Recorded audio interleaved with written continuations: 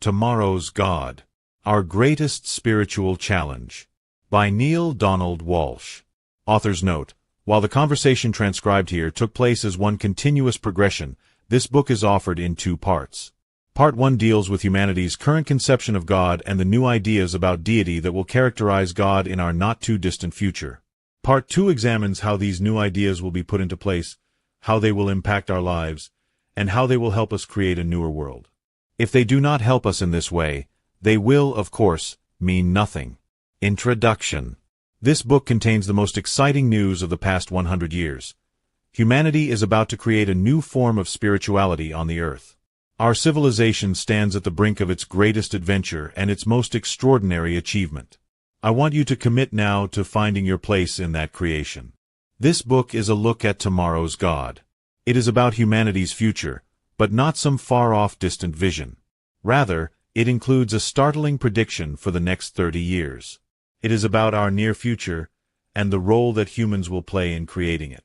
It is about the role that you can play in creating it. It is about what will happen and how it will happen. Like the other With God books, this text takes the form of a conversation with God, but it is not necessary to believe that I actually had such a conversation in order to benefit from it. All that is necessary is that you have an open mind, and this book even tells you how to achieve that. But now, fair warning. You will find information in this book that is not new to you. Very little here cannot be found, cumulatively, in the sacred writings of all the world's wisdom traditions. Very little has not already been spoken by all of humanity's master teachers. Very little, for that matter, has not appeared in my own previous writing. What, then, would be the reason to read this book? I suggest that it is not that it contains wisdom that we have not been given, but that it repeats wisdom to which we have not been listening. And the problem is, if we do not listen to this wisdom now, we may not have many more chances to have it repeated. We are at the edge, you see. We have gone as far as we can go in the direction we have been taking. We need now to change course if we wish to preserve life as we know it on this planet. Humanity cannot afford any more temper tantrums. We have found a way to pack the end of the world into a briefcase. We can seal the death of civilized society in a spore-filled envelope and simply mail it off. Talk about our fate being sealed. We have trained ourselves to be able to fly airplanes into buildings, killing thousands of people, without flinching. We have talked ourselves into believing that preemptive strike, shooting first and asking questions later, is a perfectly acceptable means of conducting foreign policy. We have decided that to have dominion over the earth means to destroy it, and to pretend that we don't know we are doing it. We have concluded that altering the basic genetic structure of our food is the way to improve it. We have chosen to allow 20% of the world's people to receive 80% of the world's income, and to call this the good life. We are, in short, confused.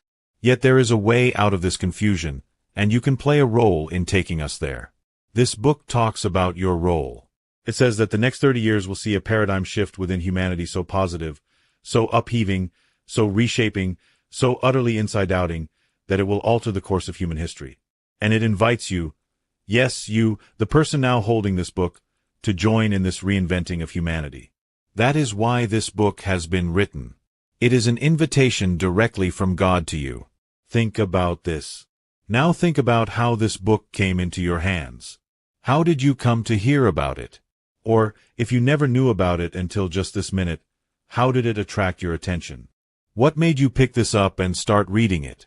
For that matter, what makes you keep reading it? Do you think this is all happening by chance? It is not. There is no such thing as chance. The universe does nothing by accident. This book has come to you to tell you that you can change the course of human history.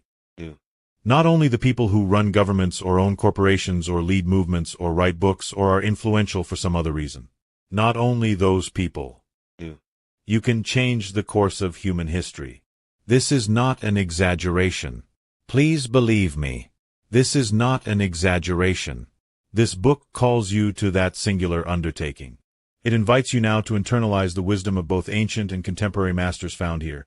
Not merely to hear it again, but now to receive it, to take it in, to absorb it at the deepest level of your being, until it becomes the essence of who you are at the cellular level. Life will be inviting you in the years immediately ahead to act and respond from this level of deep knowing. What you place there now in terms of the things you profoundly believe, and how far you spread the messages found here through the living of your life in a new way, will make all the difference in the world to the world. Yet do not feel that you have to do all this by yourself. Perhaps the most uplifting and exciting part of the message that is brought to us in this book is that now, none of us have to go it alone. We have teammates, and we can join them and call them to us, to rally around humanity's greatest cause, changing ourselves and changing our world. I said earlier that you might not find much that is new in this book. I was wrong. You might find a new you, and a way to create a new world. Part 1. Redesigning God. 1. The greatest blasphemy. We need a new God. I know. No. I'm serious. We need a new God. The old God isn't working anymore. The old one never worked. Some people think it did. They were not looking at the world around them. They weren't. Not honestly. Not comprehensively. They were seeing only what they wanted to see. They were not seeing the cruelty and the fighting and the killing that was going on in God's name. They were not seeing the separation and the oppression and the fear and the utter dysfunction. Or, worse yet, they were seeing it and they played into it. They used it as a means of controlling the people. In truth, the old God, yesterday's God, might have made individual lives work here and there, perhaps even many of them, but that God was never able to create a just society or a joyful, harmonious civilization, to say nothing of a peaceful world. And that God can't do that even today. Even today, with all your powers of instant communication and total connection and advanced comprehension and increased awareness and sophisticated technology and marvelous miracles, you can't produce the simple, humble experience for which humanity has yearned from the beginning of time. You can't produce peace. I know. You can't produce lasting joy. I know. And the God in whom you believe can't either. Why? Why can't all the best efforts of humanity and all the help we've begged for and received from God produce this result? Because the God in whom you believe isn't real. The God in whom you believe is made up. It is a God you created out of thin air, having nothing to do with ultimate reality. Well, there's a challenging thought. That's just about the greatest blasphemy. All great truth begins as blasphemy. The time to challenge your most sacred beliefs is at hand. If you don't challenge your beliefs soon, your beliefs are going to challenge you. This book is meant to be challenging. This book is meant to save the world. Will it? That's up to the world. Why? Why isn't it up to you? If you're God, why isn't it up to you? Because my function is not to save the world. My function is to create it. And after you create it, you don't care what happens? I care what happens as much as you do. No, you don't. If you care what happens as much as we do, you won't let the world destroy itself. You mean if I care what happens more than you do? If I care what happens as much as you do, I will let the world destroy itself, because that's exactly what you are doing. Since I care only as much as you do, the world in which you live may very well be destroyed. At the very least, life as you now know it could be irrevocably altered. And if that's what happens, I will let it happen. Why? Why won't you do something to stop it? Because you won't. We can't. You can. You're God. You can do what humans cannot. Your statement is inaccurate. I can and you can. But I will not, unless you do. Why not? What kind of a God are you? The best kind there is. The only kind there is. The kind who gives you free will, and who will never ever interfere with that. Not even to save us from ourselves. If I saved you from yourselves, then you wouldn't be yourselves, but only a slave to me. You would not have free will. Your will would be free only until you did something that I did not want you to do. Then, I would stop the exercise of your free will and make you do what I want you to do. Of course you would. If you were half the God that humans think you are, you would stop us from destroying ourselves. You would do what is best for us. You would make us do what is best for us. By whose assessment, and by whose definition? What? Best, by whose assessment, and us, by whose definition? by yours, by your assessment, by your definition. You would define what is meant by the term us, you would decide what is best for us, and then you would make what is best happen for all of us. We depend on you to do this. That's what God is for. Really? Is that what you think? 2. Goodbye to yesterday's God. Most of humanity believes that God decides which humans are included in the word us. We then form groups or clusters around what you have decided, and we call them religions or faiths. You, God, then assure us that you will be bringing us back to you, by telling us what is best for us. Those humans who are not included in your definition of us will not return to you under any circumstances, nor will those who are included if they do not do what is best for them. People in these two categories will be condemned. They will suffer in the eternal fires of hell. Is that what you believe? Truly? Is that how it is for you? No. Not really. No, it is not. At least, not anymore. Not after experiencing and understanding all of my conversations with God. But it is still the belief of most of humanity, and I come to this dialogue now to speak for most of humanity. You do. Why? Why are you doing that? I want to ask the questions that I think most of humanity asks, to say the things that I hear most of humanity saying. Why? So that humanity's question may be answered. So that humanity's voice may be heard. So that humanity's experience may be enlarged, enhanced, expanded, even as mine has been. So that joy may abound and peace may prevail upon the earth, even as joy abounds and peace prevails in my soul when I am in my highest place. You want to give to humanity the gift that you have been given. Yes. Why? Because I want to continue to receive the gift that I have been given, and the best way I know how to do that is to give it away. Giving your gift away causes you to continue having it? Yes. The gift that I give is the gift that I experience. How so? Because only through the expression of who I am can I have the experience of who I am. Withholding my expression withholds my experience. Because that which flows through me sticks to me. Because there is really only one of us, and I am a part of that one, and so, what I cause another to experience, I experience, and what I cause myself to experience, another experiences. Because what I cause another to know, I know, and what I cause myself to know, another knows. Because what I cause another to receive, I receive, and what I cause myself to receive, another receives. Similarly, what I withhold from another is withheld from me, and what I withhold from myself is withheld from another, for I cannot give what I do not have, and I cannot have what I do not give. Only through the giving of something can I experience the having of it. Without the giving, the having is not experienceable. Giving transforms having into being. I can imagine myself as having creativity, but only through the giving of my creativity to others can I experience being creative. I can imagine myself as having abundance, but only through the giving of my abundance to others can I experience being abundant. I can imagine myself as having love, but only through the giving of my love to others can I experience myself as being love. Giving transforms having into being, and the miracle of giving is that we are giving only to ourselves. This is always the case, and this is the great secret of life. It is the unfolded mystery of every spiritual tradition. This is the universal law, and it cannot be avoided, nor can it be bypassed, sidestepped, or ignored. It will play its effect in our lives sooner or later. Thus it has been taught, as you sow, so shall you reap. And, do unto others as you would have it done unto you. And, what goes around, comes around. What I know is that the fastest way to experience myself as having answers to my questions is to cause others to experience themselves as having answers to theirs. So now I speak for most of humanity, asking the questions of most of humanity, and making the statements of most of humanity, so that more of humanity may have and know God's responses to these questions and statements, even as I do, so that I may continue to know that I know. You have learned well. You have understood, and you have caused others to understand, and now you seek to cause even more to understand, so that you may understand more. And so a circle completes itself in you, and a prophecy is fulfilled through you. For I have said to all of humanity, unto you will I send my messengers, and among you will they walk.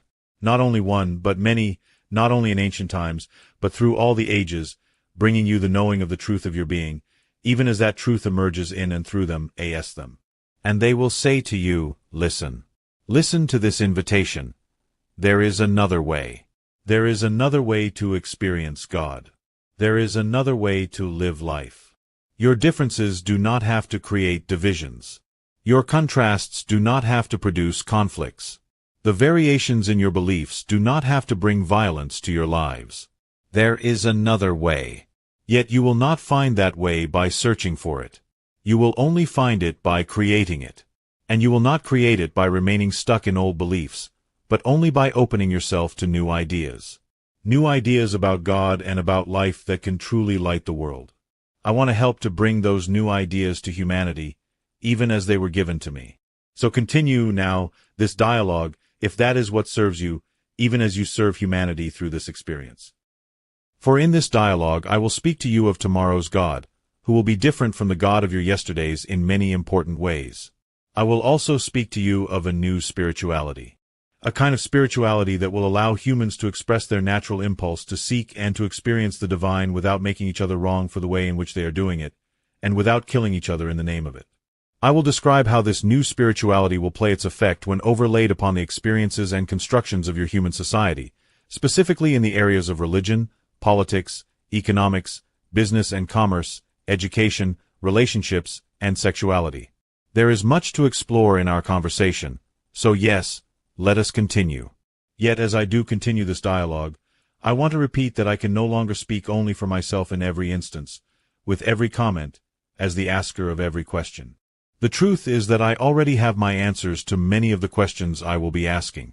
Yet many humans do not. Or they do have answers, but those answers do not work. They do not function to bring humanity the experience it says it seeks, or take humanity where it says it wants to go. Still, these humans are trying to make the answers work. They are trying to be faithful to the answers they have been given, and they are miserable in the trying, they are tired and saddened in the effort, they are confused and angered by the process. And so you have a miserable and tired and saddened world. A world that is confused and angry. This is evidenced all around you. Now, you have a choice. You can see this, announce it, and declare it, or you can deny it. I choose to see it, announce it, and declare it. I think it is time to say what is so. I think it is time to talk about it. In very real terms. Very openly and directly. To look at the issues and to look at the problems and to look, most important, at the solutions. Good. Then we will proceed with the awareness that you are allowing yourself to ask rhetorical questions and to make rhetorical statements for the purpose of presenting the perceptions of many people, not just your own. Thank you. And so, to get back to where we were, it is the perception of many people on this earth that your job, God's job, is to tell human beings what is best for them. You tell us what is best for us, and then it is up to us to do it, or else. This is a simplified restating of one of humanity's sacred beliefs. That belief is a fallacy. That is not God's job, and that is not God's purpose, and that is not God's function. It is the job and purpose of the God that many of you have created in your imaginations, but not of the God who really is. It is the function of yesterday's God, but not of tomorrow's God. That's the second time you've used that phrase. What do you mean by tomorrow's God? The God in whom you will believe on some future tomorrow. The God in whom you will have faith in your future. So we are going to get a new God. Not a new God, but a new understanding of the present God. An expanded concept, a deeper awareness. But you agreed with me when we started this conversation that we needed a new God. I was going with the words you were using, not wanting to get into semantics in our first brief exchange. I knew all along what I meant, and I knew all along that I would have a chance to explain it to you further. So, what did you mean? As I've just said, I meant not a new God, strictly speaking, but a new version of God. A larger version of God. This is the same God who always was, is now, and always will be. It is simply not the God of your present understanding. Your understanding has been incomplete. I am inviting you now to expand your awareness and come to a more complete understanding of who and what God is, and of what is true about life. I am inviting you to create tomorrow's God. What if I don't want to let go of yesterday's God? What if I'm really attached to those ideas and, by the way, happen to think they are the right and true ideas about God? Then you will continue to create your life as you now know it on your planet. So, what's so bad about that? Look around you. You like what you see. Then go ahead, continue to believe what you believe. But don't think things aren't going to change. It's not a question of if, but how. Everything is going to change. And, sooner or later, so will humanity's beliefs about God. That is when you will say goodbye to yesterday's God. When is this going to happen? Actually, it's beginning to happen right now. Really? Well, so much for that being what saves the world, because it's not changing anything. Yes, it is. You're just not seeing the change. You're not aware of it. But as the changes increase, as they spread, you'll become more and more aware of them. Indeed, you'll become part of them. When will this process be complete? Never. The process of seeing and experiencing more and more of God is never-ending. That's the joy of it. Well, when will it be complete enough for things to start getting better around here? Very soon. If humanity is willing. What does that mean? It means that if humanity makes this choice, a movement, a radical shift, in humanity's understandings about God could occur rapidly. Easily within your lifetime. Within 3 decades. Perhaps even faster than that, once the first domino falls. It is simply a question of reaching critical mass. What will that take? Not nearly what you might think. Some people assume that critical mass is one more than half, but it is not. Nor is it 25% of the whole, nor even 10% of the whole, nor even 5% of the whole. Critical mass is reached when 2 to 4% of the whole is affected. Watch the surface of water as it's brought to a boil. The boiling point is not reached at the point when over half of the surface is bubbling, but long before. The effect of critical mass is exponential. That's what makes it so powerful. A few bubbles break the surface of the water. Then, in a sudden rush, all of the water is boiling. So a relatively small number of us must make the choice to create that shift in our understandings about God. What could make humanity willing to make that choice? One of 2 things. More hatred or more hope. Another world-shaking disaster born of rage and wrapped in violence and killing, or a global awakening produced in another way. In what other way? Other than disaster and calamity, there doesn't seem to be a way for human beings to wake up. Oh, but there is. There could be a worldwide movement to spread, not terror, but peace, joy, and love. There could be a massive grassroots undertaking, with people all across the globe mobilized at the community level to change the way things are. Just as there are now terrorist cells, there could be spiritual activist teams all over the earth. This would require leadership, of course. And it would require great commitment on the part of those who follow these leaders. But it is possible. It can be done. And the first step lies at the level of thought. Humanity's future depends on what humanity thinks about itself. It depends on what humanity thinks about God and about life. From your thought springs your reality. From your ideas, your future emerges. Thus, your beliefs create your behaviors, and your behaviors create your experience. What you believe, therefore, becomes a most important thing. What creates beliefs? Can anything in the exterior world of physicality create beliefs? Yes. What? People. People can. People in your exterior world can create interior spiritual events. First in themselves and then in others. Many have done this. This is what you are doing now. That is what all of humanity can do. But how? How can we do this? That is the golden question. There are many ways in which one may begin. Name 1. You are holding it in your hand. 3. Introducing tomorrow's God. So we're right back where we started. Yes. When I said, this book is meant to save the world, I meant it. What is it going to tell me that other books haven't? Nothing. Nothing. Nothing. And this is going to save the world?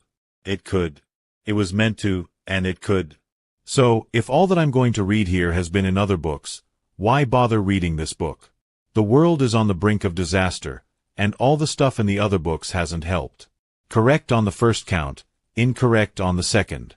All the stuff in the other books has helped humanity stave off disaster in the past. The world's esoteric wisdom has helped it correct its course before, and it can do so again. But that wisdom must now be expanded to take into account humanity's expanded possibilities for self-destruction. Education is the key. It is the most powerful tool you have. Educate everyone. Tell everyone about God and about life. Eliminate illiteracy, then eliminate functional illiteracy, then eliminate spiritual illiteracy. What is required is nothing less than a new worldwide communications network, and a new worldwide message from humanity to humanity itself. The more you know about how to destroy yourself, the more you need to know about how to save yourself. It is time now to expand your base of knowledge of God and of life, to grow in your understandings, to increase your awareness, and to enlarge your consciousness. It is time to move from the old spirituality to the new spirituality, to let go of yesterday's God and to embrace tomorrow's God. That is not going to be easy. People don't like letting go of the old for the new. So let's make it clear one last time that what we are talking about here is not a new God, but a new experience of the old God. Sometimes it takes a new saying of an old truth, a new sharing of old wisdom, for that truth to be heard and for that wisdom to be understood. All the truths and all the wisdom that I will share with you here have been shared before. Every so often in human history, your ancient understandings have been restated for modern times. Thoughts previously expressed have been expressed again, in a new and expanded way. Abraham did this. Moses did this. The Buddha did this. Jesus did this. Muhammad did this. Baha'u'llah did this. Jalal al-Din Rumi did this. Joseph Smith did this. Many masters and many teachers, known and unknown, have done this. Many are doing it today. Okay, but what if I say that my old ideas do not include any belief in God at all? What if all this talk about God just turns me off, makes me frustrated, or takes me to no place in my mind in which it has any meaning or reality at all? Tomorrow's God will not require you to believe in God. He won't. No, she won't. And that's the first important difference between yesterday's God and tomorrow's God. 1. Tomorrow's God does not require anyone to believe in God. Wait a minute. Tomorrow's God will be female? Yes. Except when she's not. Then, he'll be male. Unless he's not. In which case God will be neither male nor female, but rather without gender. Without gender. Without gender, size, shape, color, or any of the characteristics of an individual living being. And that's the second important difference between yesterday's God and tomorrow's God. 2. Tomorrow's God is without gender, size, shape, color, or any of the characteristics of an individual living being. You mean that tomorrow's God is not a living being? No. Not in the sense that you mean those words. How can that be? If God is not a living being, then what is God? Well now, that's what this conversation is going to be all about. But, let me tell you a story. A woman steps onto a balcony late one night to gaze at a diamond-filled sky, tears in her eyes, seeking answers to her questions, healing for her breaking heart, as she searches the heavens. She feels alone, desperate. God, she says, if you're here, show yourself to me. I can't go on like this anymore, all alone. Abruptly, a shooting star streaks across the velvet sky. The woman's heart stops. She can't believe her eyes. Now, I have a question for you. Was that God? Yes, I believe it was God who made that happen. No, I did not ask you if it was God who made that happen. I asked you if that was God, happening. Well, I don't know how to answer that. It could have been a coincidence. And what caused the coincidence? Well, I would say that God caused it, but then we're back to a definition of God that states that God is the cause of things, not the things that are caused. Do you suppose that God could be both the cause and that which is caused? Do you think that God could be both the creator and the created? I never thought about it that way. I know that others have, of course. The great thinkers of human history have explored this topic repeatedly. An entire system of thought, pantheism, has developed around these explorations. Pantheism holds that the universe is one with God, that the creator and the created are the same. More recently, physicist John Wheeler has proposed a conception of the universe that he has called observer participancy, or a closed-loop participatory universe in which, as quantum physics would have it, nothing that is observed is unaffected by the observer. In other words, the creator and the created are one, each creating the other. Or you have often put it, We are God-godding. But no, on first glance, I would say that God is the creator and we, and the world, are the created. And if I didn't believe in God at all, I would say that what caused the shooting star to fall just then was random chance. And random chance randomly selected that random moment for that random occurrence. Yes. If I did not believe in God, I would say that, yes, the occurrence was caused by randomness. What do I know? What are you asking me? I am telling you that it could have been nothing more than what happened. The fact that it happened just then would have no meaning at all, except the meaning someone gives it. Now you have hit upon something. Nothing has any meaning at all, save the meaning you give it. Now, in the story above, what meaning do you give to the star shooting across the night sky at the exact moment the woman is asking God to give her a sign of God's existence? I don't know what meaning to give it, really. I don't know what to make of it. I was not there, having the experience, so I don't know what to say about that. What do you think the woman might say about it? She might say that the shooting star was caused by God, or that the shooting star was God, answering her prayer right then and there. She might be moved to believe either of those things, given the synchronicity of the event. Indeed. And if she believed the shooting star was God, do you think she would experience God as male or female? I see what you mean. And I tell you that tomorrow's God will change form as each moment and each individual seeking to experience God dictates. Hold it. You mean we get to decide who and what God is? Why are you so surprised? You've been doing that since time began. You call this religion. Religions don't decide who and what God is. Religions simply tell us what God said about it. And who says what God said? Religions. So who is saying what? Religions are telling us what God told religions. Or rather, what God told those upon whose teachings religions are based. In other words, what God told human beings. Yes, what God told human beings, but in very special revelations to very special people at very special moments in human history. Such as the revelations being made here, to you, at this time. Well now, that's a pretty big stretch for most people. I don't think that most people are going to believe or accept that God would choose to reveal himself to me, personally, in the form of this on-paper dialogue, if that is what you're asking. I am very clear that they might not accept that yesterday's God would, given what you believe about him.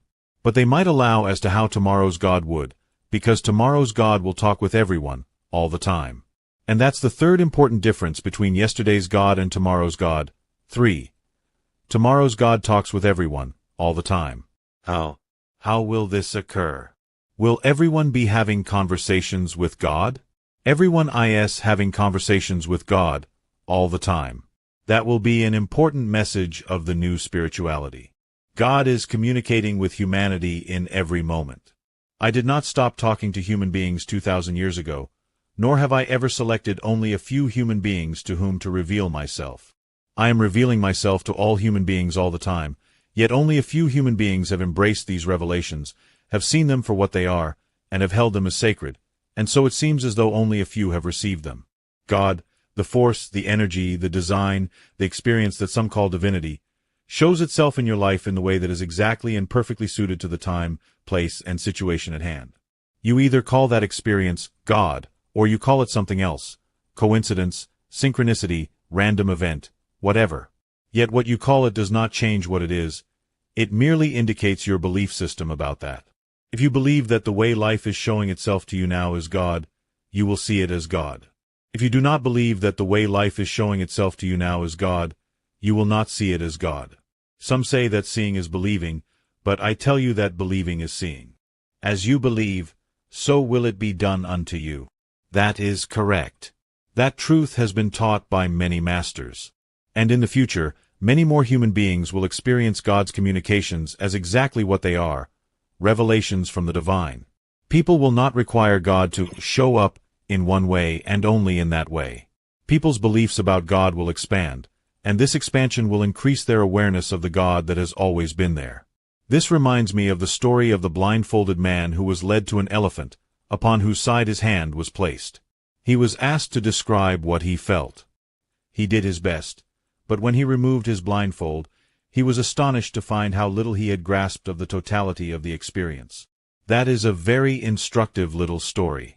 So you're saying that tomorrow's God will be larger than we guessed, and that when we remove our blindfolds, we will discover that God actually changes form, appearing in a multiplicity of ways depending upon the time and the place and the events of the moment.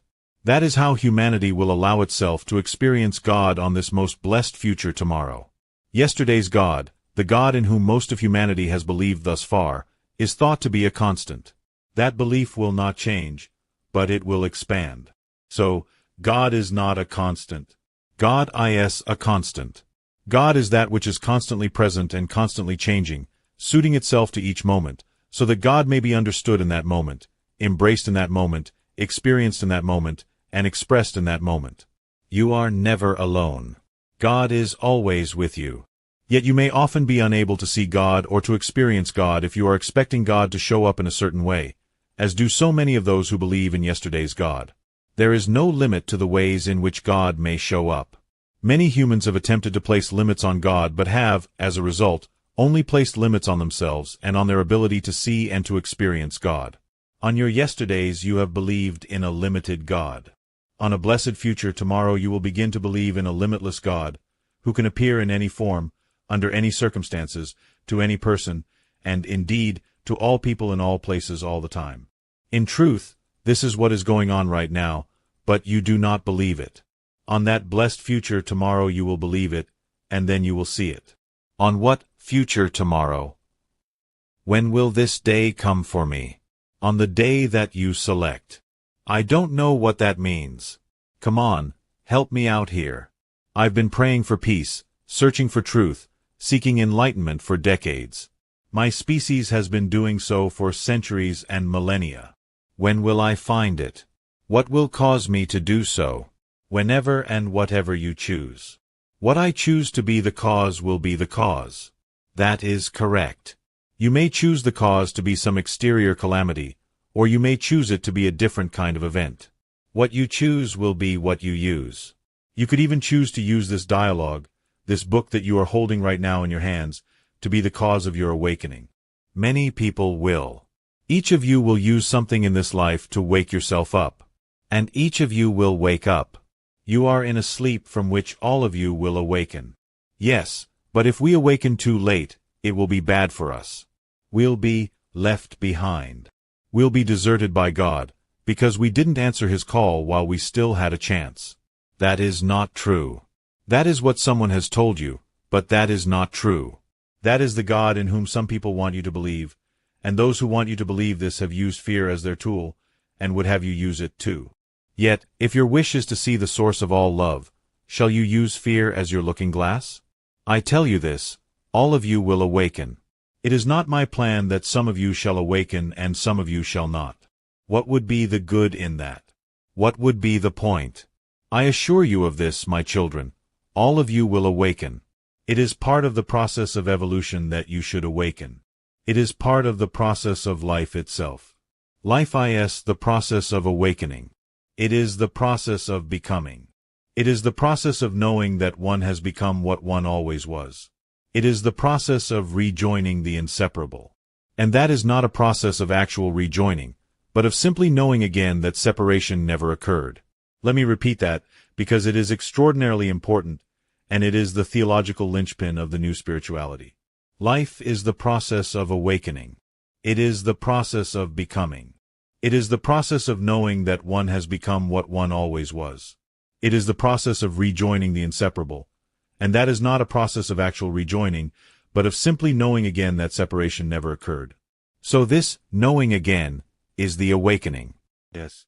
Each of you will awaken, since no part of God will ever be deserted by God, nor could it ever be. For God cannot separate God's self from any part of God. Desertion of God by God is impossible. Separation of God from God is impossible.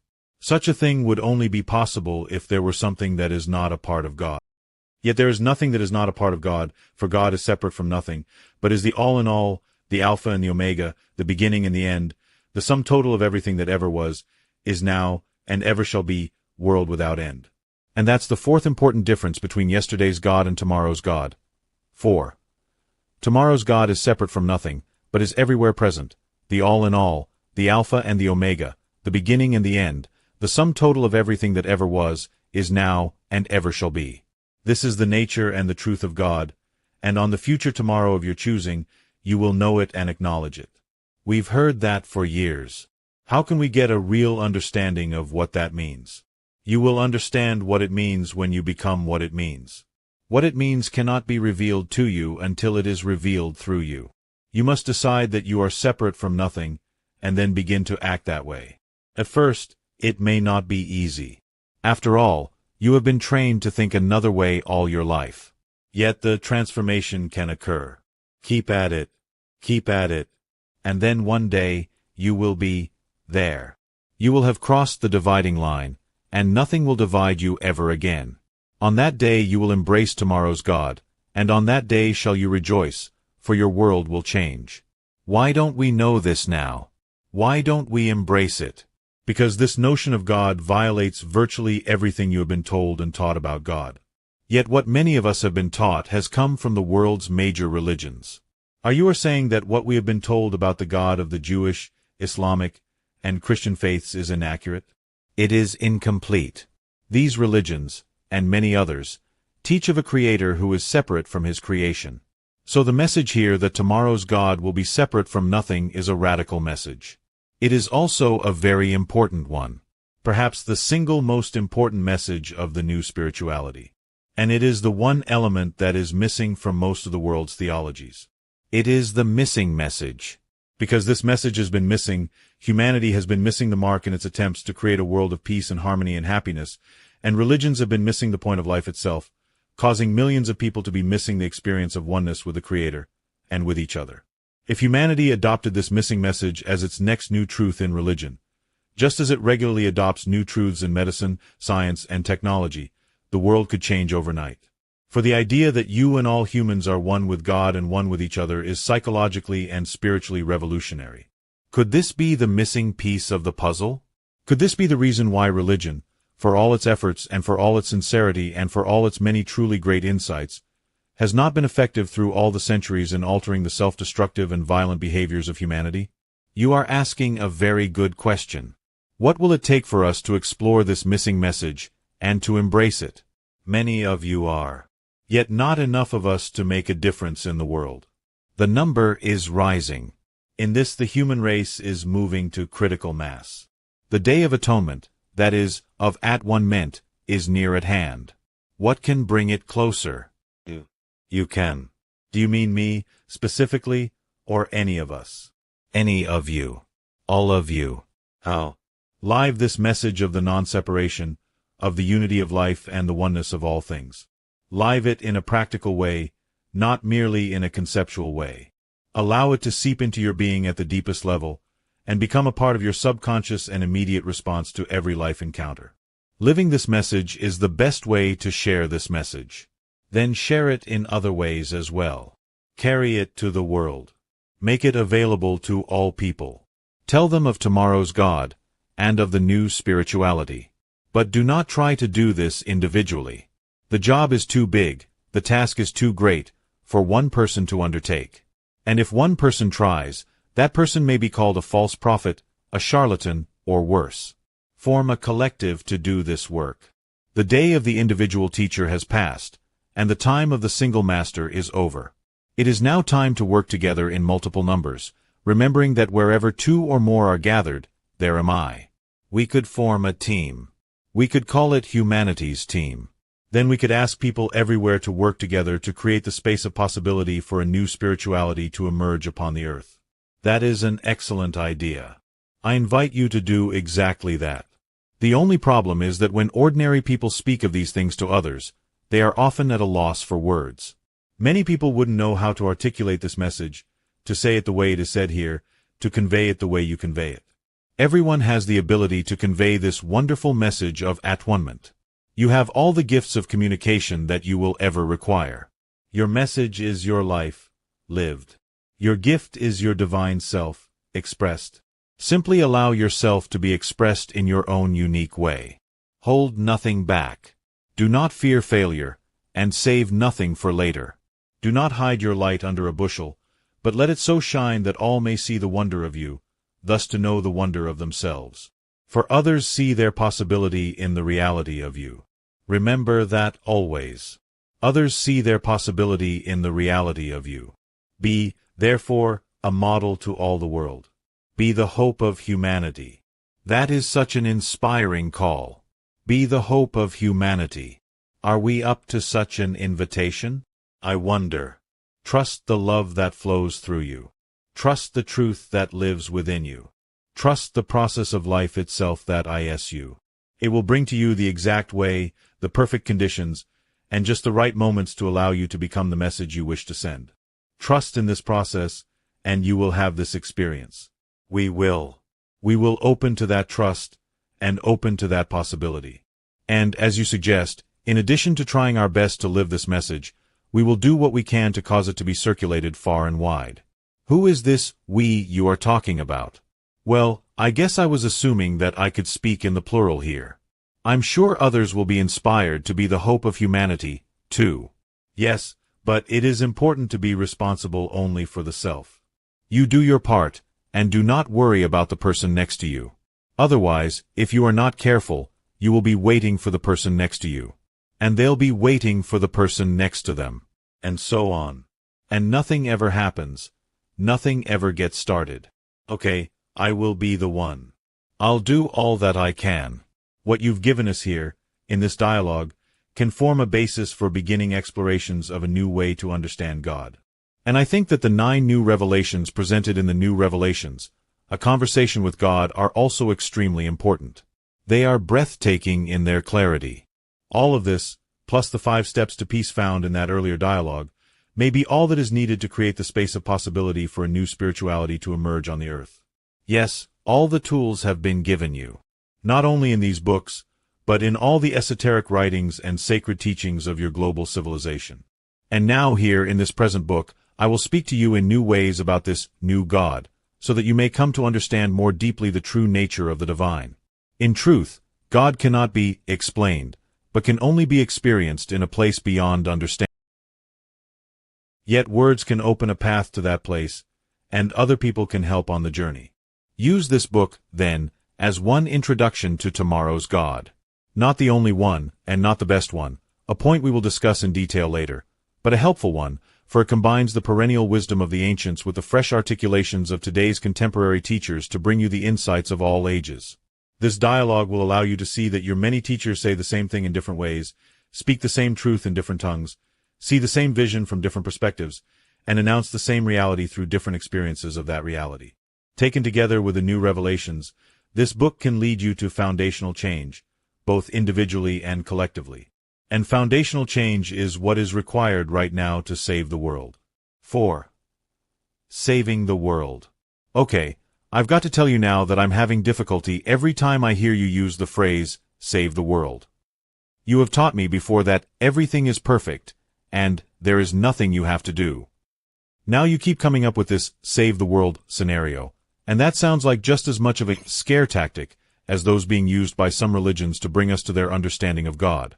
It seems as though tomorrow's God is simply using a different kind of fear tool, but a fear tool just the same. That is a very fair observation. I can see how you could come to that. So let me clarify here that everything is perfect in the universe right now. Nothing is going wrong, because wrong is a relative judgment, based on what it is you declare that you are trying to do. The universe is not trying to do anything. The universe simply is, and it is perfect as it is, since it has no agenda. If you, however, do have an agenda, then there could be some things occurring in your world, in your part of the universe, which you may wish to alter. The universe will allow you to do that.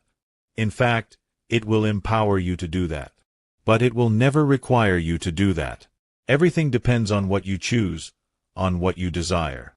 If you are enjoying life on your planet's surface right now, more or less the way it is, then you may wish to preserve it in that form. That is what I mean by saving the world. By save it, I mean preserve it. That is, to serve it first. To serve it first. Where did that come from? What does that mean? I spoke earlier about allowing the missing message of God's unity with all of life to seep into your being at the deepest level, and to become a part of your subconscious and immediate response to every life encounter. If you wish to keep things the way they are on Earth, or to make them even better for those who follow, then you must set as your first priority the serving of all that is life-sustaining. In a sense, you must place it even before your first priority. This is called pre-serving. Pre-serving is when you serve something even before you make a conscious decision to do so. You're losing me here. Pre-serving is what you choose to be and what you choose to do before consciously choosing anything. You serve this choice first, before anything that you consciously choose in life. This is pre-serving. That which you pre-serve, you preserve. You save it. I'm still not sure I understand. How do you choose to be or do something before you consciously choose anything? You do so at a level other than the conscious level. You come from a different level of creation. There are 4 levels of creation. These are 1. The subconscious 2. The conscious 3. The superconscious 4. The superconscious, oh, yes. You have brought us this information before, in the book Friendship with God. That is correct. Everyone knows what the subconscious is. Could you explain about the superconscious and the superconscious levels of awareness? Human consciousness operates at 4 levels at all times. The subconscious mind is assigned to handle all of the automatic tasks of the body, and, as well, to store every event, experience, impression, feeling, and data that has been brought to the being through the body via the conscious mind. The conscious mind is assigned to handle the task of total data collection in each moment of now. It also performs past data analysis, comprehension and limited awareness understanding, present moment decision-making, future projection, and all sensory feedback functions. By this means it produces your present moment experience. You can change this experience instantly by simply moving to a higher level of consciousness. The superconscious mind is assigned the tasks of total awareness understanding, body-mind-spirit connectivity, spontaneous creation, visionary insight, and the manifesting impulse, or now purpose, of the soul. The superconscious mind is assigned all of the above tasks combined, as well the most important function of the being. Integration of the individuation with a non-differentiation, that is, of the single soul with the only soul. It is at the superconscious level of the mind that you are connected with me and with all that is in a non-linear, total infusion pattern that eliminates delineations even as it maintains specific energy form integrity. One more time? It melts you into God, without forgetting who you are, individually. This is the exact reverse of the process of your subconscious mind, which melts you into you, individually, while forgetting who you are. Put simply, the subconscious or lowest level of mind pushes you away from God, while the superconscious or highest level of mind pulls you toward God. This push-pull process is a micro version of the macro tension holding together the entirety of physical creation that you know as the universe. I am aware of the work of an obscure Russian meteorologist, Alexander Friedman, who argued for years with Albert Einstein about the logical outfall of Einstein's theory of relativity. Friedman said that Einstein's equations could be used to prove the existence of an ever-expanding universe, a contracting universe, and even oscillating universes that grow and shrink as if following the exhalations and inhalations of a cosmic creator, as Corey S. Powell put it in his fascinating book, God and the Equation. Your scientists have been trying to explain this push-pull process for years. Whether at the level of universal cosmology or at the level of individual human experience, this process exhibits as an inherent part of life itself. The subconscious performs its function by storing every bit of data it has ever received from the conscious mind that would allow it to differentiate itself from the all. The superconscious performs its function by storing all data everywhere, allowing it to non-differentiate from the all, even as it individuates. It can thus produce, in all humans at any moment, the experience of non-separated separation, or what could be termed the singular duality.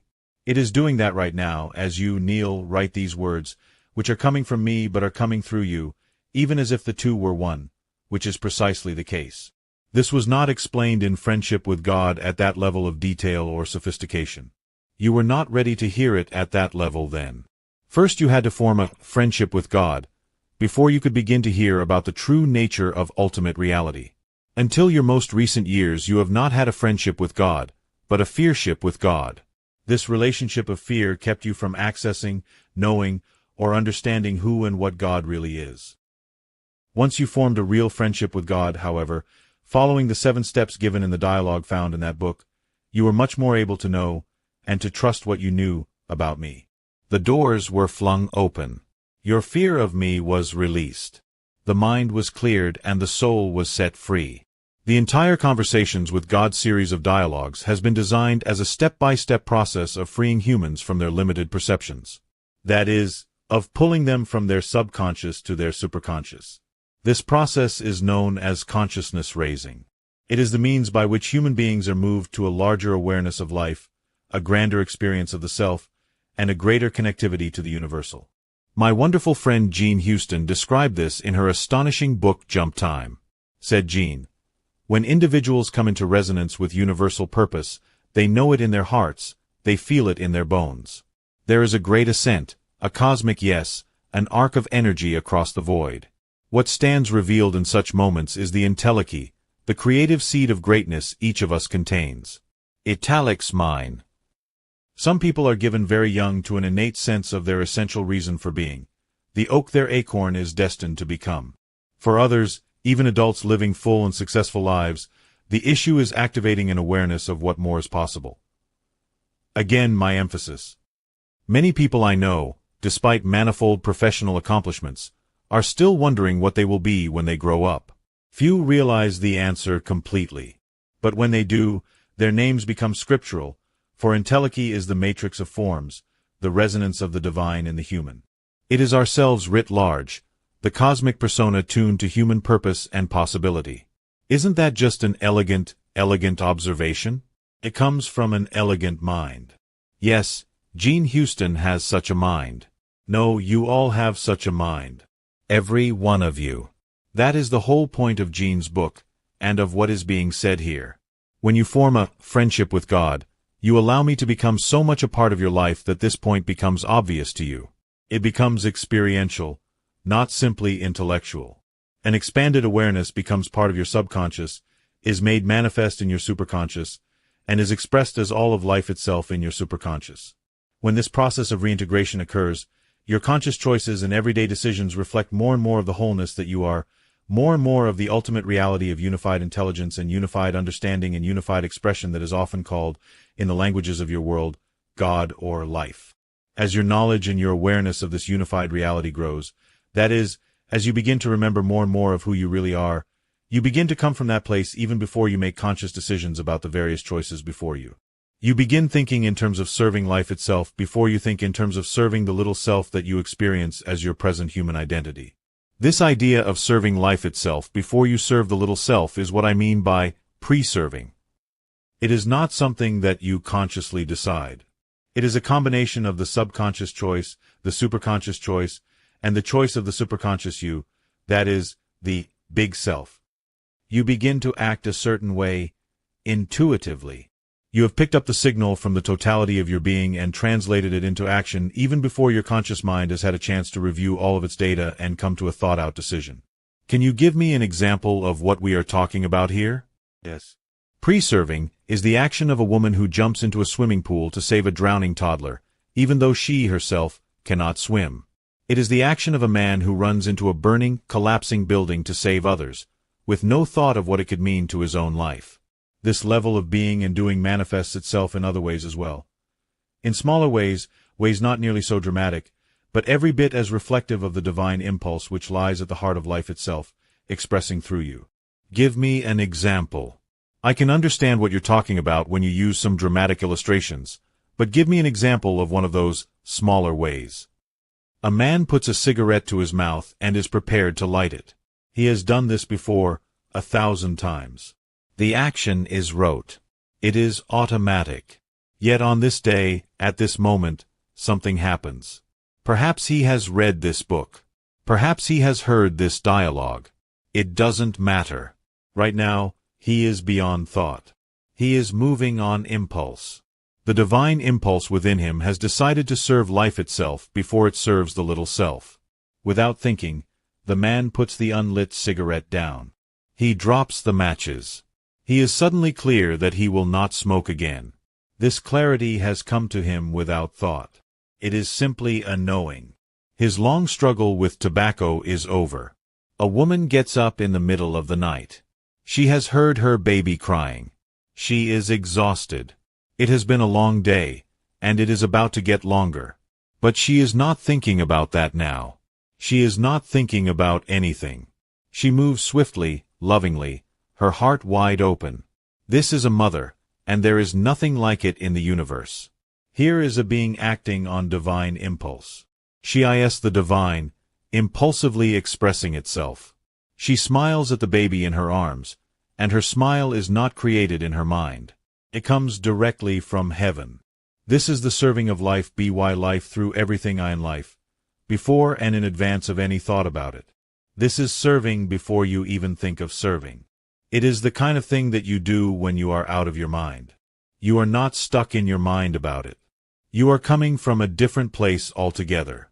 This is serving, and it is only through this level of serving that life itself will be preserved in its present form on the earth.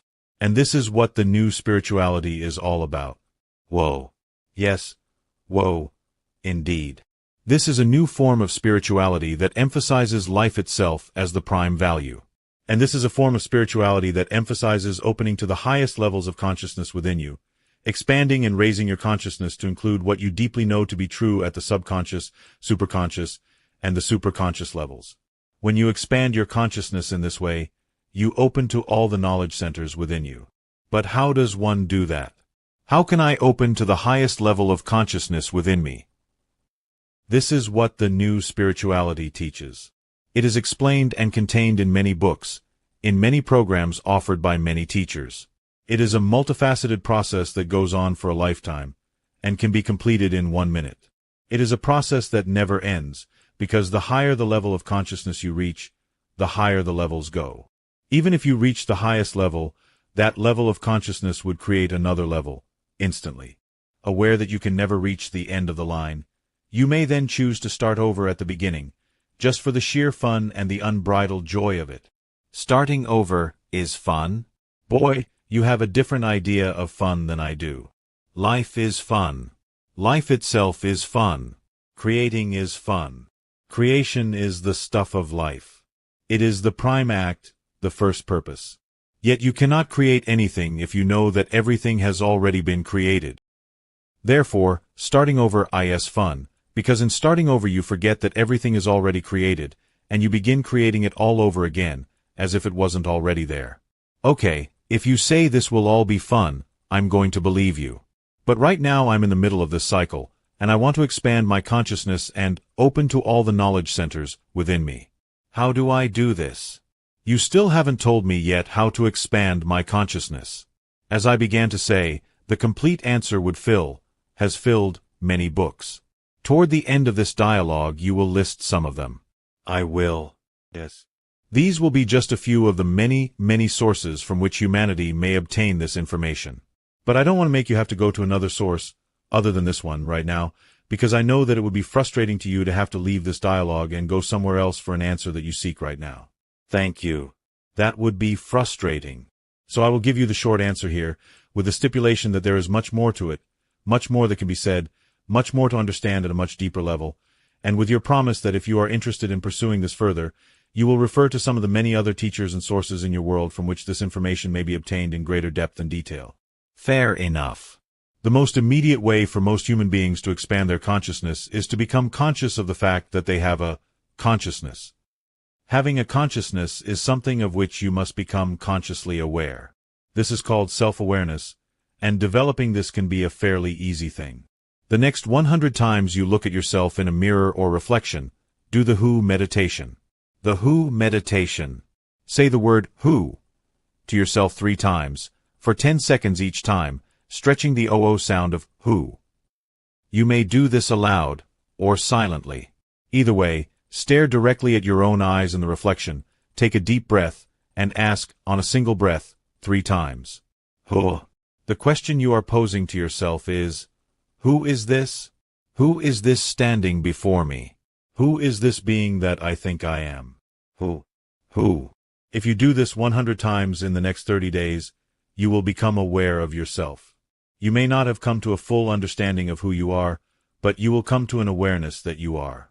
That is, you will become self-conscious. Once you know you have a consciousness, that is, a part of you that is larger than you, that can separate itself from the little you and talk back to you, you are well on your way to discovering the truth of your being and stepping into enlightenment. You will soon understand that enlightenment is experienced by not seeking to experience it. One does not become enlightened because one wishes to. One becomes enlightened because one is.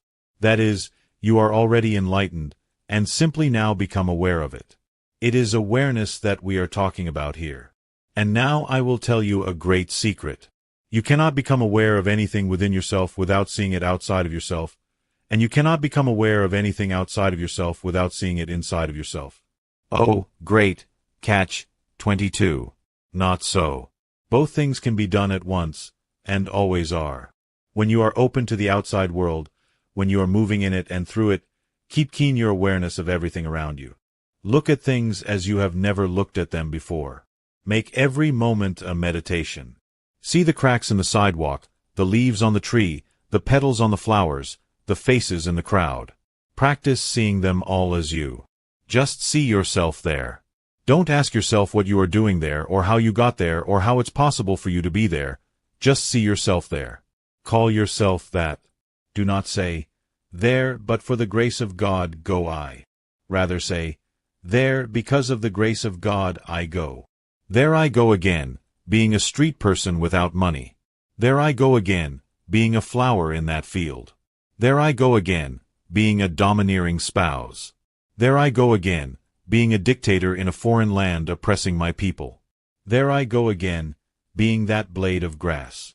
Just see yourself everywhere, and smile when you see yourself there, knowing that you are there, and that what is there is in you. Now then, set aside time each day to go to the world within. As you move through this inside world, lose all thoughts and images of the outside world. Allow your mind to go blank.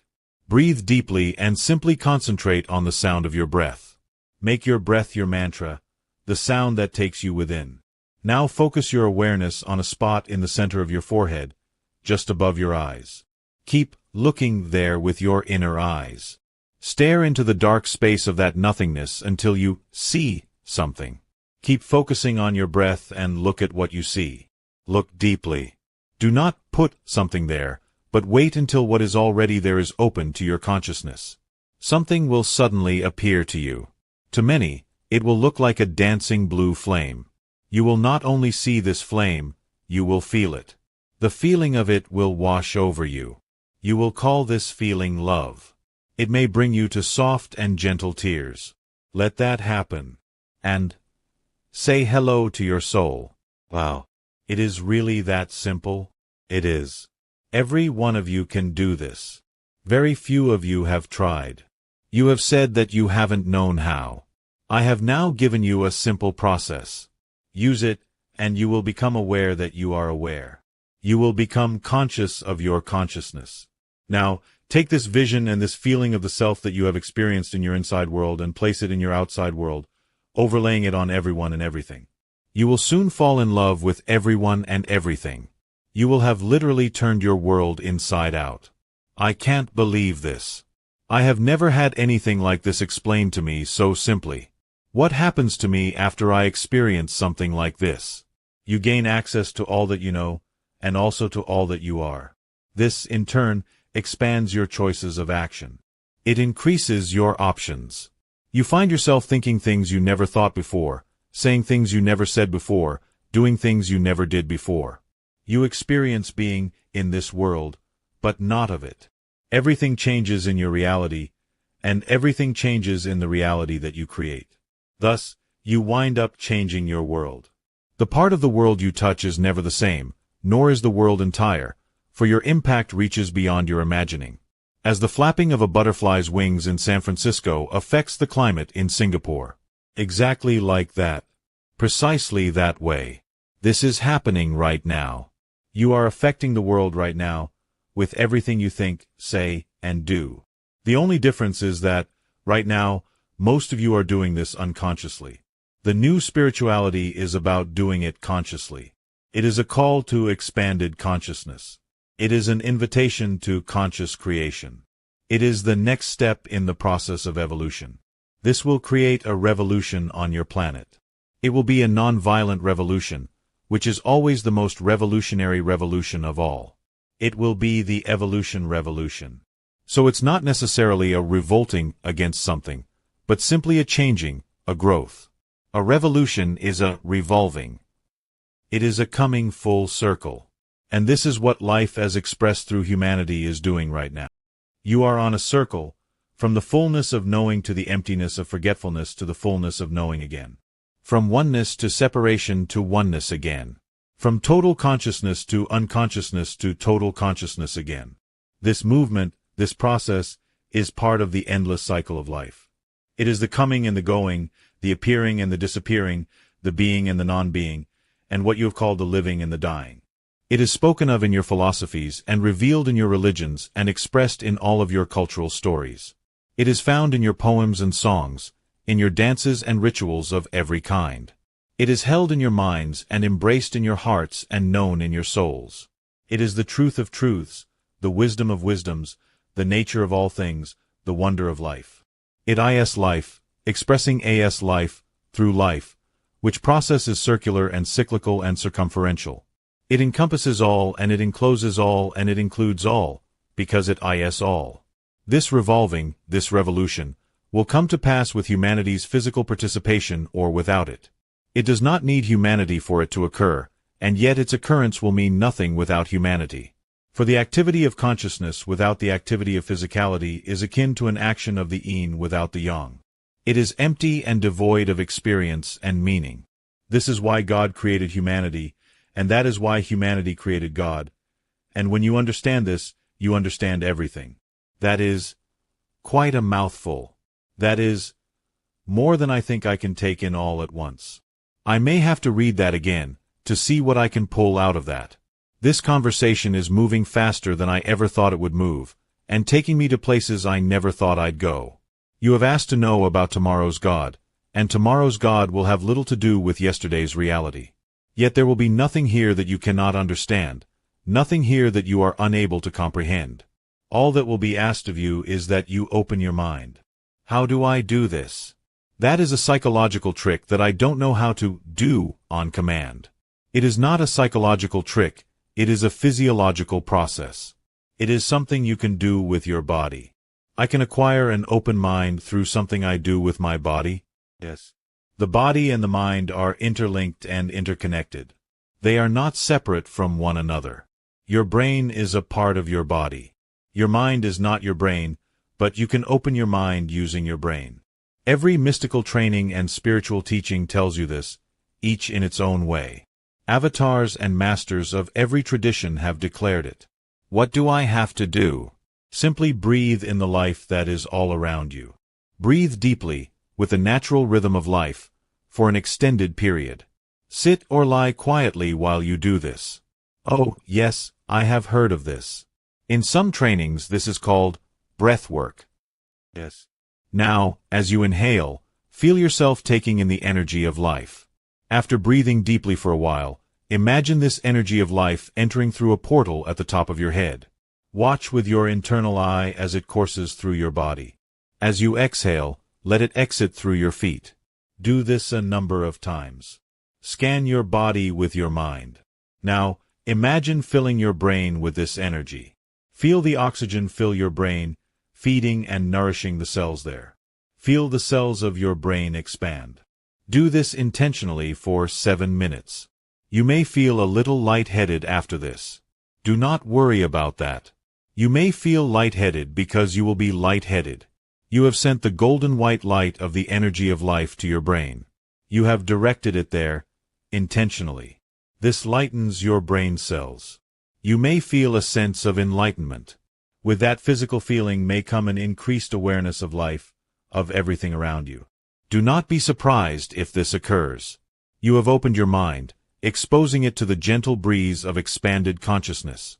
Now you may go back and reread what you have just read. I'm going to try that. I'm going to put the book down, and I'm going to try that. Please do. And while you're at it, make a commitment to do this breath work every day. You may find that the simple act of breathing deeply in a meditative state may not only expand your consciousness, but enhance your physical well-being as well. Try doing this breath work before doing anything else as you begin your day. Soon, it may become automatic with you. If that happens, you will be preserving life.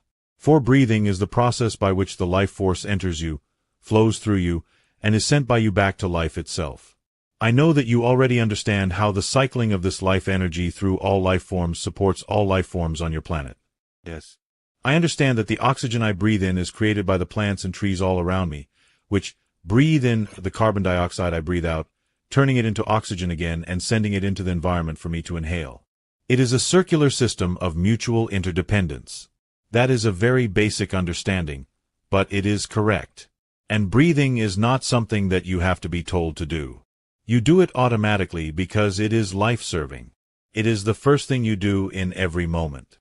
Before you serve the agenda of your little self, you serve this larger agenda of the big self that is life itself, expressed through you as you. Life serves life in this way, through its never-ending cycle, and you are part of that cycle. By serving that cycle before serving anything else, you pre-serve it, which, of course, preserves it. Oh my gosh, I just got it. I just got what you've been trying to tell me here. I just got the whole meaning, the whole picture. The cycle is part of the overall and larger process that we call evolution, isn't it? I see it now. Even breathing, something as simple and as automatic and as seemingly non-impacting upon the world as breathing, actually serves the whole cycle of life by which life itself is allowed to sustain itself. Yes, you are seeing more of the whole picture now. As you see more of this whole picture, and your place in it, you peer into the largest secrets of the universe and grasp at the edges of superconsciousness. First, you became aware of your little self. Now you are becoming aware of your big self. This is the next step for you, and for all of humankind, part of which can be led through this evolutionary process through you, and through everyone who sees this as a team effort, the most crucial and exciting undertaking of humanity's team. I see the process now. And now I remember that in his sweeping book Awakening Earth, social scientist Dwayne Elgin said that roughly 2.5 million years were required for our earliest ancestors to move from the first glimmerings of self-recognition to decisive awakening in the initial stage of reflective consciousness. That is, consciousness that is able to reflect back upon itself. It then took about 30,000 years for physically modern humans to move through the stage of awakening hunter-gatherers, approximately 5,000 years to move through the stage of agrarian-based civilizations, and only about 300 years for a number of nations to move through the stage of industrial civilization. Elgin calls the present moment a unique pivot point in human history, when we are moving from self-consciousness to what he terms unitive consciousness, and what physician Richard M. Buck called cosmic consciousness in his classic book of the same name. Many authors, thinkers, and teachers, both old and new, understand and understood the nature of things, and long before 1901 your mystics, saints, and sages have been sending humanity signals about its oneness with all of life, or what I have called here the unified reality. Yes. Contemporary physicist John Hagelin is one of many scientists and advanced thinkers now once again proposing a theory of everything, TOE, that includes the idea that all of LeFi is a unified whole, a whole system, interconnected and interdependent and impossible to completely separate into its individual parts. The so-called superstring theory and other advances in particle physics are fueling such renewed speculations. Dr. Hagelin himself hardly considers it a speculation or conjecture. He announces confidently in speeches and presentations around the world that science has now proven that life is a unified whole, that we are one with everything, co-joined in a unified field of incomprehensible complexity. As Paul Davies writes in The Mind of God, Science and the Search for Ultimate Meaning, even the process of thinking involves the disturbance of electrons on our brains. These disturbances, though minute, nevertheless affect the fate of other electrons and atoms in the universe. That is the unified field, or the unified reality, that I am talking about. This is the original form, the natural form, in which life is expressed.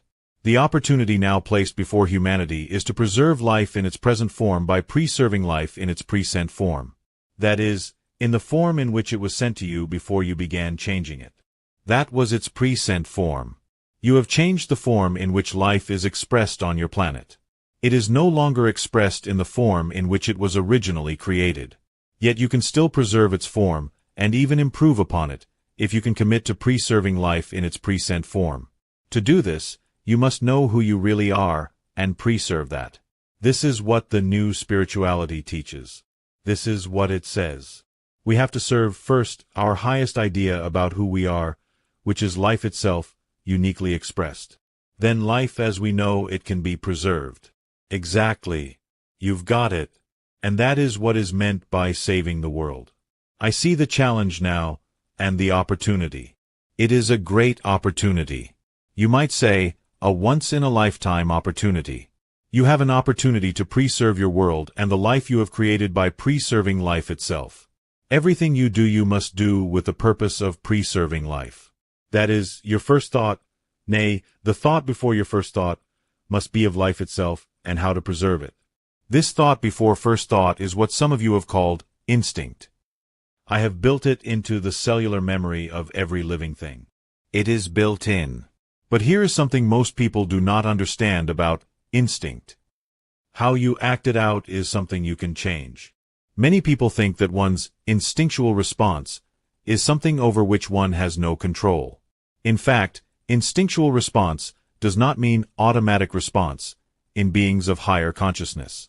It means the response that those beings believe serves their best instincts. That response can be created and controlled. Beings of higher consciousness do exactly that, and that is what defines them as beings of higher consciousness. The new spirituality will bring you a new awareness and a fuller understanding of best instincts, which are gifts from life to life itself. Your experience of tomorrow's God will be based in this gift, and will be an expression of it. 5. Changing God's name.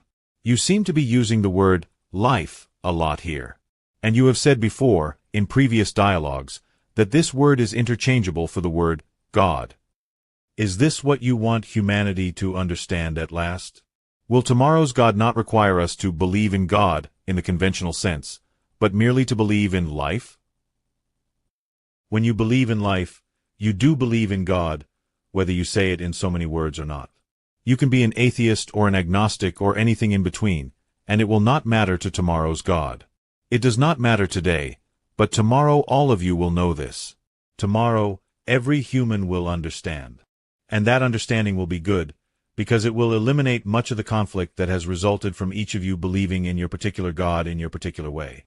You have not been able to agree with each other on this topic when you have used the word God, or Allah, or Jehovah, Brahman, or the many other names you have given to the essence and the being, the all and the only. Now I suggest that there is another word for God, the meaning of which you may all agree upon. When this word is exchanged for the word God, everything suddenly becomes simple and clear. And that word is life. Yes. Life is the one word in your many languages that comes closest to carrying the meaning that some of you are seeking to express when you use the word Allah, or God, or Brahman, Vishnu, or Shiva, and that you hope describes or can be a container for the stuff that God is. In one word, life is the stuff that God is. Life is. Life is that which is. It has no shape, no form, no gender. It has no color, no fragrance, no size. It is all shapes, all forms, all colors, fragrances, and sizes. It is both genders, and that which is genderless as well. It is the all and the everything, and it is the no thing from which the everything emerges. There is nothing life creates that is not life itself. All that you see everywhere around you is life, expressing. Life is everything. It runs in, as, and through everything. You are life, expressing. And life is you, expressing itself as you. Everybody else is life, expressing. There is no one, not a single living being, who is not an expression of life. Even those you consider the worst among you are an expression of life. None of these statements seems controversial.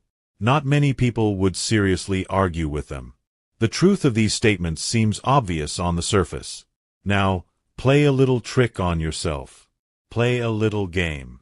Exchange the word life for the word God, and see what happens. Watch your mind go crazy.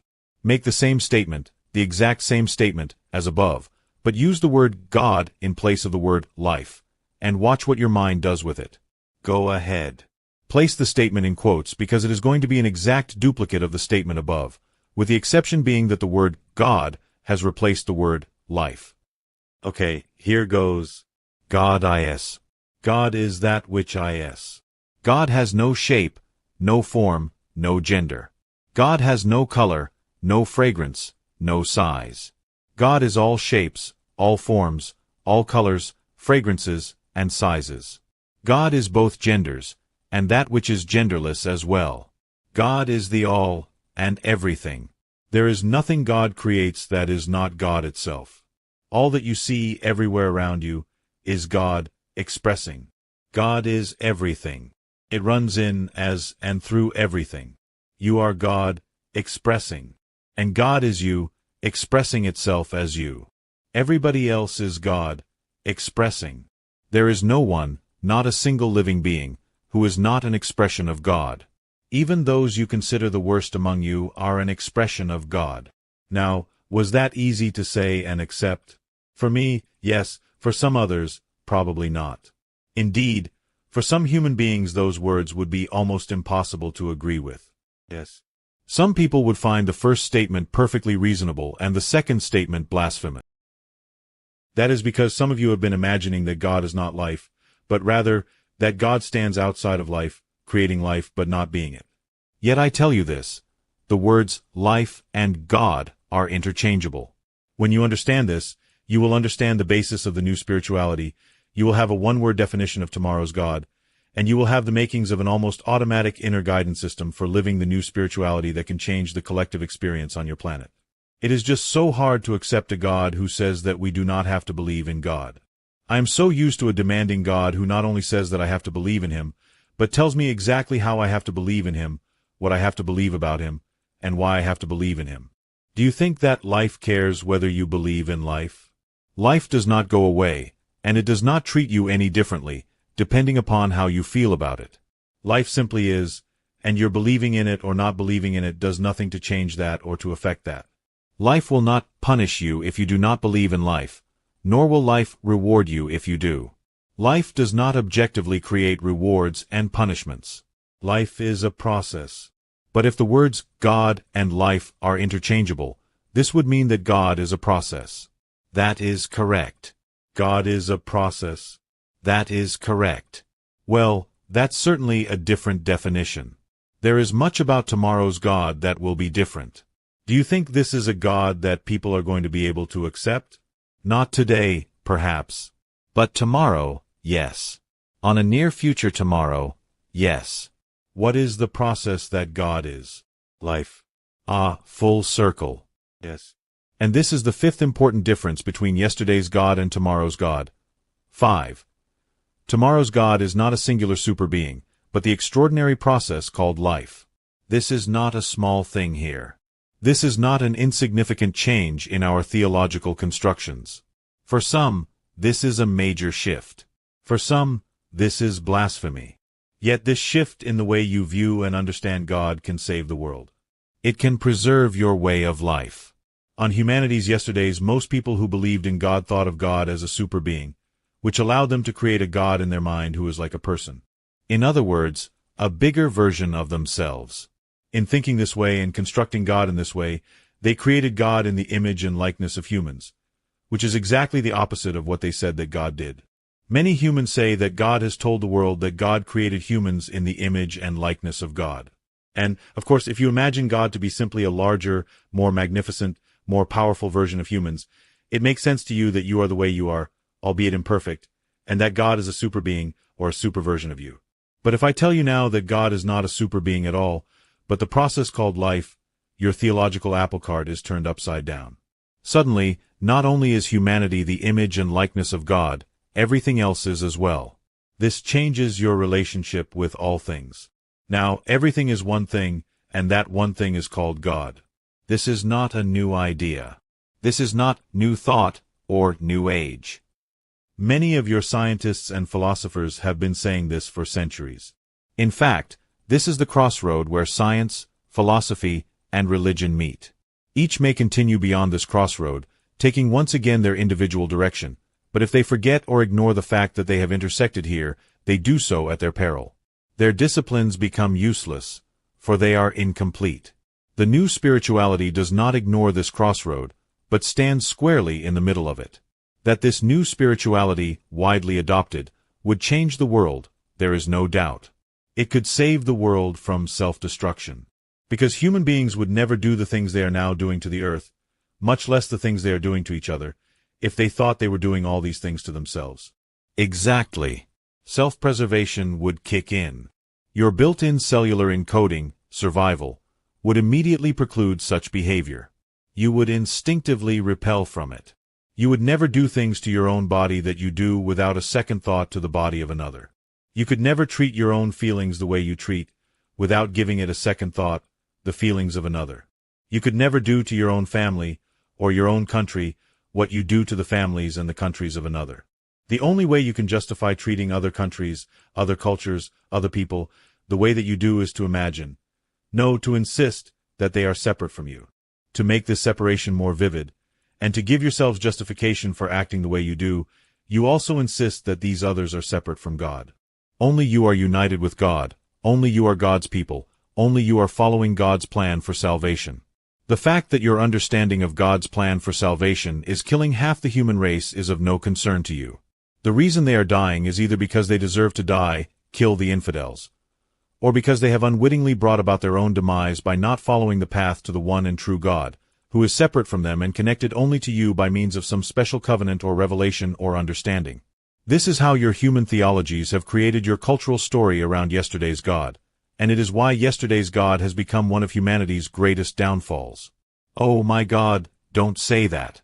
It is Satan who is the downfall of man. Don't say that God is man's downfall. That is apostasy. By yesterday's God I mean yesterday's ideas about God, yesterday's conceptualizations about God. These are what have been humanity's downfall. They have not led humanity to the place where it says it wishes to go. They have not brought peace, harmony, and happiness. They have not produced the golden age of enlightenment. They have brought tears and anger and violence and bloodshed and untold anguish and terrible destruction across the globe and around the world. God herself has not done this, but your ideas about God have. God himself would never do such a thing, but human beings would, and have. And tomorrow's God will change all this? The ideas about God that humanity will embrace on that future tomorrow can and will affect all of this in a very positive way. So, as I said, this really isn't just a modest shift in our conceptualizations about God. This is a major change, and would, in turn, create a massive alteration of our cultural story. It would dramatically alter what we tell each other about life. I'm not sure humanity is ready for a change on that order of magnitude. Human beings have a complicated relationship with change. They don't like it very much. And that is why human beings have always had a complicated relationship with God. 6. Redefining God's character. Our complicated relationship with change has created a complicated relationship with God? Yes. Why? Why is that so? Because there is another word that is interchangeable with God, and that is change. Here we go again. Does this ever end? This continual redefining of God? We are not redefining God. We are actually fully defining God for the first time. We are expanding that definition to include ever more subtle nuances that will allow the human mind to more deeply understand the nature of God. God's character, if you please, thus to see divinity in more places, so to heal its sense of separation and estrangement, and to embrace its unity with deity. That is exactly what humanity needs right now. It is what we need to see more of. Need does not exist. It is an illusion. Given where humanity says it wishes to go, however, and given what it claims it wishes to experience, this expansion of its definition of God would be useful and beneficial. Now, I said earlier that God is that which is constantly present and constantly changing, suiting itself to each moment, so that God may be understood in that moment, embraced in that moment, experienced in that moment, and expressed in that moment. I also said that the words God and life were interchangeable. And now what I want to tell you is that life is a process of change. This is why the words God and change are synonymous. Here, then, comes another shift in your understanding. Yesterday's God was said to be that which never changes. That God has even been called the unmoved mover. So here is the sixth important difference between yesterday's God and tomorrow's God. 6. Tomorrow's God is ever-changing. You really want the whole paradigm, practically everything we have ever thought about God, to be thrown out, don't you? Not thrown out, expanded. You have had a limited awareness. It is time to expand your awareness. In a sense, your old idea of God as that which never changes was correct. It was simply incomplete.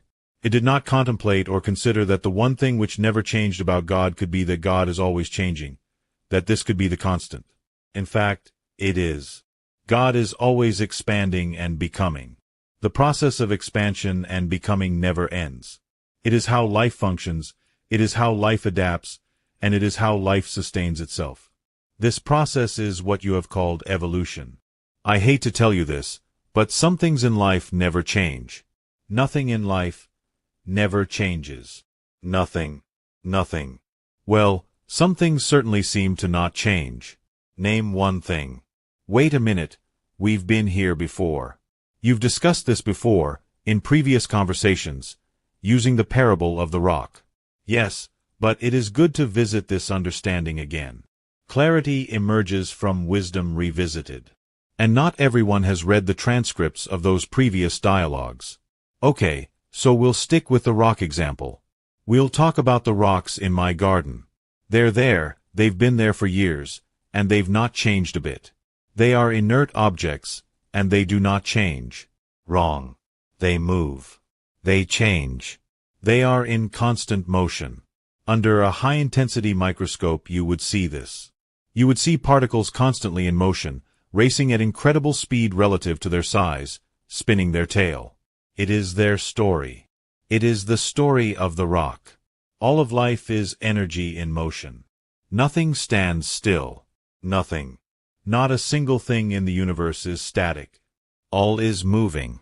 And movement is change. Can't some things move and still remain the same? The rock in my garden looks exactly the same today as it did 10 years ago. 20 years ago. Heck, 100 years ago. Not all of the energy in the universe is vibrating at the same speed or frequency, or what you might call the same level of consciousness. Energy that is totally aware of itself moves in faster ways to produce difference. Energy that is not totally aware of itself moves very slowly, producing over and over again nearly the same pattern that existed before, until that pattern alters itself over a very long period of time. So that's why the rock looks as if it's staying the same, while my appearance changes from year to year. Year to year. Try month to month. Actually, day to day, although those day-to-day changes, like the changes in the rock, are not noticed. Energy systems that vibrate at lower rates of speed are more dependable, more reliable, more stable.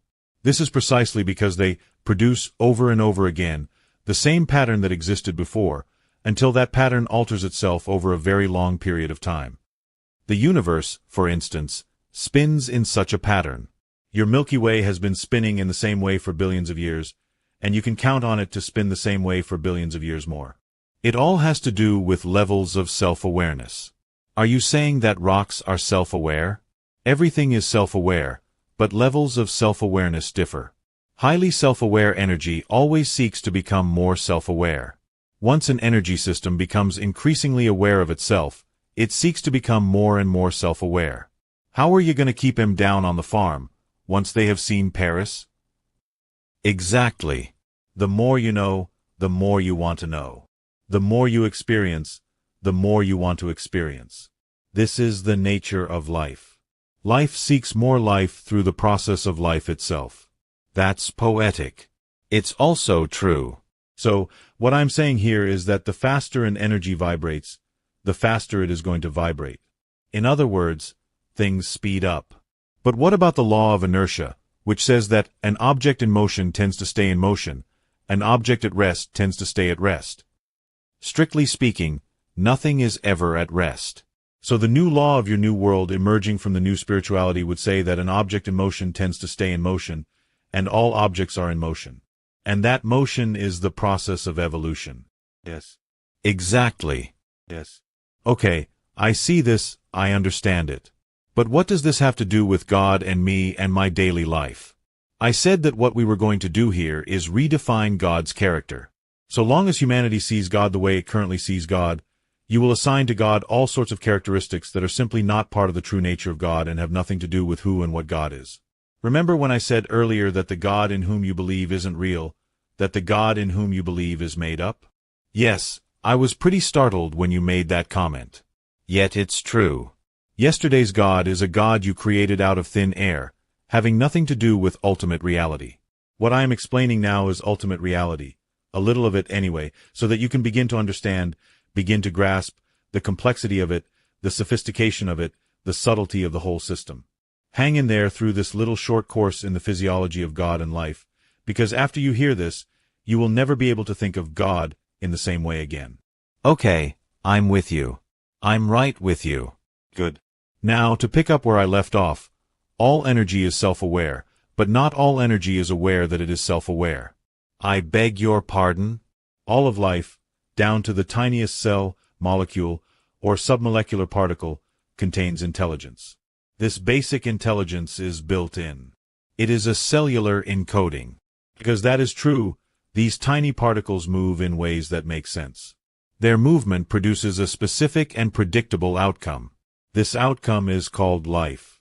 At the macro level, it is called the cosmology of the universe. At the micro level, it is called particle physics, superstring theory, and so forth. And somewhere in the middle, there's us. Now you're with me. Yes. Some of you call this built-in intelligence the survival instinct. All of your laws of physics and its predictability have been based on the understanding at which you have just arrived. Now comes an interesting twist. At a certain point in the process of evolution, life energy becomes aware that it is aware of itself. That's a big event, yes? You bet. It is life becoming aware of what life is in its present form. It is supremely impacting because it produces what I call the separation phenomenon. This is when an element of life first has the idea that it is separate from God. It is the first pivotal moment. Prior to this moment, energy particles express themselves as part of an overall system. Their intelligence was experienced as the intelligence of the system. Kind of like the Borg in Star Trek. Actually, exactly like that, only without any malevolent intent. In the first pivotal moment of self-discovery, an energy unit becomes conscious of itself as a part of the system, rather than as the system itself. Its identity as part of the system soon expands into a thought that it is separate from the system. Oh. Yes, this is the great OO of the universe. It is the mother of all OOs. Actually, that's true literally, because it gives birth to the next emerging process of life. Chaos. Chaos. As in chaos theory. Exactly. The thought of being something other than the system is what brings chaos to life. Wow, you are making physics relevant here. This is great. So, go on. How does the idea of separation from the all create chaos in the system?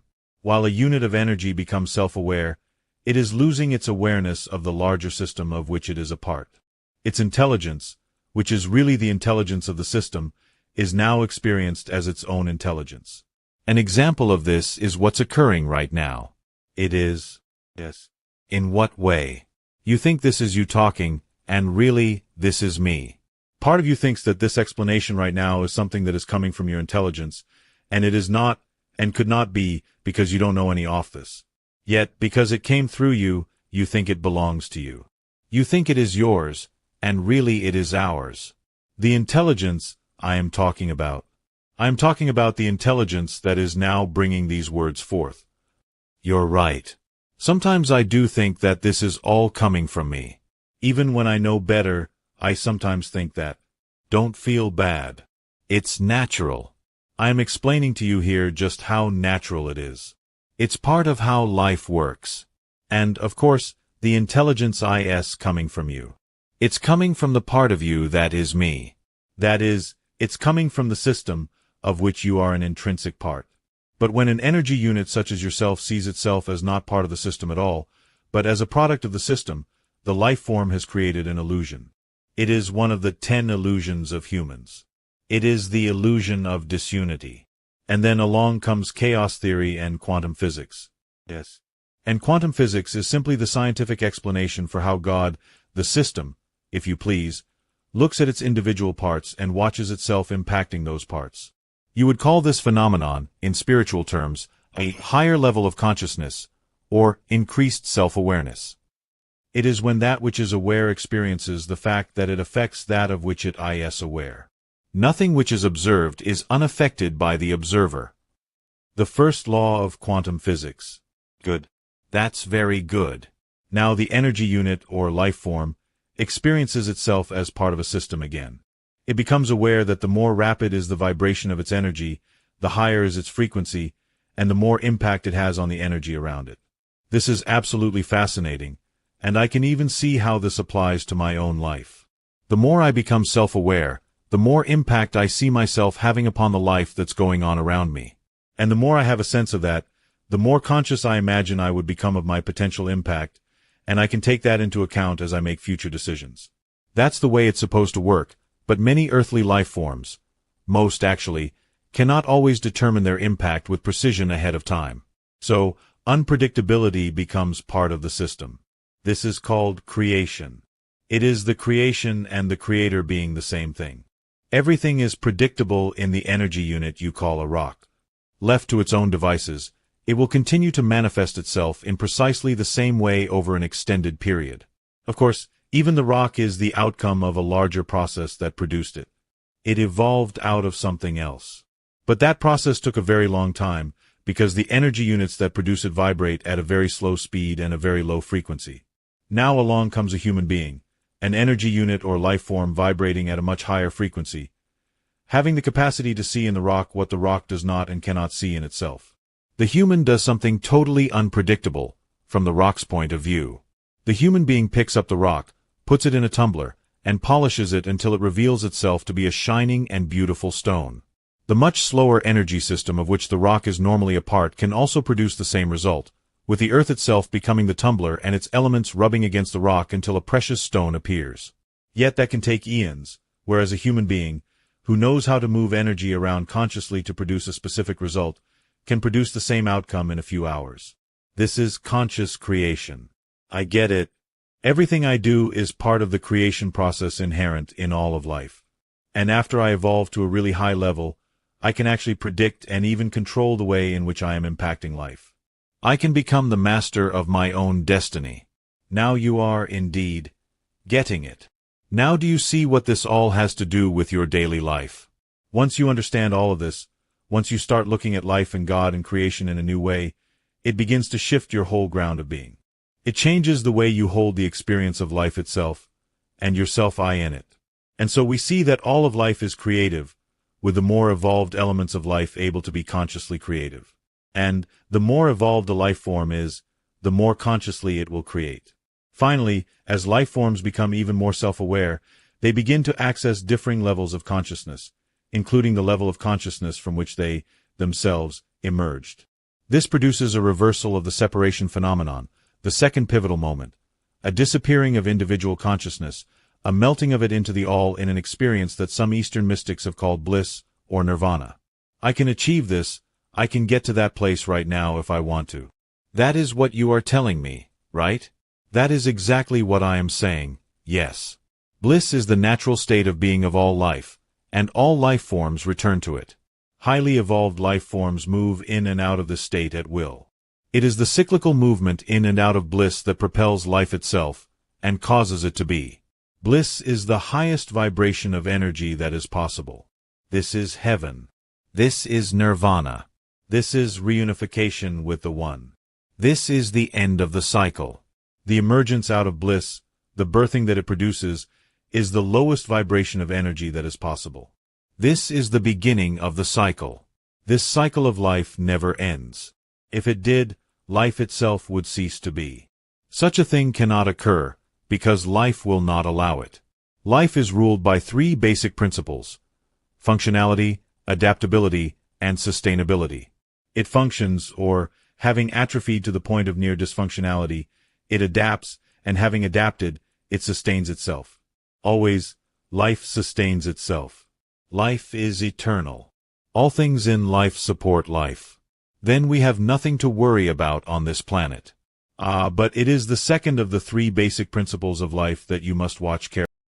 For, you see, life is eternally adaptable. That is, it will change itself, it will alter the form in which it is expressed, in order to ensure that it is sustained. What does that mean to me? What does that mean to humans? It means that your planet could become a living hell. It means that the energy system of which you are a part will adapt itself in whatever way it has to, in order to make certain that life itself is sustained. And so if you, as a part of life, adapt the life system of which you are a part in such a way that the system itself is threatened at the level of functionality, the system will counteradapt in order to sustain itself, and you, my friend, may not like the way in which it does this. The system is bigger than your little self, and the mistake you are making is in imagining that your little self is bigger than the system, which, of course, is the big self. You do not stand outside of the system, but are part of the system, and the system will adapt the part of it that you are before it will allow you to adapt IT beyond its functional limits. This system is the process that you called change, isn't it? That's correct. This system is, then, what you called God, yes? You could put it that way. Oh boy. Another definition. 7. Personalizing God. This all sounds so impersonal.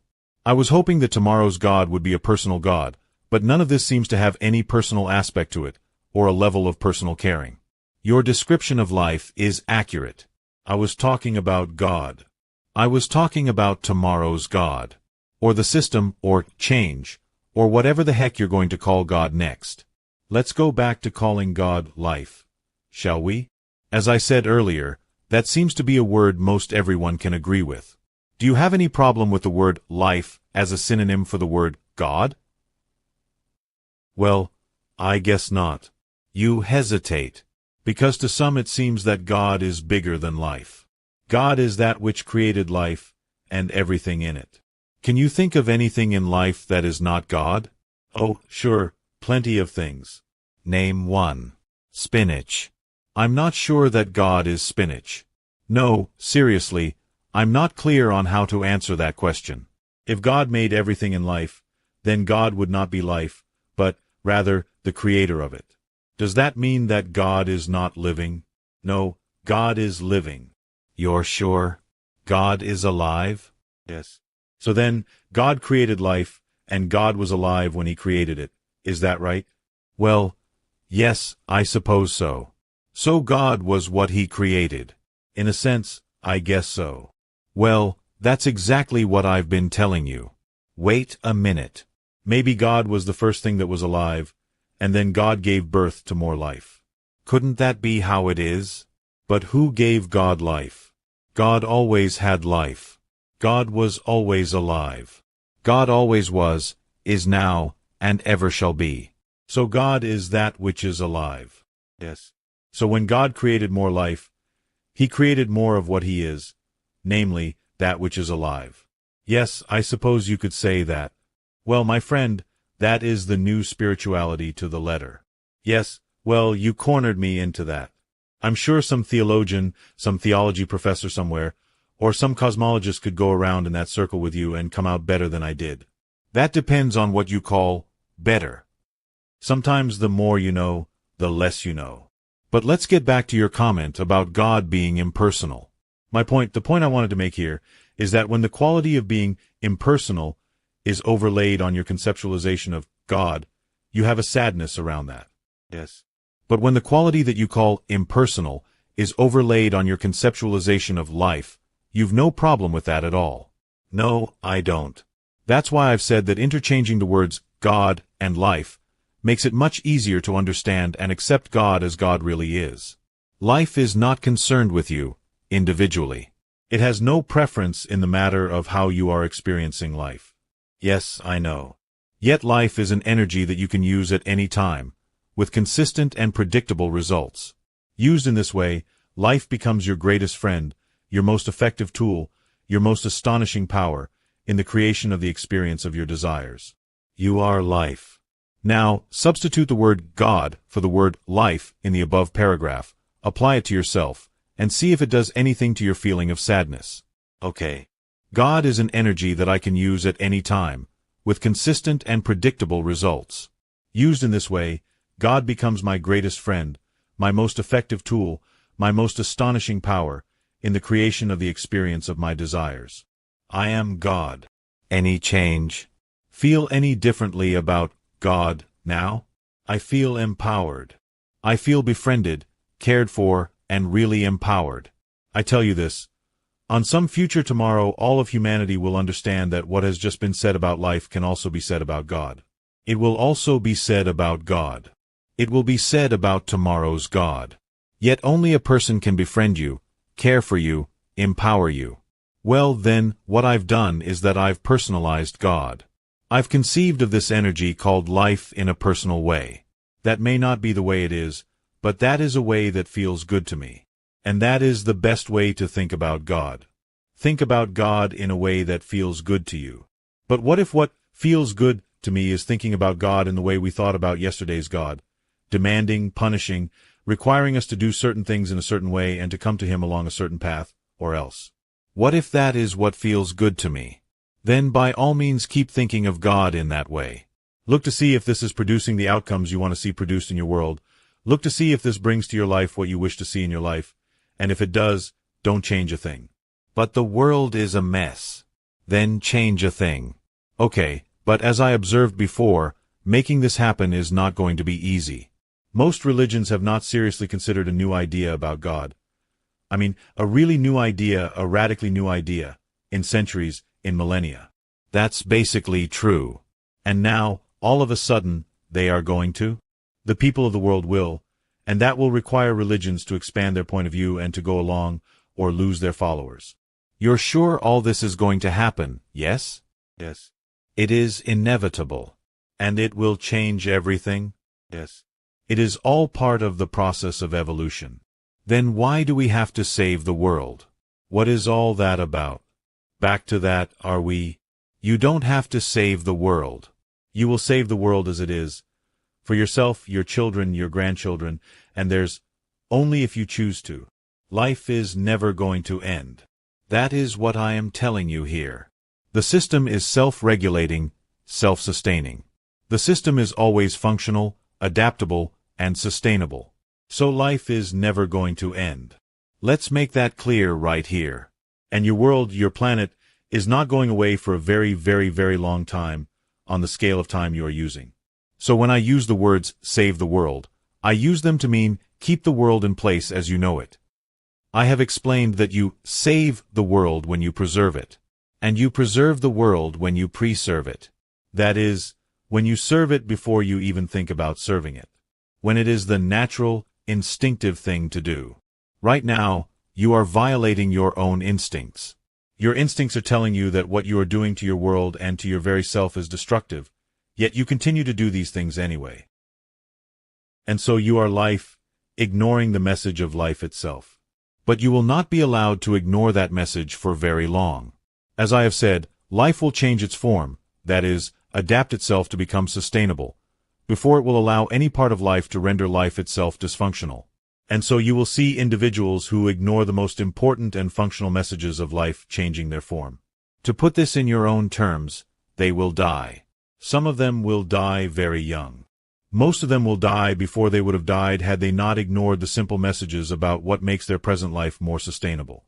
Therefore, if you are enjoying life in your present form, you are urged to learn more about what makes life sustainable in that form, and to pay more attention to that. Learn and learn and learn until it becomes second nature to live in sustainable ways. Keep bringing in the information that will help you in this. Look at it over and over again. Tell yourself the same things. Repeat yourself. Repeat, repeat, repeat the wisdom of the ages until it has melted into your subconscious. So that's why this dialogue keeps repeating itself. Yes. This conversation keeps going around in circles because life is nothing more than a process of going around in a circle. But we will yet be covering new ground because each time you go around the circle, you see more than you saw before, you understand more than you understood before, you experience more than you experienced before. And so the circle expands. This is the expansion of consciousness of which we have spoken. So read on, for there is more to be said about how the new spirituality and tomorrow's God will manifest in the day-to-day world of your collective reality. Good, because that's what I want to know about. Yet first you must understand all that you can possibly understand about tomorrow's God. Only then can you preserve life as you know it, by preserving it. Only then can you serve life first, automatically, without thinking about it, instead of serving your own limited, short-term desires. Yesterday's God and the old spirituality have done nothing to stop us from doing that, have they? No, because the old spirituality of your forefathers spoke of separation and disunity and a universe that is essentially dead. What do you mean, dead? 8. bringing the universe to life. Most humans imagine that objects in the universe such as the Earth, the Sun, and the solar system are dead. They conceive of them as inert objects, rocks, essentially, moving through time and space according to a pattern set in motion by a primal explosion, the so-called Big Bang. Yes, I suppose that is true. Most people do believe that, if they think about it at all. This is an illusion, and when you live within this illusion you have no reason to act in any way in relationship to those dead things except to exploit as many of them as you can, so that you can live better. Yet when you envision and experience the objects in the universe as part of a living system, which is the reality, your idea about yourself in relation to that system changes. Right now you know that you, yourself, are living, but once you perceive everything else as being alive also, you experience yourself as one part of a larger whole, one energy package within a larger energy package, one life form within a larger life form, a little self that is part of a big self. The missing message, not contained in today's theology. Yes. As I said before, this is the crossroad between the old spirituality and the new, between yesterday's God and tomorrow's. Here is the intersection of experience and wisdom. You have experienced yourself in one way, and now wisdom invites you to change direction and walk a different path. For the old spirituality insists that yesterday's God created the heavens and the earth, while the new spirituality says that tomorrow's God is the heavens and the earth. The old spirituality says that God stands separate and apart from his creations, and breathed life into man, that he may have dominion over as many of these things as he could touch and see and feel and gather unto himself. The new spirituality says that God is unified and one with everything, and breathes life not into humans, but as humans, that humans may express and experience themselves as God made manifest, and may know that everything they touch and see and feel is likewise God in manifest form. The old spirituality asks you to serve God, and the new spirituality asks you to serve life, which is the same thing. Yet the old spirituality allowed you to imagine that you could serve God by destroying life, whereas the new spirituality cannot imagine such a thing. So, September 11th could never have happened in the name of Allah, if people were serving tomorrow's God. It shouldn't even have happened in the name of service to yesterday's God, but that's the problem, right there. The teachings of the old spirituality, of yesterday's God, are so ambiguous, in some cases so open to the wildest interpretation, that you can murder each other in cold blood, kill unsuspecting innocent people by flying airplanes into buildings or dropping smart bombs onto cities, and do so with impunity, claiming that God is on your side, and indeed, that God demands it. Yet the message and the invitation from tomorrow's God will be much less ambiguous. Gone will be any sacred scriptures in which God is said to have killed, outright, thousands of people as punishment for disobeying him or not believing in him. Gone will be any portions of holy books in which God is portrayed as commanding and demanding that the world do the same, protecting his honor by massacring others. Serve life first. That will be the motto of the new spirituality. That will be its credo. But there are those who will still interpret that to justify killing others at random. In fact, that is the classic rationale for war, whether conducted by governments or terrorists. We have to do it. We have no choice. Our lives, our own survival, depends on it. We are serving life by ending life. Others say that the proof of this justification is the fact that life itself destroys itself when it has to, and point to nature as the prime example of this. It is true that the cycles of life themselves sometimes produce changes in life forms in order to serve the larger agenda of a life energy system. The universe itself displays such changes. Indeed. Just days before the writing of these words, astronomers announced a huge stellar explosion in a small companion galaxy to the Milky Way visible from the southern hemisphere. This event produced a supernova remnant, denoted LMC N49, within the Large Magellanic Cloud. Scientists say the material from this explosion will eventually be recycled into building new generations of stars in the LMC, even as similar debris of supernovae that exploded in the Milky Way billions of years ago created our own sun and planets. Yet these events reflect the truth that all of the universe is a living system, every aspect and every element of it interdependent upon the other, a giant matrix of interconnected and interweaving waves of energy, vibrations creating matter and form, and that which is neither. Rarely, however, is it necessary to interfere with the normal cycles of life, regulated by life itself. It is a fact that life forms that have become more self-aware are able to impact the normal cycles of life of other life forms. This is what makes higher life forms both the blessing and the bane of the universe. Their activities often require life itself to make an adjustment, to adapt in order to continue remaining sustainable. Individuals, families, nations, cultures, and societies all do this. Their adjustments are often called war. To render themselves sustainable, that is, to keep life going as it has been, these groups think they have to perpetuate the process of killing.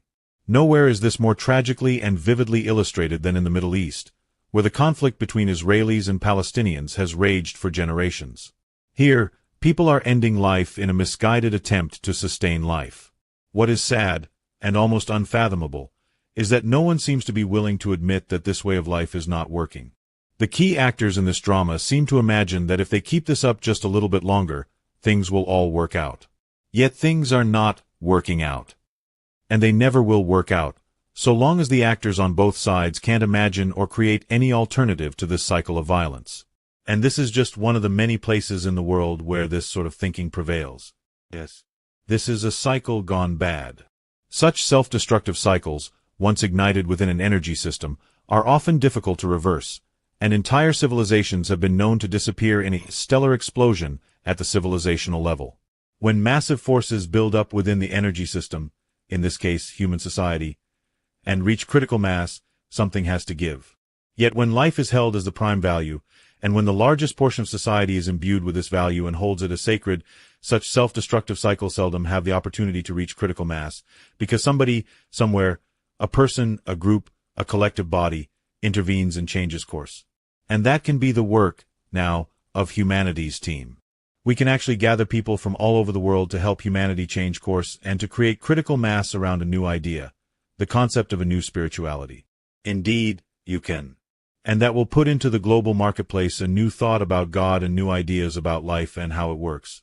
This team can begin educating people to the fact that the universe is a living system, and what that can mean to humanity. The Earth is a tiny part, a minuscule speck, in this unfathomably massive system, and you are a tiny part, a minuscule speck within IT. And there are other specks within you that, compared to the whole of you, are tiny and minuscule. Yet no part and no speck of you is unimportant to the whole of you, for each constitutes what that whole is. And so, too, is it with you and the living system known as the All, which is life itself. This is an understanding that can be given to little children in the earliest years of their development. Your present society has lost its respect for life because its members did not receive this information when they were children. Indeed, your children are not receiving it today. Very few of your planet's offspring are told that the universe is a living system. Very few are told that the Earth itself is living. And very few children are told in school today that they are a part of that system, one with God and one with each other. Even religious schools do not teach this. Are you kidding? Especially religious schools do not teach this. Rupert Sheldrake, the groundbreaking biologist, talks of morphic fields that underlie the structure of systems such as our galaxy, and that exist within those systems as well, such as here on the Earth. Sheldrake, in his book The Physics of Angels, written with theologian Matthew Fox, says that such fields actually animate those systems, giving them their habits and their capacity to organize themselves. In this sense, molecules, stars, and galaxies are alive, not just microbes, plants, and animals. In the future, on the day when you embrace tomorrow's God, your learning communities will share such perspectives with the youngest among you, so that they may carry the values that those perspectives generate into their adult lives. Such concepts, held deep within the subconscious, will allow you to eventually create a new society, made up of new humans, who will revere and hold life as the prime value, seeing it everywhere, including in the stars. But do we have to wait until we create learning communities that teach children this concept, and until those children grow up? No. But you may wish to begin the work of establishing such learning communities, so that the offspring that emerge from them, tomorrow's adults, will not have to struggle to let go of old ideas when they are grown up. Yet right now, in this day and time, you can begin the process of changing your own beliefs, releasing those that continue to produce dysfunction in your life, and embracing new thoughts that could produce a new reality and a new kind of world in your lifetime. This can be done within 30 years. Yes, you have said that. And I meant it. 30 years or less, depending upon how committed and dedicated you are to ending this nightmare in which you are living and getting back to creating the true dreams of all humanity. You will create this. Do not doubt that. It's merely a question of which of your tomorrows will see this development emerge. Will your ideas about tomorrow's God emerge before life as you know it all but disappears, or as a result of that occurrence? Again, I tell you that the answer to that question lies with you. It all depends on how committed you are to experiencing your earth as the paradise, and your life as the virtually unlimited opportunity that they can be. If you have no commitment to that, you could experience your planet as a far more unfriendly place, and your life as a far more limited expression in the near future. Indeed, that is happening now for more and more of the world's people. Dwayne Elgin, in his latest book Promise Ahead, says that if we consider an income of $3 a day to be the poverty line, roughly 3.6 billion people fall below it, some 60% of humanity. By comparison, the official poverty level in the United States is approximately $11 a day, almost 4 times more than most of the people in the world subsist on. What this means, Elgin says, is that grinding poverty and the absence of opportunity are the way of life for the majority of human beings today. And let's be clear what we are talking about here. We are not talking about the kind of poverty that makes it impossible to buy that latest car or to afford a computer. Elgin reports that in Russia, more than 44 million people live on less than $1 a day. In China, that number is 350 million. In India, it is 500 million.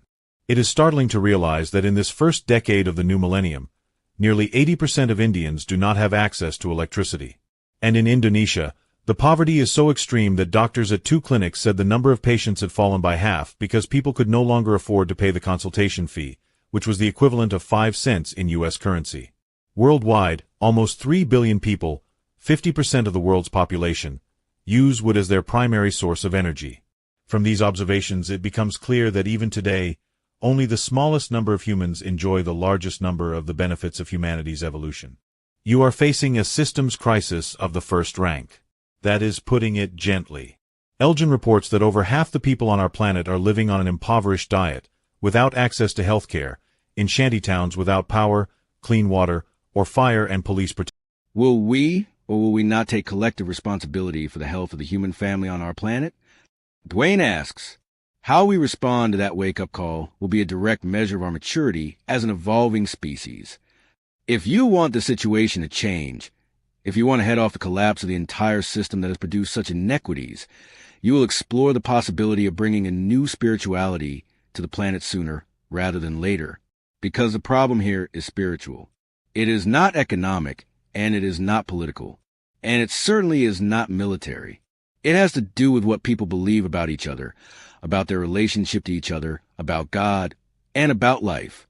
But you will create critical mass around the idea of changing things if, and only if, you get that not to change things is creating critical mass in another direction, a direction that you may not wish to take.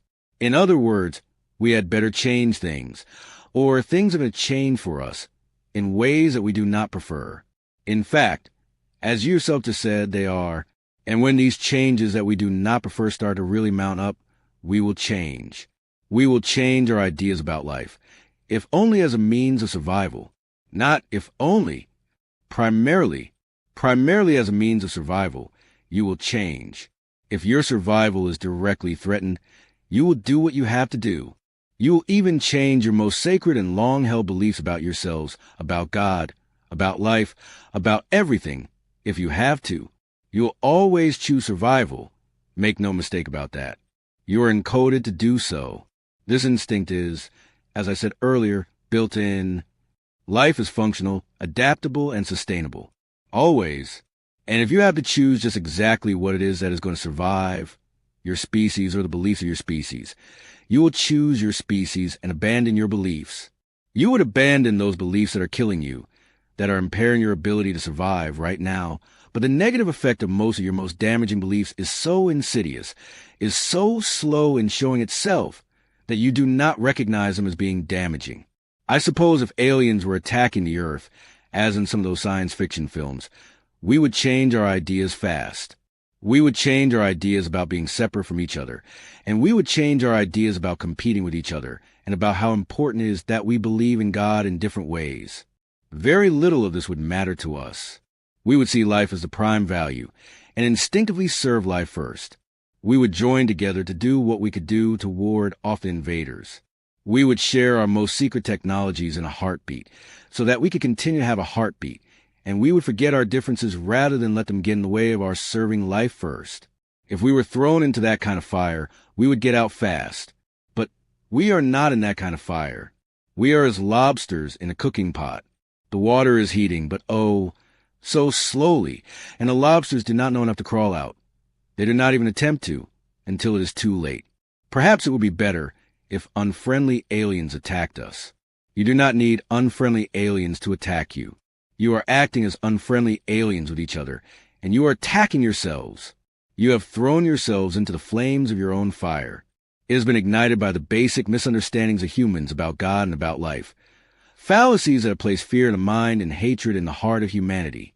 And these fallacies are explained with such wonderful clarity in the new revelations, so I don't want to go into enormous detail here. But can we just list them? What are the biggest fallacies about God and about life that do the most to produce crisis, violence, killing, and war in our human societies? Your biggest fallacies about God are: 1. God needs something. 2. God can fail to get what God needs. 3. God has separated you from God because you have not given God what God needs. 4. God still needs what God needs so badly that God now requires you, from your separated position, to provide it. 5. God will destroy you if you do not meet God's requirements. These fallacies about God are destructive enough, but they completely overwhelm humanity when combined with the fallacies about life to which they have given birth. Many human beings, most actually believe that: 1. Human beings are separate from each other. 2. There is not enough of what human beings need to be happy. 3. To get the stuff of which there is not enough, human beings must compete with each other. 4. Some human beings are better than other human beings. 5. It is appropriate for human beings to resolve severe differences created by all the other fallacies by killing each other. Humanity's major fallacies about God and about life make for a deadly litany of error that is created, and continues to create to this very moment, a world of deep anger, brutal violence, terrible loss, unrelenting sorrow, and unremitting terror. You think you are being terrorized by other people, but in truth you are being terrorized by your beliefs. These are what you must change if you are ever to realize your dream of a world living in peace, harmony, and happiness. If you wish to sustain life as you know it. If you wish to have something to pass on to your children and to your children's children, you will have to pay serious attention to giving birth to a set of beliefs, a new human theology, a new spirituality. Not a replacement for the old, but an enhancement of it. Not an abandonment of your present religions, but a revitalization of them. You are going to have to revitalize religion if you are going to revitalize life and sustain it in its present form. For religion, which is just another word for what you believe, is the bedrock of your civilization. Your beliefs create your behaviors, and, I repeat, that is true whether you believe in what you call God or not. For these reasons I have come to you now.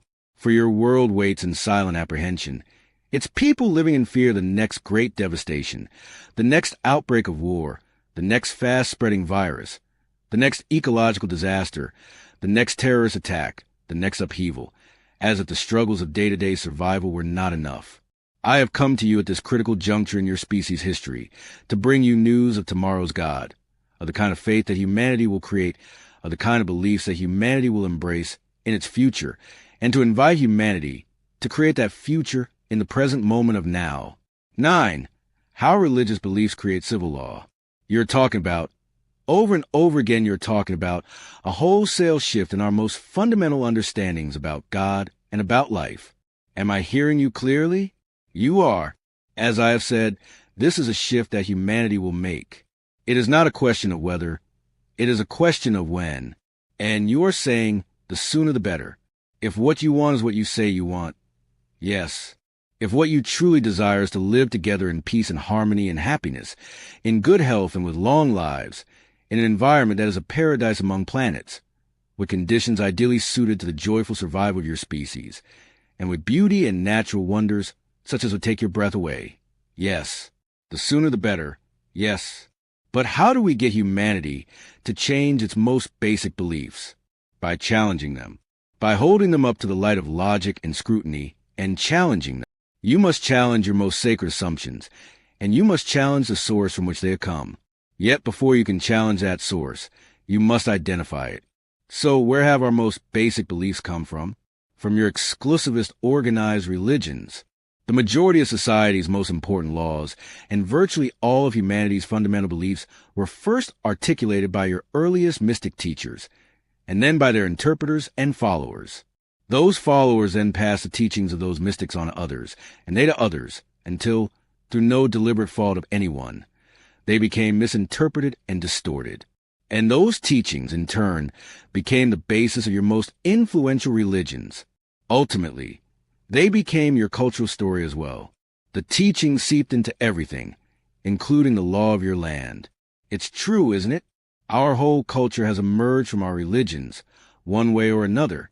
Of course, and it's only natural, because religions have to do with what people most fervently believe, and it is what you believe that determines how you behave. It determines what you want and what you don't want, what you seek and what you don't seek, what you choose and what you don't choose, what you save and what you destroy. It determines everything. It will even determine now whether we save or destroy ourselves. That is exactly correct, my friend. That is spot on. And so, of course, your culture emerges from your beliefs. And those beliefs, once they become religious doctrine, purport to tell the religious among you not only what humans should want and desire, but what God wants and desires. And this shows up in many important ways as your society creates itself. Can you give me an example? I can give you an excellent one. Same-sex marriage. Oh, boy. Yes. Well, do you want to be non-controversial, or do you want to clearly understand? I want to clearly understand.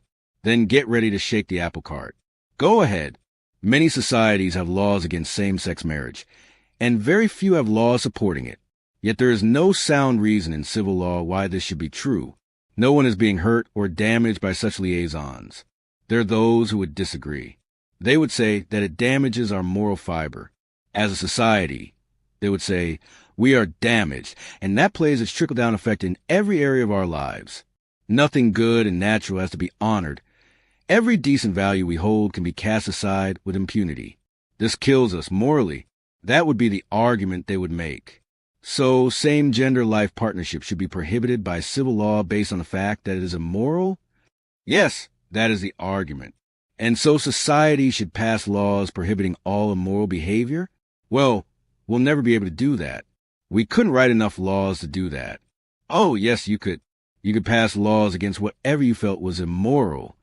You could pass laws against drawing or displaying pictures of people or animals, graven images, against playing music, other than sacred music, in a place of business, against being unshaven, against females leaving their home without being accompanied by a male blood relative, and even against females being seen in public without a head-to-toe covering over their body. And you could build severe consequences into those laws, such as being flogged in public, right then and there at the moment the infraction is discovered by the morals police. Well, now, wait a minute. That's going a bit too far. Oh, yes? Says who? What if everyone in your society agreed? Everyone in a society would not agree to such arbitrary and capricious laws. But what if a minority of powerful fundamentalists simply took charge and forced a society to obey its laws based on morality? I see your point. Or what if the majority of people were convinced of the rightness or wrongness of something like, say, same-gender unions because people in highly influential places simply told them it was wrong? You know, there was a time when I would have said, but who would tell them that? Who would support morality by legislation like that? These days, however, I find the answer in my daily newspaper. Vatican City, July 31st, 2003. The Vatican launched a global campaign against gay marriages Thursday, warning Catholic politicians that support of same-sex unions was gravely immoral and urging non-Catholics to join the offensive. The Vatican's orthodoxy watchdog, the Congregation for the Doctrine of the Faith, issued a 12-page set of guidelines with the approval of Pope John Paul II in a bid to stem the increase in laws granting legal rights to homosexual unions in Europe and North America. There are absolutely no grounds for considering homosexual unions to be in any way similar or even remotely analogous to God's plan for marriage and family, the document said. Marriage is holy, while homosexual acts go against the natural moral law. The issue is particularly charged in the United States, where some lawmakers in the House of Representatives have proposed a constitutional ban on gay marriages to counter state laws granting legal recognition to gay unions. President Bush said Wednesday that marriage was defined strictly as a union between a man and a woman, and said he wants to codify that one way or the other. The Vatican document says Catholic politicians have a moral duty to publicly oppose laws granting recognition to homosexual unions and to vote against them if proposals are put to a vote in legislatures. If the laws are already on the books, politicians must speak out against them, to repeal them and try to limit their impact on society. It said, to vote in favor of a law so harmful to common good is gravely immoral, the document said.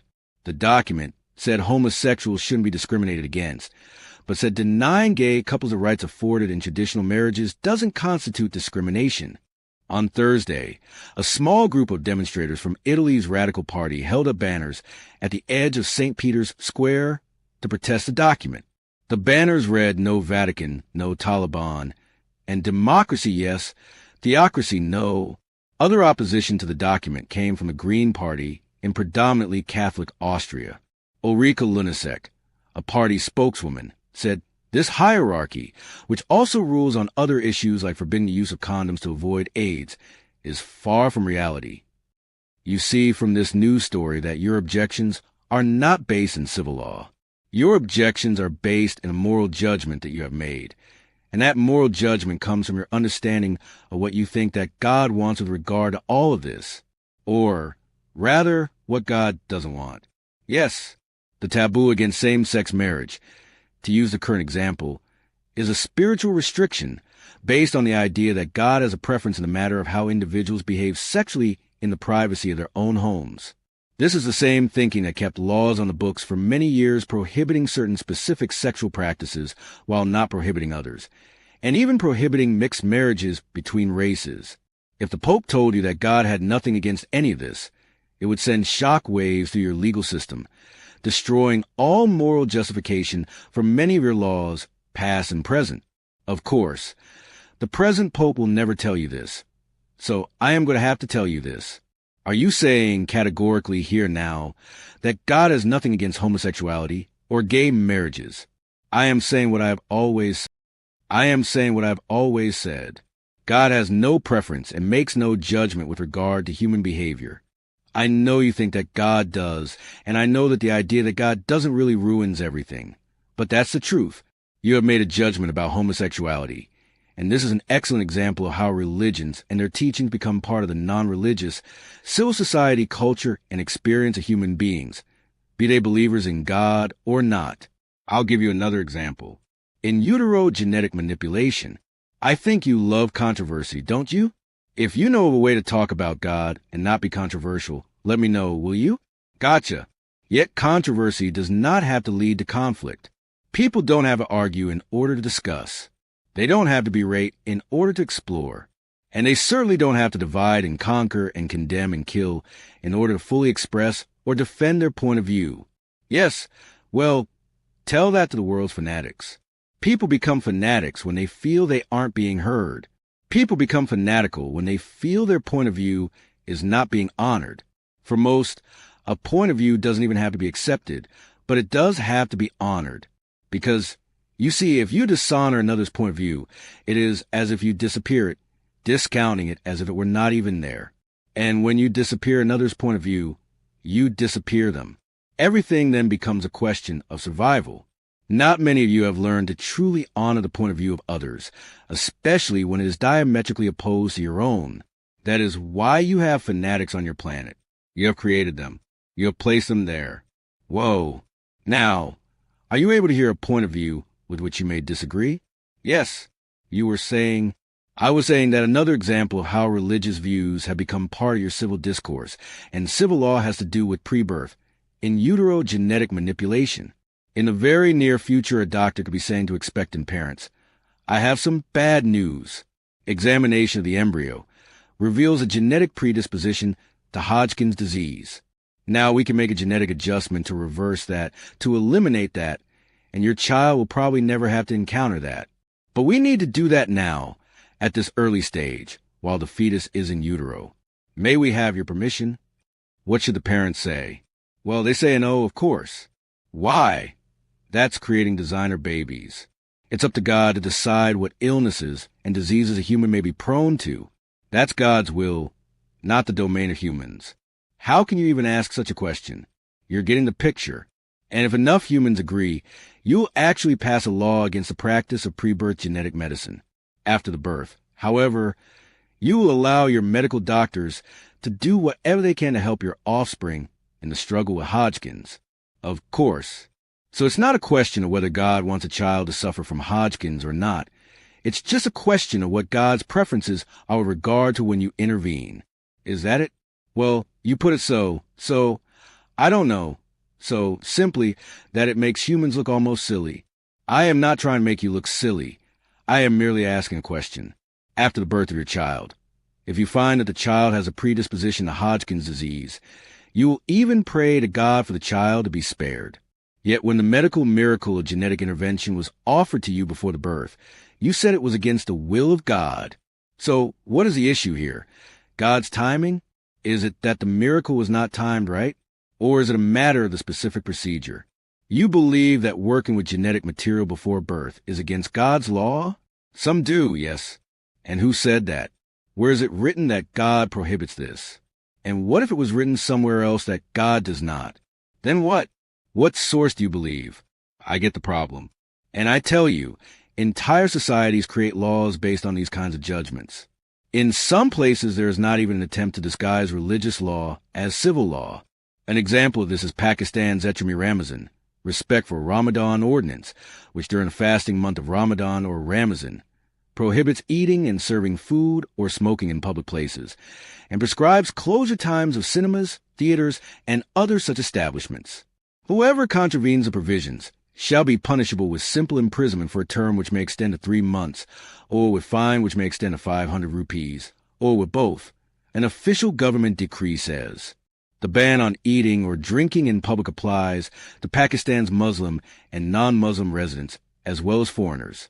The ordinance is one of several penalties first enforced in 1981 by then military dictator General Muhammad Zia-ul-Haq as part of his controversial Islamization of Pakistani society, including possible stoning to death for adultery, amputation of hands for theft, and flogging for drinking.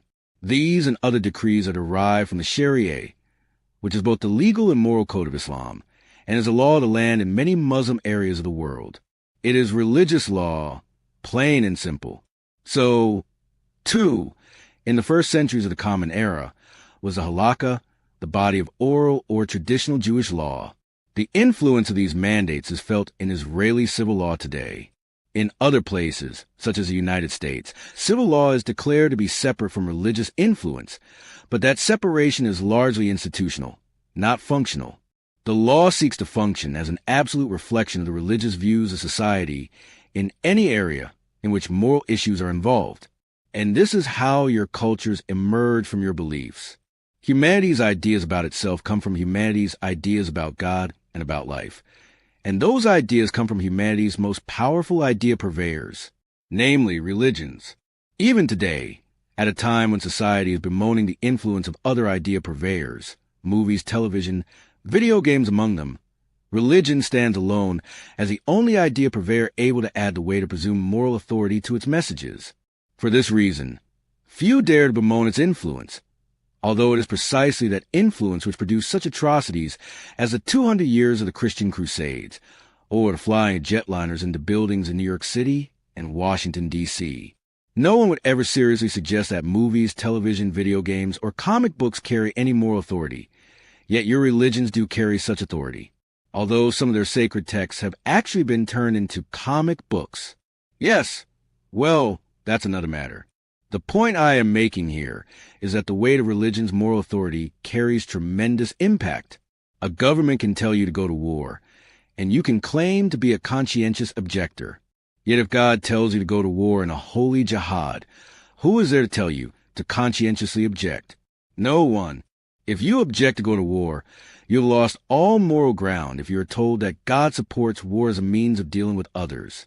When the United States in early 2003 declared a preemptive war on Iraq, claiming that Iraq was developing and storing weapons of mass destruction that threatened the security of the United States and the world.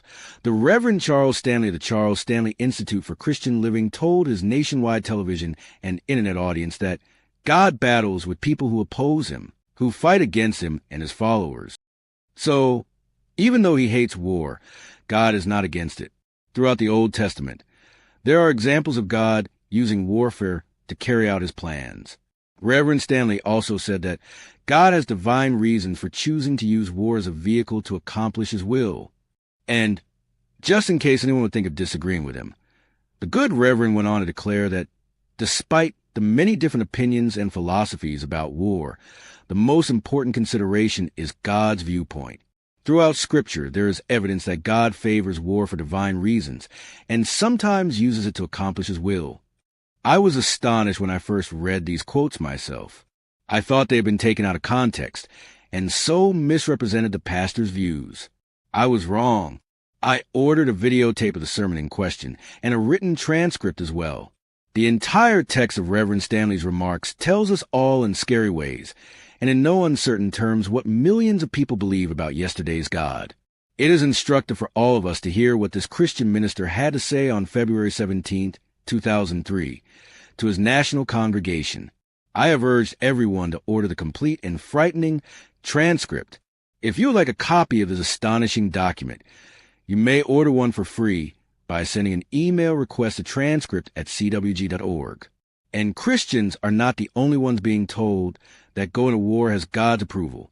This idea is, of course, what caused those Muslims who flew jet planes into buildings on September 11, 2001, to do so in the first place, shouting, "Allah is great," as they put themselves and thousands of others to death. And it is religious scholar Karen Armstrong who notes, in The Battle for God, that in 1980, Rabbi Israel Hess published an article entitled Genocide, a commandment of the Torah, in the official magazine of Bar Ilan University. He argued that the Palestinians were to Jews what darkness was to light, and that they deserved the same fate as the Amalekites. And just what fate is that? According to 1 Samuel 15, verses 2-3. Thus says the Lord of hosts, I will punish what Amalek did to Israel in opposing them on the way, when they came up out of Egypt. Now go and smite Amalek, and utterly destroy all that they have. Do not spare them, but kill both man and woman, infant and suckling, ox and sheep, camel and ass. So Saul summoned the people, 200,000 men on foot and 10,000 men of Judah, to go and do God's bidding. Yes, this is an excellent example of what I mean when I say that the teaching of religion affects the religious and the non-religious alike, even to the point of sending them off to war. So, to use the most recent example, you have a sacred belief that supporting your country's leadership during a time of war, even if it is a war that you did not support before your leadership declared it, is not optional. That is, you must support it. God says so. What is sad about this is that only a lack of dissent makes it possible for human society to collectively undertake such self-destructive behaviors.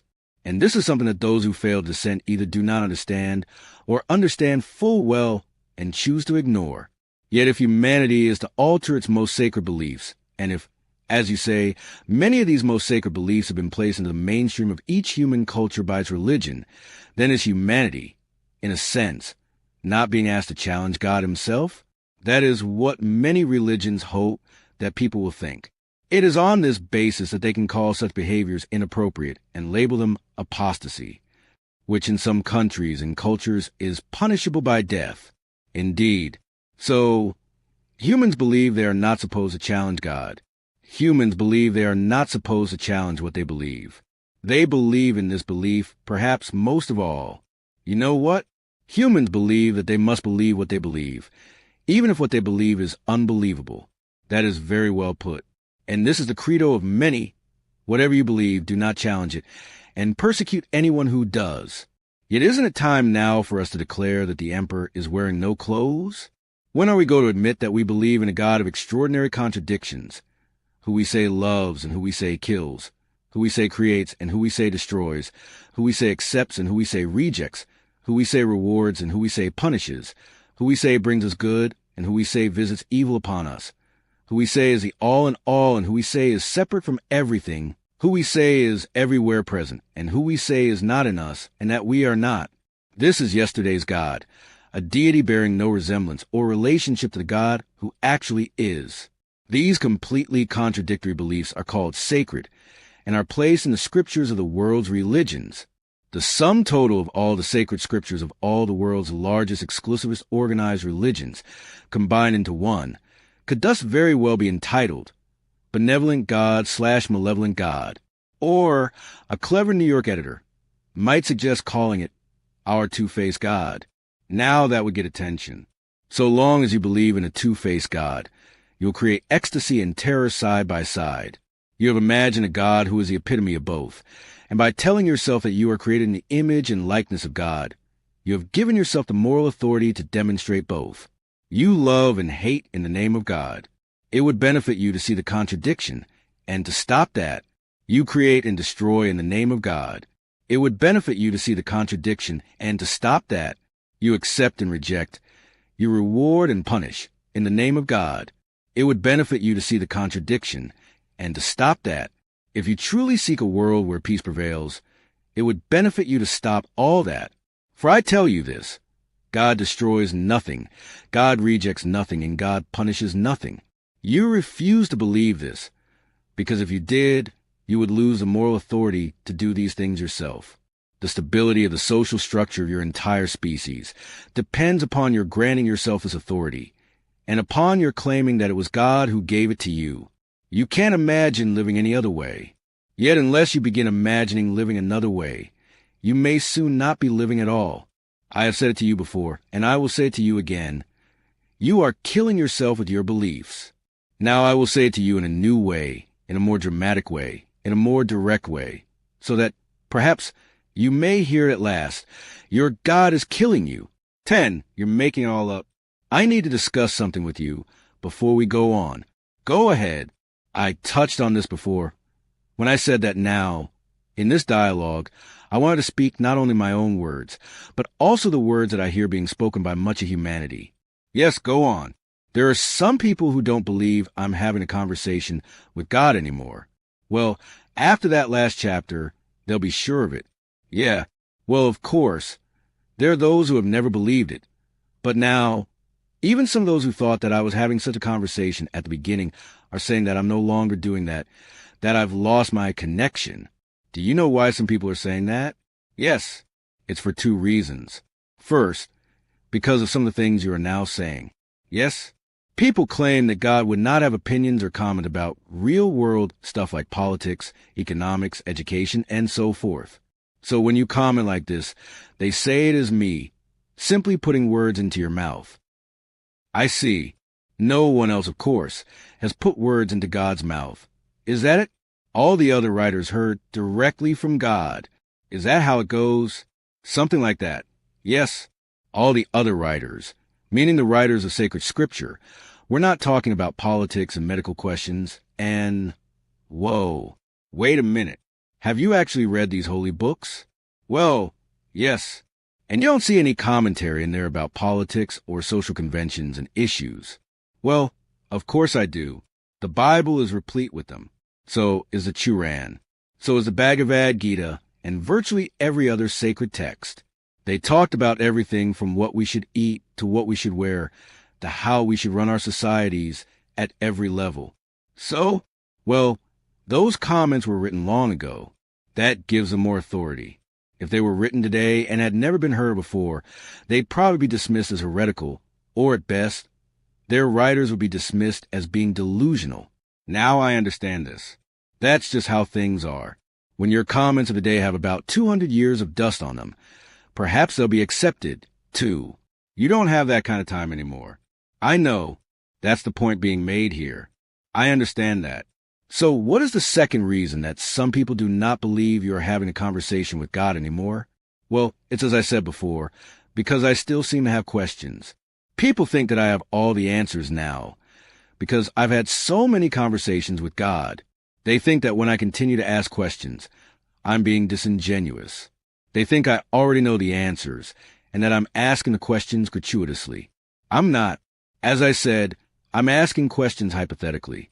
I'm asking the questions that I hear others asking all over the world. But people say that I'm no longer being authentic. that this is no longer a real conversation with God, and that now it's just me who's making it all up. Now we're getting somewhere. You are making it all up. You've been making it all up from the beginning. Do you tell them that? Yes. Well, yes and no. It depends upon what state of consciousness I'm in when we talk about it. If I'm in a place of high consciousness, I can say that and explain that in a way that others can understand. If I'm in a low state of awareness, I'm not even sure that I can deal with that. Why don't you explain what you mean by high consciousness and low awareness? Well, there are times when I am really much more aware, when I seem to be more open to life and the truth it is bringing me. I can't explain how I get there. I just know when I'm there. Sometimes meditation will do it for me. Sometimes just hearing a song on the radio or listening to a rushing stream or smelling a lilac. It can be anything. I just sort of pop into that space. I just find myself there. Quite literally. Yes, literally. I find myself there. Then there are times when I seem to be stuck in my emotions and my unreality. That's the only word I can find here. I know very well that what I'm feeling is just something I'm creating in my mind, but I can't seem to stop it. Can't seem to pull out of it. This is what I mean when I say I'm in a low state of awareness. I'm usually pretty insensitive to others when I'm in this place. I'm not aware of much of anything except my own feelings, and those are usually pretty heavy. I mean, I'm not thinking about sunshine and lollipops here. I might be stressed about something, worried about something, or maybe I'm just walking around in a daze, not enough sleep, that sort of thing. Anyway, that's what I mean by being in a high consciousness state or in a low state of awareness. And when you're in a low state of awareness, you can't deal with the fact that you've been making this whole dialogue all up from the beginning. No, not when I'm in a place of low consciousness or low awareness. Yet, that is the point of the entire dialogue. That is the point of all the conversations with God books.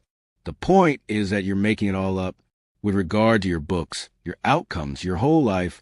You're making it all up. All of you are. Everyone on the planet is. Every moment. People in low consciousness can't accept that. Insulting them isn't going to help. I didn't mean that the way it sounded. I'm in that group, too, plenty of the time. I can't accept that. I can't see it when I'm in a place of low consciousness. I like to say that these days I'm in a place of high consciousness all the time, but I'm not. Do you feel you have to be? Sometimes, yes. Sometimes I feel that way. I feel that others expect it of me. Do you expect it of yourself? Sometimes, yes. Well, it would benefit you to stop that. Not expecting to be in a place of high consciousness all the time is your only chance of being in a place of high consciousness all the time. The moment you expect to be, you are not. The very act of expecting yourself to be something precludes you from experiencing it. You cannot expect to experience something that you are already experiencing. If you are expecting something of yourself, that means you are not now experiencing it. Either you are experiencing something, or you are expecting to experience it. You cannot do both. Expectation places what you wish to experience into the future. Remember that. Expecting something pushes it away from you. Not wishing or needing to be in a place of high consciousness all the time may be the sure sign that you are there. So be careful not to create pictures of what high consciousness looks like. Sometimes high consciousness looks like simply not having to be in a state of high consciousness. In other words, being okay with whatever state of consciousness you are now in can be a very high state of consciousness. When you are not okay with the state of consciousness you are now in, you wish for more, and wishing for more of anything always lowers your state of consciousness because it causes you to feel that you do not now have what it is you wish for and therefore cannot now be totally happy. And that is the lie about you. You can always be totally happy with exactly the way things are right now. It is the master who knows this. Yet if that is true, why bother trying to change things? Being happy right now and choosing to change things right now are not mutually exclusive. The decision to change things does not have to spring from judgment, dissatisfaction, or unhappiness. It can spring from simple preference. Pure creation knows nothing of judgment, but only of desire. Remember, change is a process called life. The decision to change things is a decision to live. It is a choice to live intentionally, To be at cause in the matter of how things change, rather than to be at the effect of it. You can create the best apple pie in the world, and still seek to create an even better one. You can know much about the world, and still seek to know more. This is called growth. And the urge to grow is not a negative energy, but a positive one. It is not a judgment, but a desire. It comes not from dissatisfaction, but from passion. The passion of life for more life. This passion lies within you and is a driving force behind all creation. Therefore it has been written, "Judge not and neither condemn." Yet nowhere has it been written, "Create not and neither change." You cannot help but change, nor can the life that is around you. Yet while you cannot stop change, you can control how change occurs. You can control how your life changes and how the world changes. The way you change your life and the way you change the world around you defines who you are and who you now choose to be. You can change the world in two ways. One way saves it, the other way destroys it. Your species is deciding which way it wants to change the world right now. In this, and in all things, you are making it all up. That is, you are creating on the spot. You are the creator and the created, the Alpha and the Omega, the beginning and the end. So tell yourself and everyone else the truth, which is that you are not in what others might define as a place of high consciousness all the time, but that when you are, it is clear to you that you are creating your whole life, including this dialogue. But most people still want to believe that God is separate from us. So if I say that I am making this all up, they'll lose their faith in you, in me, and in this whole process. You could use a new idea about God. You know that? Right now you're describing yesterday's God. A God who lives outside of you, a God who is separate from you, a God to whom you speak. Tomorrow's God will not be a God to whom you speak, but a God with whom you speak. There's a tremendous difference. In fact, that is, if you remember, the third important difference between yesterday's God and tomorrow's God. Shall we state it again? 3. Tomorrow's God talks with everyone all the time.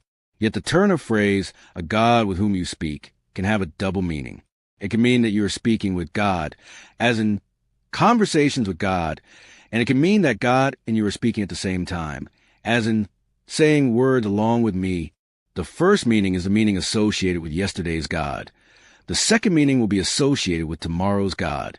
In the future, we will conceive a God and envision a God and believe in a God who speaks to you and through you, all of you, all the time, and not just a God to whom you pray.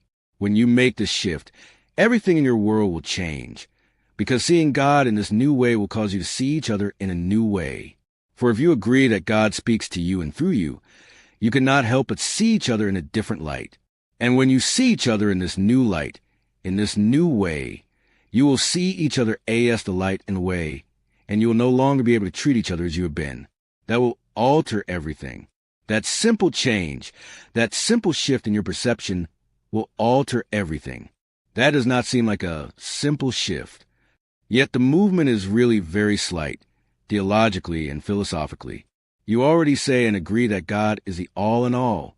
In the future, you will simply include yourself in the all in all, where, by the way, do you think you stand in relationship to everything that is? Are you part of it? Yes, of course. You are part of all that is? Certainly. Well, then you will see that if God is the all in all, and if you're a part of the all in all, then God is obviously in you and you in God, and there can be no separation between the two. Well, of course, this is the message of the entire Conversations with God trilogy and of all the CWG books that have followed. And that idea is very exciting to me. Yet, how do I see God in the terrible people of the world? How do I see God as speaking to and through the world's despots and the world's killers and the world's oppressors and the world's madmen? Until you see God in the face of your enemy, you cannot see God at all. For in truth, there is no such thing as an enemy. There is only that part of you which is in contrast to another part of you. God doesn't exist for you if he exists for you only in the things and the people you like. God isn't real for you if she is experienced by you only in those things with which you agree. The real master is the one who knows and understands that God exists in, as, and through all things. That God is absent from no one and nothing. If that is true, how can some people act the way they act? People act in ways that are not beneficial to themselves or others when they have forgotten who they are. Why have they forgotten? because they have been taught to, because they have been told to. Your ancient cultural stories tell you of your separation from the divine, and most modern societies repeat some version of that story to their offspring to this very day. It is all part of the cycle of forgetting and remembering that is life itself. Remember, I have told you that you are moving in a circle, from the fullness of knowing to the emptiness of forgetfulness to fullness of knowing again, from oneness to separation to oneness again, from total consciousness to unconsciousness to total consciousness again. This movement, this process, is the coming and the going, the appearing and the disappearing, the being and the non-being, and what you call the living and the dying. But what can we do when people act in ways that hurt us? Remind them of who they really are. But first, you must remember who you really are and act like it. When people hurt you, it is very often an opportunity for reconciliation. Very few people hurt other people intentionally, without having what they consider a good reason. When someone has hurt you, you can do one of several things. You can A, defend yourself, B, attack back, or C, find out what they thought their good reason was. Learn why they attacked you and seek reconciliation, mutual forgiveness, and collaboration on the reconstruction of your relationship. I have told you in this and other writings, all attack is a call for help. When you know this, you begin at once to look deeply into the question of what kind of help is being called for. You might even ask directly. Try saying, please tell me, what hurts you so much that you feel you have to hurt me to heal it?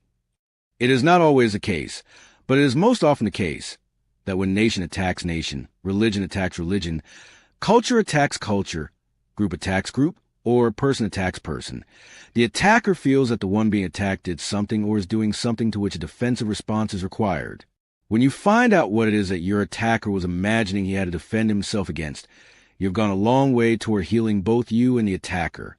Healing opens a door to recognition, that is, to recognition or knowing again who you really are. You are one with the divine, and so is your attacker. Your opportunity is to remind the attacker of that. How do you remind a madman that he is God?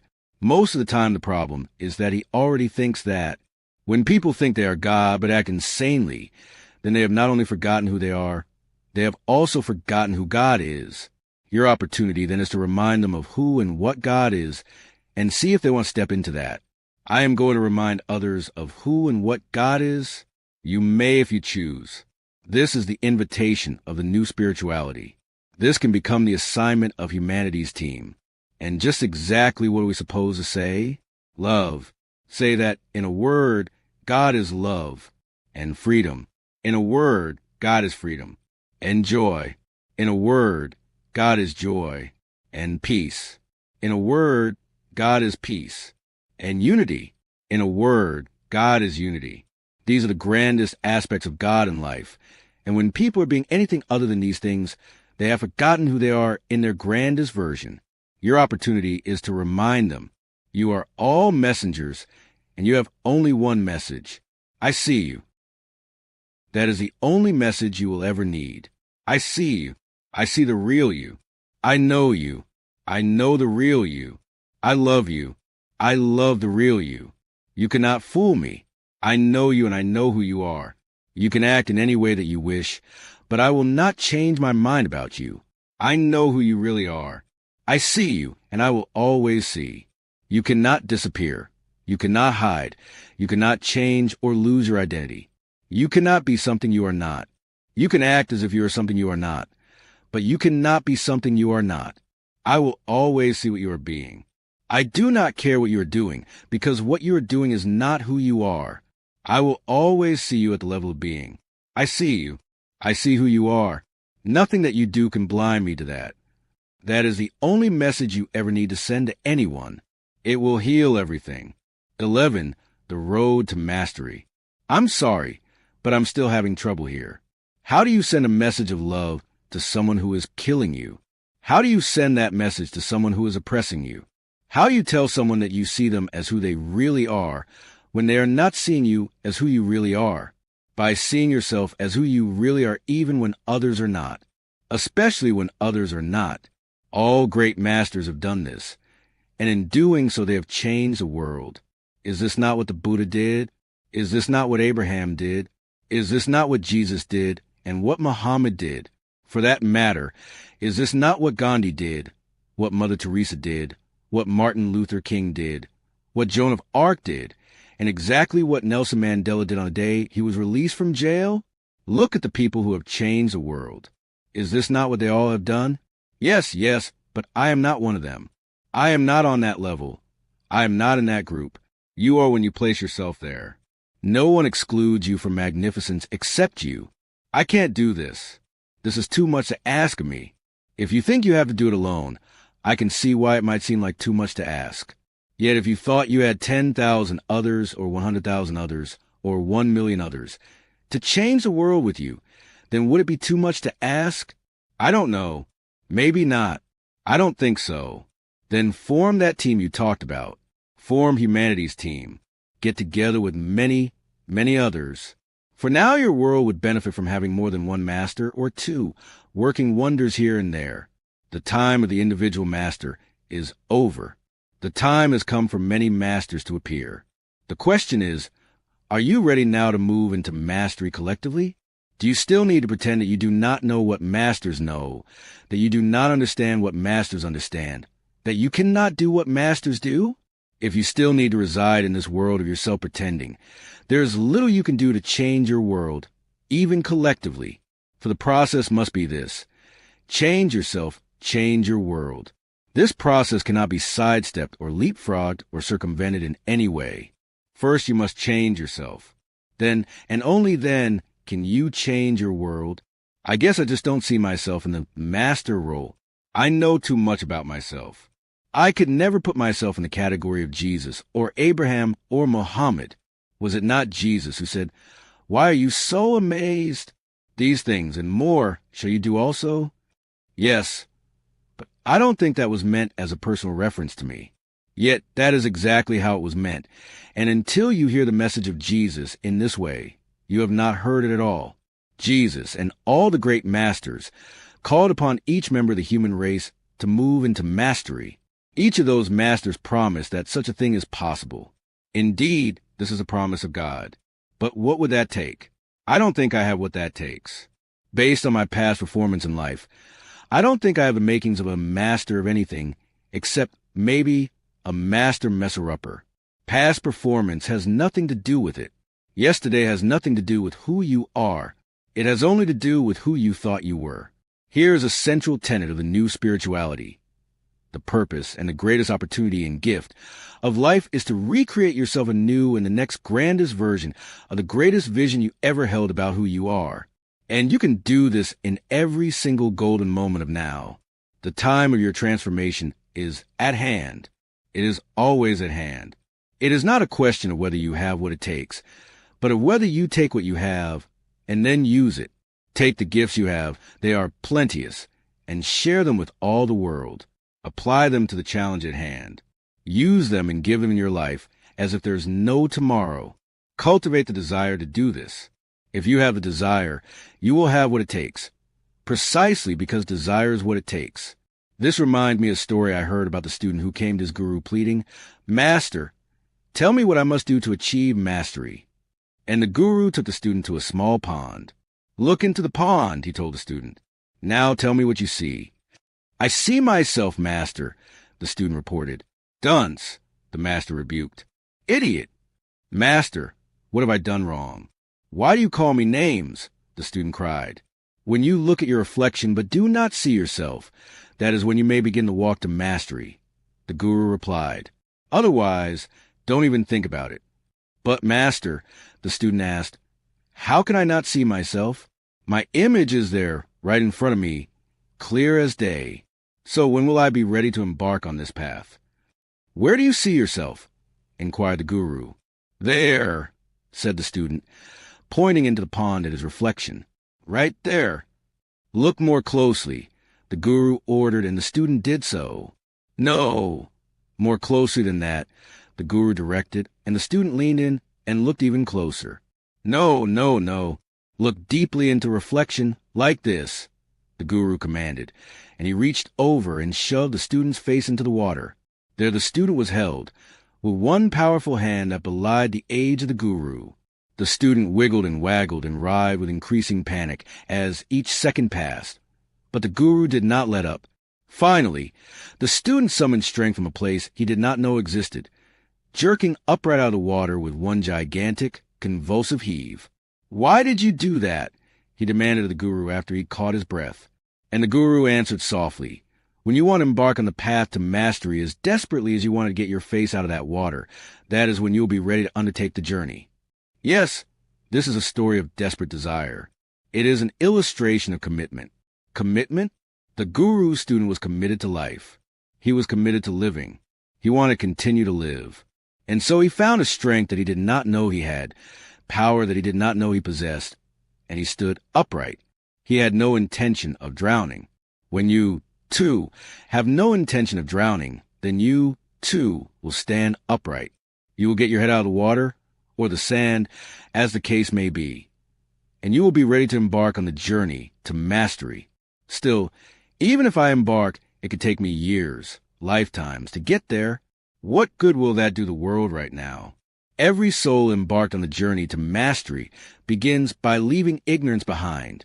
This alone is an enormous first step, with far-reaching consequences not only for that individual soul, but for all those whose lives that soul will end, at some level, for all the world.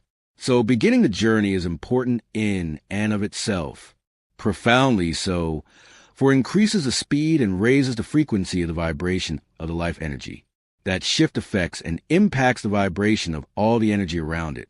Is it possible to raise my individual vibration to the level where I can affect the whole, the all in all, the everything that is? You are affecting the all in all right now. You can never not affect the all in all. You are affecting it because you are a part of it.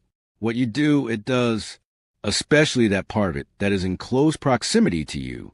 You cannot do a thing without affecting the all, because you are it, and it is you. Therefore, what you do affects it immediately and profoundly. Okay, I get it. This is why the world now needs many masters, or at least many people willing to begin the journey to mastery.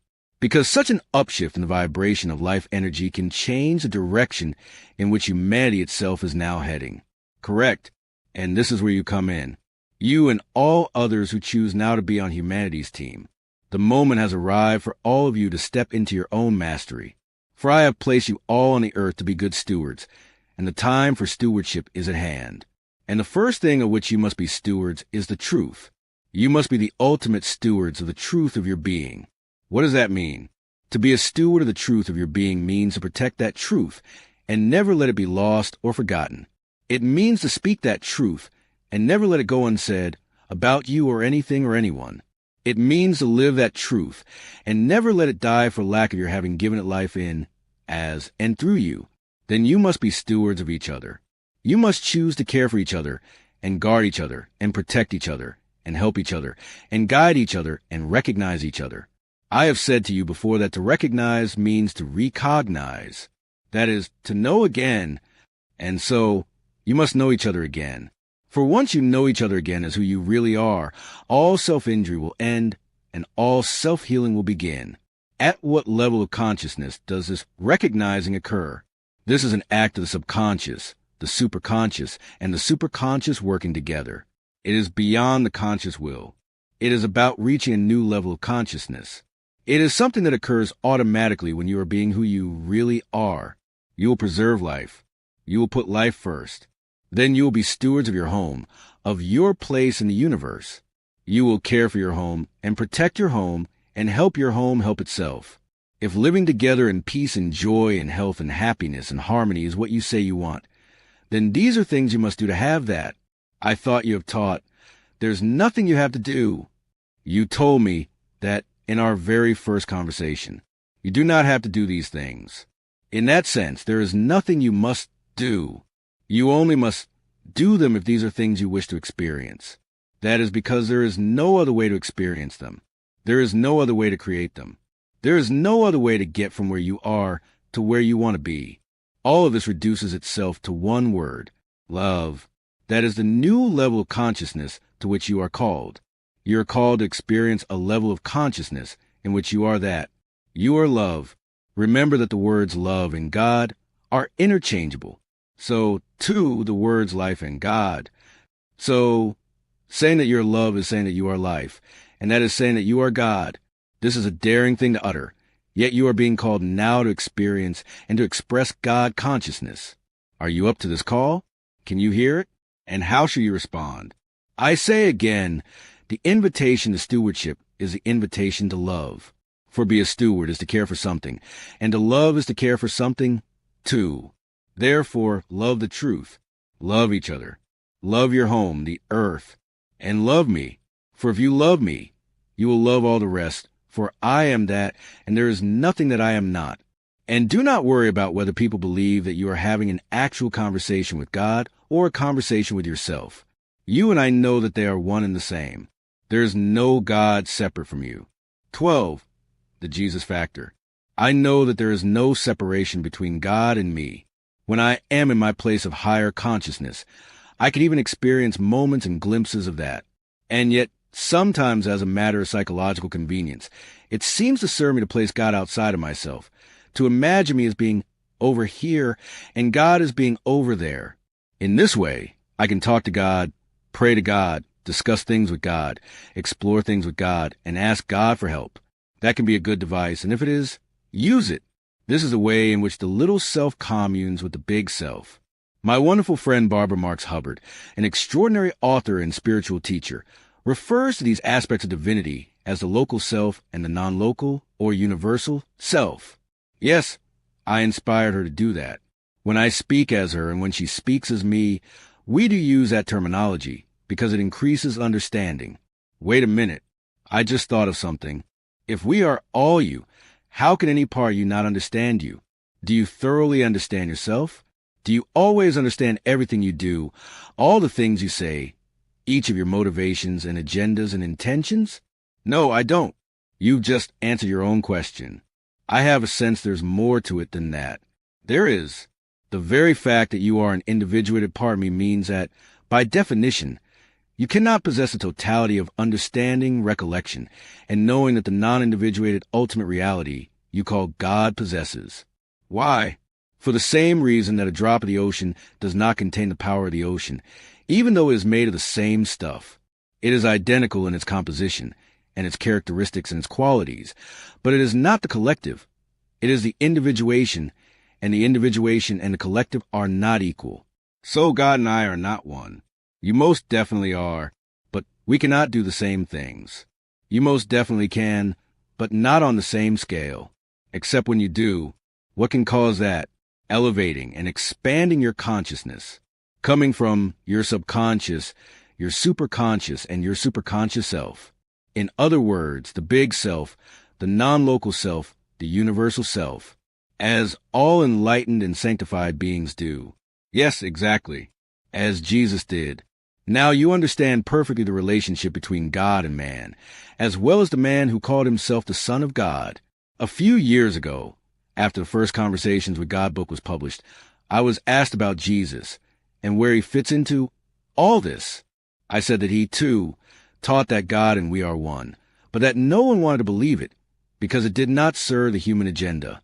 Yet if that agenda does not change, life as you know it will. That is the point being made here. I understand. I also said that the impact of Jesus' life was so extraordinary, it will never be forgotten. That is because Jesus was and is a savior to all humankind, as I can be, and as every human being is invited to be. You were correct in teaching this. Human beings are living in a world of their own creation, an illusion, a non-truth, an experience that has nothing to do with ultimate reality or with who they really are, and I believe that Jesus knew this. He also knew who he really was, so he declared it for all to hear. He declared something else as well. He said that what he did on the earth, we could do also. Yet a high level of faith is the key to experiencing those gifts. That is what Jesus taught. That was his central message. A few years ago, I wrote a small booklet, Recreating Yourself, which addresses much of this. That booklet contained many wonderful insights. You may wish to share some of those here. Okay, I will. Because many of those who read this booklet said they got so much out of it, I will quote from it directly here. It was Jesus himself who said, "According to your faith be it unto you." It was Jesus himself who said, "O woman, great is thy faith. Be it unto thee even as thou wilt." And the woman's daughter was made whole from that very hour. And it was Jesus himself who said, "If ye have faith as a grain of mustard seed, ye shall say unto this mountain, Remove hence to yonder place, and it shall remove, and nothing shall be impossible unto you." Italics mine. Still, if we cannot believe in ourselves and in our own divine heritage, and because so many people cannot, Jesus, in an act of enormous love and compassion, invites us to believe in him. "Verily, verily I say unto you, he that believeth on me, the works that I do shall he do also, and greater works than these shall he do, because I go unto my Father. And whatsoever ye shall ask in my name, that will I do, that the Father may be glorified in the Son. If ye shall ask anything in my name, I will do it." Italics mine. Isn't that an extraordinary promise? So great and so complete was Jesus' understanding of who he was, and of who we are. "I and my Father are one," he said, and later, "all ye are brethren," that he knew deeply there was no limit to what we could do if we believed in ourselves or in him. Could there be a mistake about Jesus' declarations here? Could there be a misinterpretation? No. His words are very clear. He wanted you to consider yourself one with the Father, exactly as he is one with God. So great was his love for all humankind, and so full was his compassion for their suffering, that he called upon himself to rise to the highest level, to move to the grandest expression of his being, in order to present a living example to all human beings everywhere. And then he prayed that we would not only see the evidence of his oneness with the Father, but our own oneness with God as well. "And for their sakes I sanctify myself, that they also might be sanctified through the truth. Neither pray I for these alone, but for them also which shall believe on me through their word, that they all may be one. As thou, Father, art in me, and I in thee, that they also may be one in us, that the world may believe that thou hast sent me. And the glory which thou gavest me I have given them, that they may be one, even as we are one." Again, italics mine. Now, you can't be much clearer than that. Conversations with God tells us that all of us are members of the body of God, though we imagine ourselves to be separate and not part of God at all. Christ understood our difficulty in believing that we were part of God, part of God's very body. Yet Christ did believe this of himself.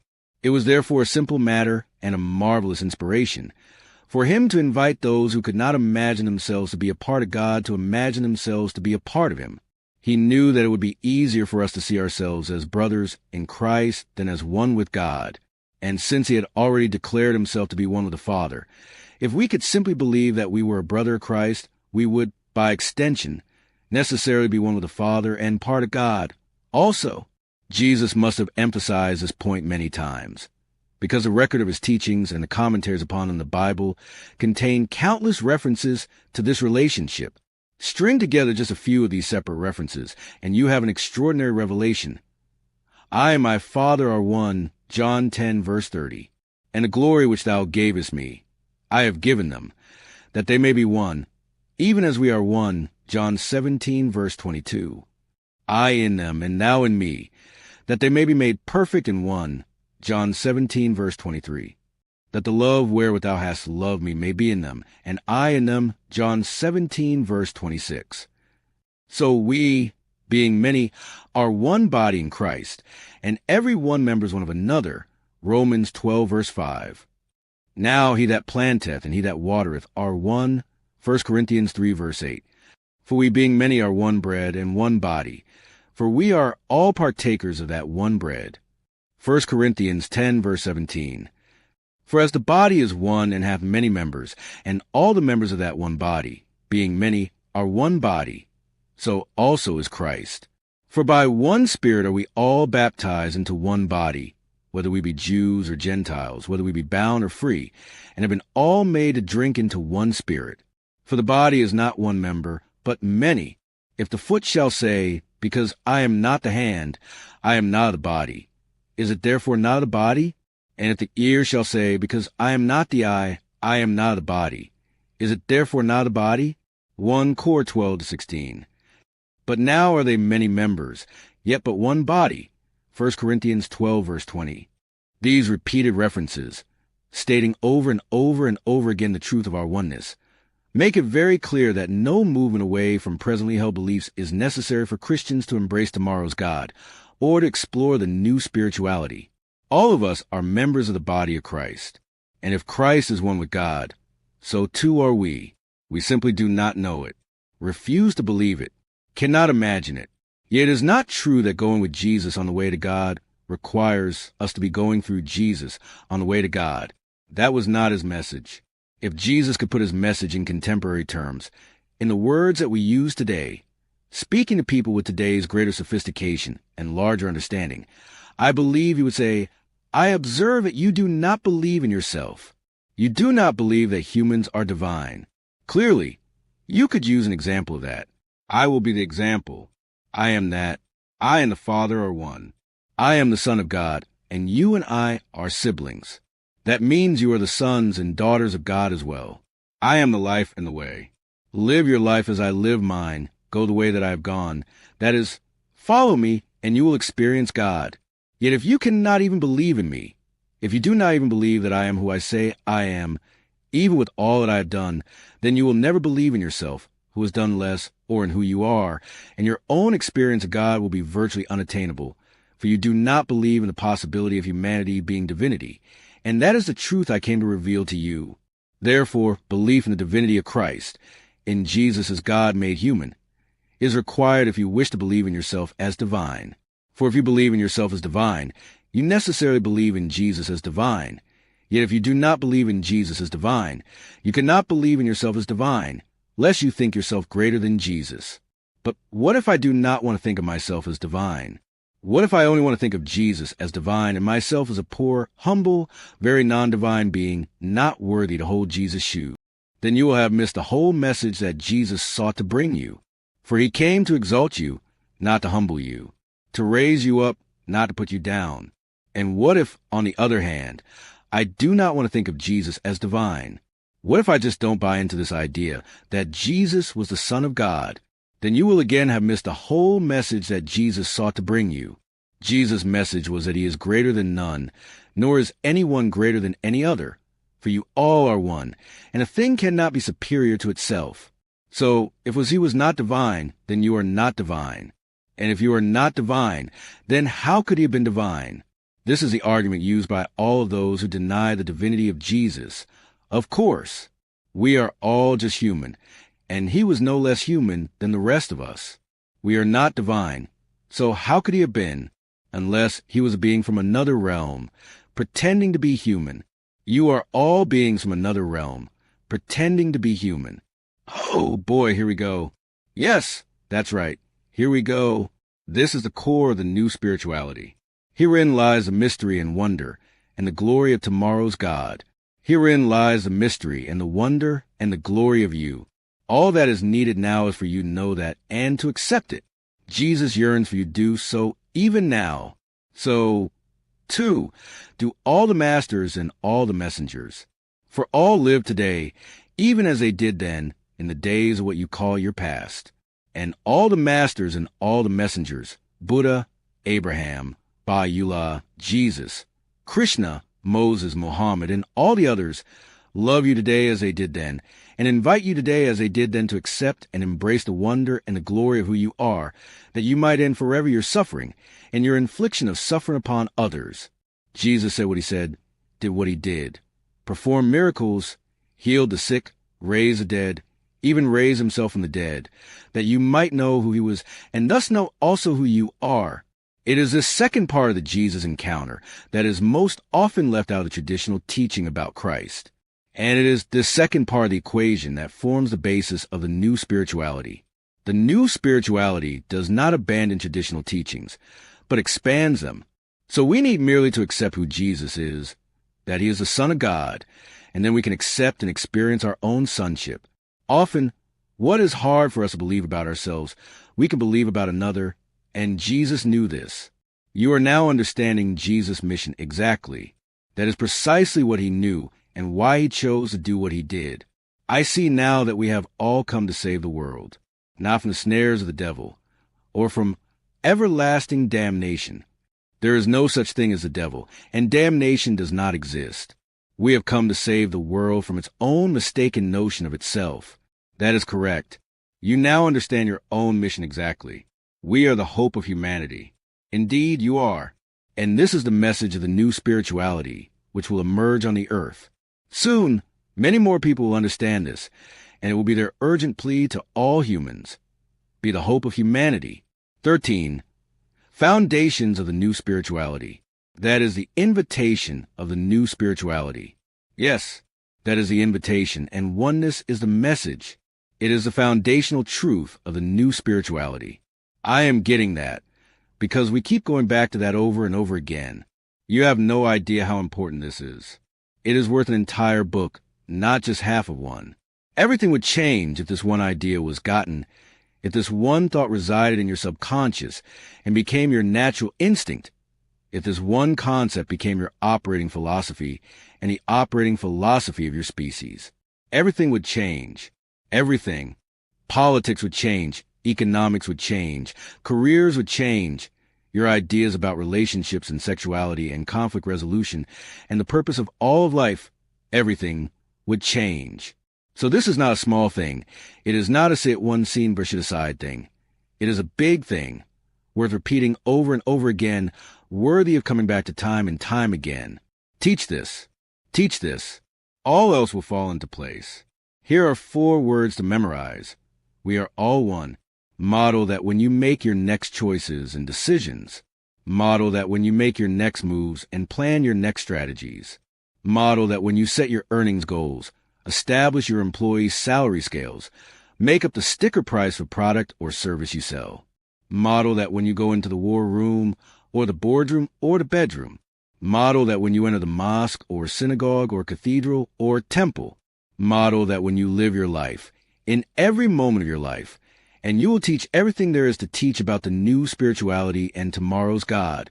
I've got it. I truly do. Oneness and the unity of all life is a foundational principle of the new spirituality, and the application of that principle to everyday life is its guiding ethic. I've got it. Are there any other really basic principles that I should know about? Needlessness. Needlessness?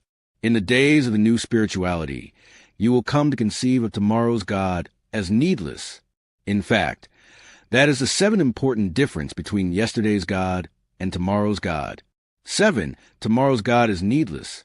Now be careful of that word, because I mean it 2 ways. Be sure that you see both. First, I mean that you will experience God as being without any needs at all. Therefore, God will be needless. Second, I mean that you will experience that you do not need God. In the times of the new spirituality, you will not conceive of yourself as needy beings, having to pray to an almighty deity for succor and for favors. Therefore, God will be needless. In communion with God, you said that the illusion of need was the first of the 10 illusions of humans. That's right, and it is.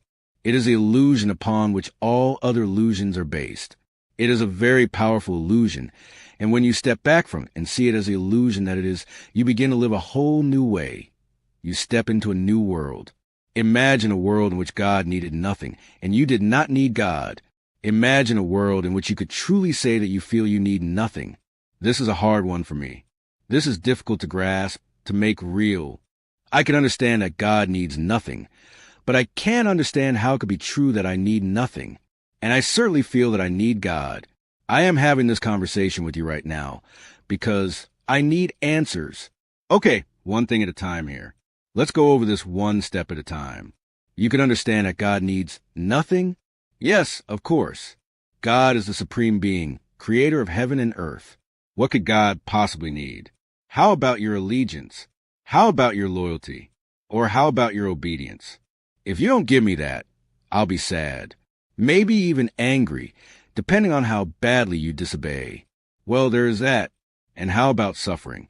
Do I not need you to suffer? Of course not. Oh. Then it is okay to end your own life if you have a terminal illness from which you are suffering unceasingly? No, wait a minute. I didn't say that. Then it's not okay? No. Why not? Because ending your life at your own hand is not part of God's plan. God decides when you are to die, not you. Life is God's greatest gift. He gives it, and only He can take it away. It is not up to you to throw it back in His face. I see. So God becomes angry if you throw his gift back in his face. I don't know whether God gets angry or what, but it's just not right. That's all. Is it more right for an 87-year-old woman to suffer horribly and endlessly from a disease eating away at her body than for her to allow herself to slip out of the anguishing pain and declare her life gratefully and wonderfully over? Yes, it is more right for her to suffer. That's God's law. Suffer interminably until you die naturally. You shall not take your own life. That's not only God's law. That's the law of the land in many places. I mean, doctor-assisted suicide is against the law. More civil law based on God's needs. I didn't say that God needed it this way. This is just the way it is. It's God's law. Why would God have to have a law like that? Or a law about anything for that matter? Because some things are right and some things are wrong. It's just that simple. But what does God care if God doesn't need anything? I thought you said you could understand that God needs nothing. But if God needs nothing, then why does he need you to obey his law? He doesn't. He doesn't need us to. He just wants us to. And if he doesn't get what he wants, he gets angry and punishes you, right? Right. Sounds pretty much like need to me. Say, are you making fun of me here? No. Are you making fun of me? No, I am not. There is nothing funny about this. We're talking about heaven, hell, and everlasting damnation here. You want to make a mockery of that? Go right ahead. You're doing a good job here, you know that? That is just the way many people think. You said earlier that you were going to speak rhetorically in this dialogue, voicing the questions and comments of the whole human race. Good job. Thank you. So I guess what is true is that most people think of God in two ways, as having no needs and as having many. We have kind of dichotomous God. He requires nothing, really, on the one hand, and on the other, he requires everything. Yes, these are the two faces of yesterday's God. Tomorrow's God will not be nearly so difficult to understand. Tomorrow's God will not have such a split personality. Tomorrow's God will simply say, I require nothing of you. You may do as you wish. I give you free will. And tomorrow's God will mean it. She will not say, you have free will, unless, of course, you do not do as I require, in which case I will punish you forever. What kind of free will is that? You're free to do what I want you to do? Would you call that freedom? No, your church does. I know, but in a way, it could be argued that we are free. I mean, just as we're free to step out into traffic against a red light, we're free to do that. If we don't care about the consequences, if we're willing to pay the consequences, we're free to do anything. Well, there's some good logic for you. You're free to vote, but if you don't vote for me, I'll have you shot. You're free to own your own business, but if you don't give me most of the profits, I'll have you fined and put out of business. You're free to speak, but if you say anything I don't like, I'll have you thrown into prison. No problem here. You have free will, right? You know, in the world in which you live, you call that kind of freedom a mockery. You call it a dictatorship. Well, it is. So the kingdom of God is a dictatorship? I didn't say that. Why don't we just agree that most of the human race does think of God as a dictator? A benevolent dictator, perhaps, but a dictator nonetheless. People imagine that there is something God has to have in order to be happy, don't they? Now, be honest. Yes, okay, most people think that. Good.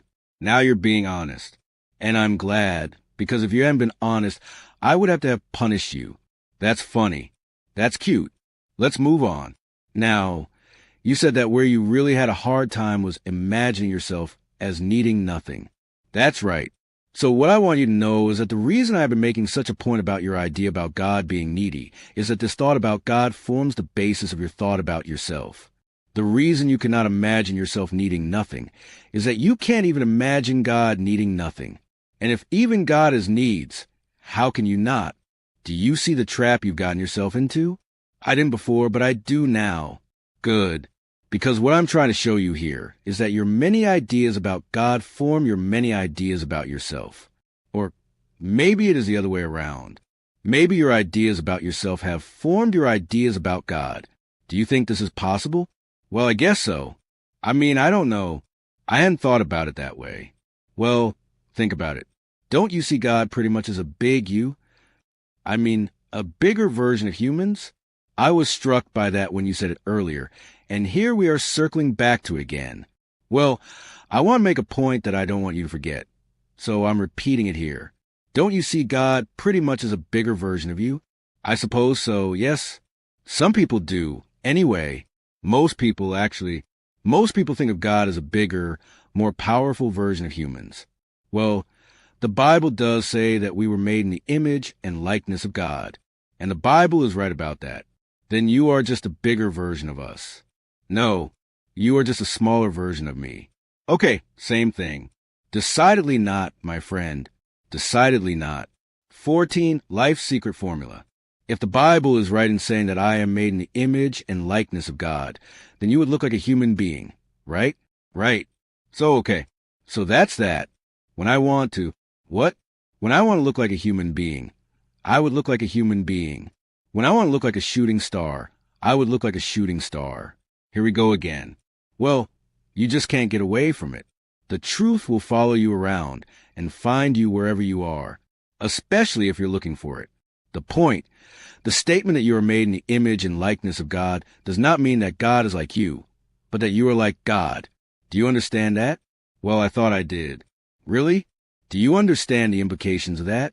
Why don't you tell me what they are? If you are like me, that means that you are not a being, not a physical form at all, but can take the form of physical being whenever you wish. It also means that you can take whatever other form you wish, whenever you wish. This, by the way, you have done. It means that you are pure energy with the power of creation, expressing as a source of infinite wisdom and unconditional love. It means that you are not your body, but the essence that surrounds your body and creates it. It means that you are life itself, manifesting in a particular way at a particular time, because it pleases you to do so. Well, I've got news. It is not always pleasing to be human. Indeed, for many of you, it is displeasing much of the time. That is because you have forgotten who you are. You imagine you are separate from me, separate from life, and separate from each other. This imagining brings you the experience. And the experience of separation, an illusion, is the only thing that can bring you the experience of lack or insufficiency, another illusion. One illusion produces another, and this is the source of your displeasure. This is the source of your unhappiness. This is the source of your despair. What is the solution here? Assuming this all is an illusion, how do we deal with it? How do we function within this illusory world and still find peace, harmony, and happiness? What is the secret formula? Now you are asking the fundamental question. And the answer? I can give it to you in one word. Don't let me stop you. Service. Service? Service to life itself. When you serve life, life serves you. That is because you and life are one, and service to life is service to you. This is why God's job is to serve you. No, you don't understand. It's the other way around. Our job is to serve God. It is you who do not understand. Your job is not to serve God, because God needs nothing from you. You thought that yesterday's God did, but tomorrow's God will not. We will not have to serve tomorrow's God. No, you will not have to. It will not be a requirement. In fact, tomorrow's God will serve you. It is a function of God to do so. In fact, that is the 8th important difference between yesterday's God and tomorrow's God. 8. Tomorrow's God does not ask to be served, but is the servant of all of life. Whoa, wait a minute. God is the master, not the servant. We are the servants, and it is ours to grovel at the master's feet. I tell you this. A true master is not the one who creates the most servants, but the one who creates the most masters. It is my joy to demonstrate to you that you are all masters. I do not need you to demonstrate to me that this is what I am. I already know what I am. It is you who have forgotten. I, therefore, place myself at your service, that you might remember. And when you place yourself at my service, you demonstrate your own mastery. I thought you just said that we would not have to serve you. I did, and you will not. Serving God will no longer be a requirement on the blessed day that you embrace tomorrow's God. Yet when you do serve God to your own free will, in that moment you demonstrate that you need nothing, that you have everything, and that it is your great joy to give to God all that you have. And this is a definition of a master. Now, substitute the word life for the word God in the above sentence, and you will have uncovered a secret formula for finding, indeed, creating peace, harmony, and happiness upon the earth. Serve life first, in everything you think and say and do. Ask yourself, is this thought life-enhancing or life-depleting? Is this word life-enriching or life-detracting? Is this action life-supporting or life-damaging? These questions, and the answers you give them, become part of an automatic process, a process that you don't even have to think about when your intention is to preserve life as you know it on your planet. For when that is your intention, you will always preserve it. Yet you cannot serve life first if you think that you, individually, lack something. You will always be serving your needs, seeking to have them met, before you can do that which serves life. On the other hand, if you know that you are life, then you will see immediately that serving life means serving yourself. This is the beginning way of all masters. Mahatma Gandhi, Mother Teresa, yes. Martin Luther King, yes. And you, me? No, I would not put myself in that category. That's the problem, right there. I know, but I just can't imagine myself at their level. You are talking about great human beings here. These are people who change the world. Thank goodness their view of themselves was not as limited as yours. Yes, thank goodness. Yet if I wanted to think of myself in a new way, how could I do that? By not thinking of yourself at all, but by thinking only of yourself. What is that supposed to mean? It is supposed to mean that when you think of yourself, you are thinking of the little self, but when you think of yourself, you are thinking of the big self.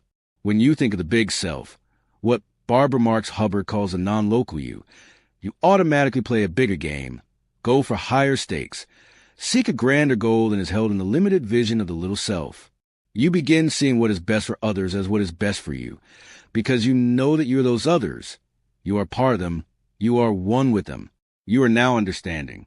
There are many kinds of service, and your soul knows when it is doing what is best for you and what is best for others. And when these two notions conflict, your soul knows how it feels to do what is best for others, even though it is not your idea of what is best for you. That feeling is a feeling of bigness. You suddenly feel bigger somehow, larger. It's a feeling of inner expansiveness. Some call it selflessness. It's when you've lost your sense of self as a little one and adopted a sense of self as larger than that, bigger than that. You become the big self. Sometimes for only a moment, sometimes for a longer period, sometimes for a lifetime. But the experience is something you never forget. That's my biggest challenge in life. I always see my own personal agenda first. I always seem to serve the little self first. And I always want other people to serve it first, too. It seems to me that I do things for other people only when I see that it serves me. If it does not serve me at some level, I'm not there for them. I've lost a lot of important relationships because of that. How does that feel? Terrible. It feels terrible. So you haven't been serving your own agenda after all. Then, have you? You haven't served yourself at all. No, not if my agenda is to be happy. I haven't. How can I stop this? How can I let go of this behavior? You recognize it. That's the first step. It doesn't seem like a very big first step. Seeing one's own unwanted behaviors and claiming them, declaring them, owning them, is a huge first step. It is a step many, many people never take. It's too painful. And now you're sharing your painful experience with the world through this dialogue, and others will see themselves there as well. And they, too, will move closer to healing. Don't you see how this all works? You're here to wake each other up. I have already said to you, others see their possibility in the reality of you. Be, therefore, a model to all the world. You have stood as that for millions. You have laid your life open. You have been transparent. You have allowed your frailties and your foibles to be known by everyone, and your magnificence, too. Through your example, others are healed. Through the sharing of your pain, others are relieved of theirs. Through your experience, others have hope. This is how everyone can help everyone. All you have to do is tell the truth to each other about yourselves. That's what my friend Brad Blanton says. He wrote a wonderful book called Radical Honesty. He believes in what you're saying here, right down to the letter. Truth is a form of service. Don't you see that? It is one of many forms of service one can enter into daily. And through blessed service, you will discover that you never needed anything, and that lack was all an illusion. When you give away that which you thought you lacked, love, compassion, companionship, money, anything, you suddenly experience that you had it to give all along. This changes everything. This turns your thinking completely around, allowing you to see that you have what you thought you lacked. You have it. You have it. Now all you need to do is multiply it. It's impossible to multiply something you do not have. But now that you know you have it, you can expand that experience easily. But remember, the experience ultimately has nothing to do with quantity. If you have $1 and you give a quarter, it is as much as if you give $250,000 when you have $1 million. You cannot quantify beingness. You are either being giving or you are not. You are either being loving or you are not. Givingness cannot be quantified. Neither can love. You cannot love one person a lot and another person a little. You either love or you do not. How you demonstrate your love is another matter. Love may be demonstrated in many ways, but if it is love, it knows no condition, least of all the condition of quantifiability. So, if I enter even more fully into service, my life will work more of the time. Your life is working all the time right now. You simply say it is not working in the moments, that it is not bringing you what you want. Well, isn't that a pretty good definition of life not working? No, it's a horrible definition. Your life is always working, whether you know it or not. Sometimes it works to bring you what you want, and sometimes it works to keep you for what you think you want, until you can mature and grow and see that it isn't what would have brought you the highest and best, that it wasn't your next most beneficial step. This is hard to swallow, you know that? You're standing there now trying to tell me that a family starving to death in some far-flung place where nobody can seem to get any food, or a child being raped by her father in a moment of unspeakable cruelty. Is life working? I know. When you try to apply what appear to be simplistic explanations to complex life situations, the explanations seem to fall apart. Seem to? Excuse me, they do. You cannot know the agenda of the soul. You can only know the apparent agenda of the body. You cannot even be absolutely certain about that, but you can make some educated guesses. Yeah, I would say so. For instance, it's a pretty solid bet that everybody wants to stay alive, and that nobody wants to be hurt or injured or damaged in any way. That is a safe assumption a lot of the time. It is the survival instinct at its most basic level. But there are other levels at which the essence of who you are survives, and other reasons, too. Remember that I've told you, you are not your body. You said that every body wants to stay alive, and that no body wants to be hurt, and that is correct. Yet, your physical body is the most primitive, basic expression of the life form that is you. At another level of expression, the life form that is you may have a different agenda. You do not know, unless you do.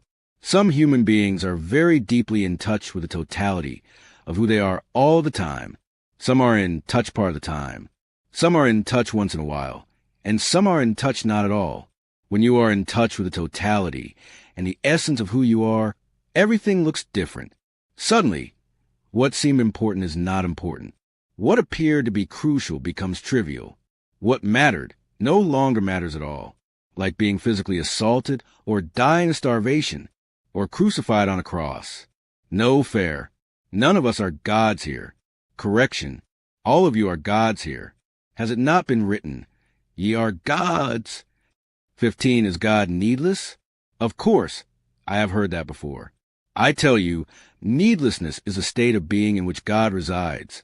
God needs nothing. You also need nothing, but you do not know this. So you are constantly going around trying to have your needs met once you reach mastery. However, you realize that there was nothing you had to do. Your needs were always met. In fact, you did not have any needs. You were making it all up. People move in and out of mastery around this all the time. They understand at one moment, fail to understand at the next. Needlessness is not a quality of personal being that you think about. It is something that you know about yourself at the deepest part of your being. When you come from that knowing, you can do extraordinary things. A woman jumps into the pool to save a drowning toddler, even though she herself cannot swim. Not because she thinks about it, but precisely because she does not. In that moment, the woman knows. She knows all about herself and that she needs nothing. She does not even need her own life. She does not even think about it. She simply jumps into the pool. She sees a toddler falling in, and she doesn't think. She jumps. She reaches the baby, pushes it above her head. Someone takes a child, then the woman has to call for help to get herself out of the pool. She makes it, and she's all right. And when someone asks her how she thought she could possibly save the child when she can't even swim, she says, "I wasn't thinking. I just knew what I had to do, and I did it." This is instinct, overlaid with story. It is your cultural story, playing itself out as action in moment-to-moment life. The basic instinct is survival, that is, life, and your cultural story tells you what you have to do to preserve life, not even your own. It is life outside you that you will seek to preserve. Something inside you, something at the cellular level, tells you that life inside you is not the issue.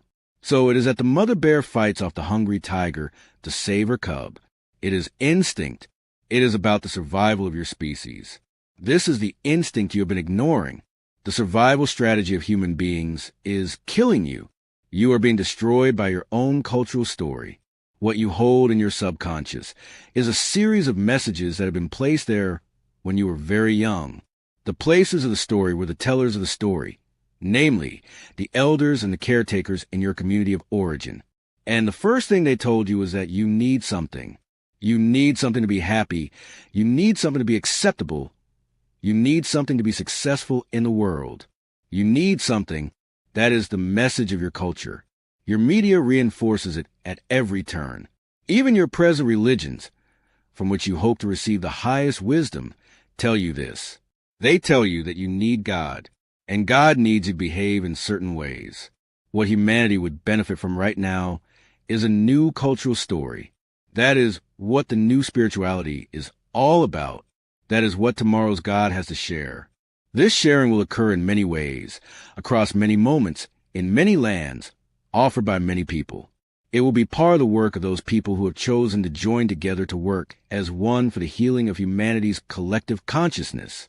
Well, we said a lot about this here now, but I have to tell you that the idea of a God who needs nothing or a deity who is not needed by us for anything is going to be pretty hard for most people to embrace. Either meaning is deeply confrontational. God will be needless? Wow, tough one. I know.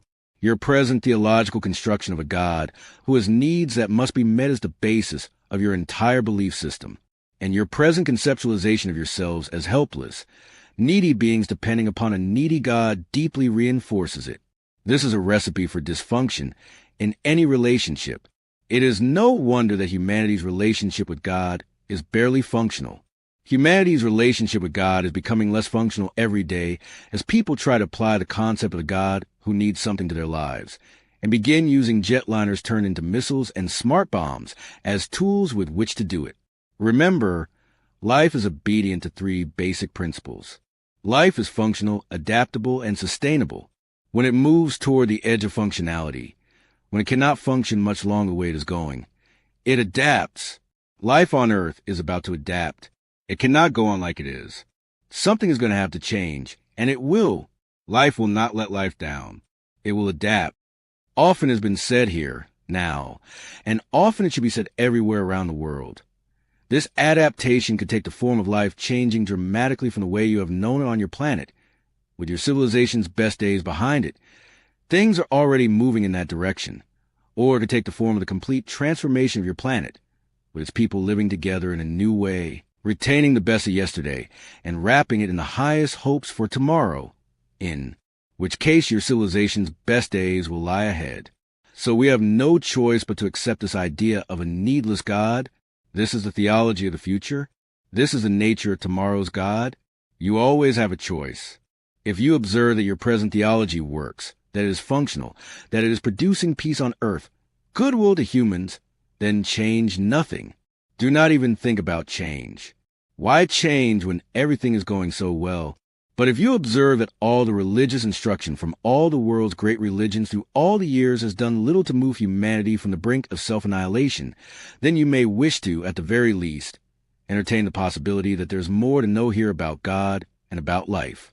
There is no requirement that you accept this idea of a needless God, but can you at least look at it?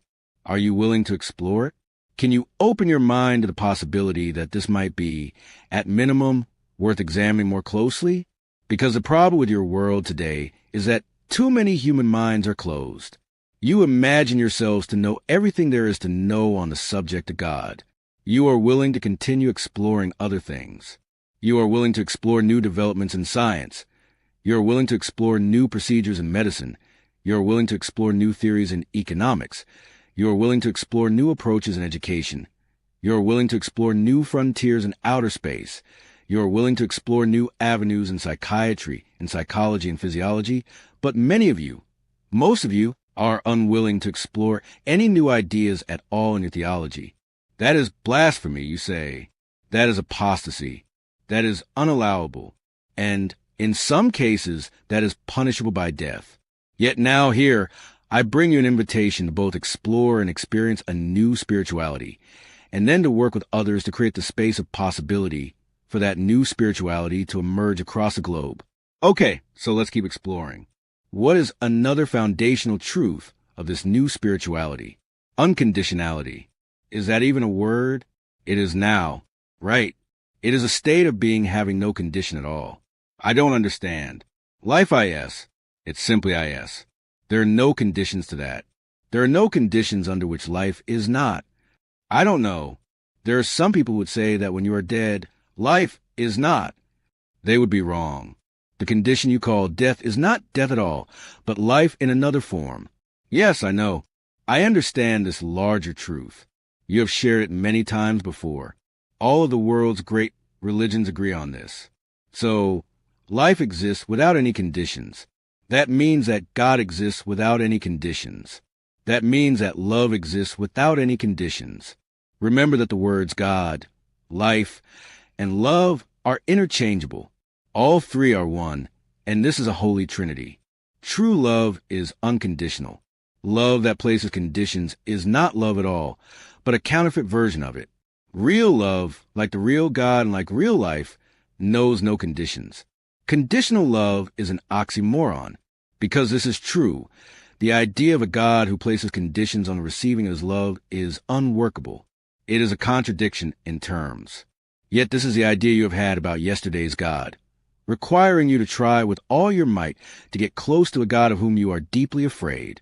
Love and fear are mutually exclusive, because they cannot exist simultaneously in the same space. Humans have had a massively conflicted relationship with yesterday's God.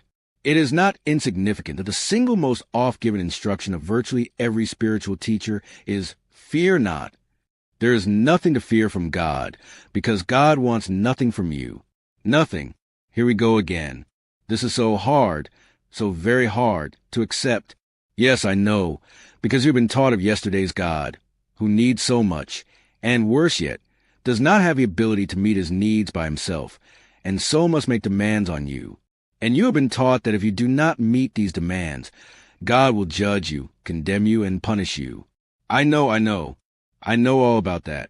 And this brings us to the ninth important difference between yesterday's God and tomorrow's God. 9. Tomorrow's God is unconditionally loving, non-judgmental, non-condemning, and non-punishing.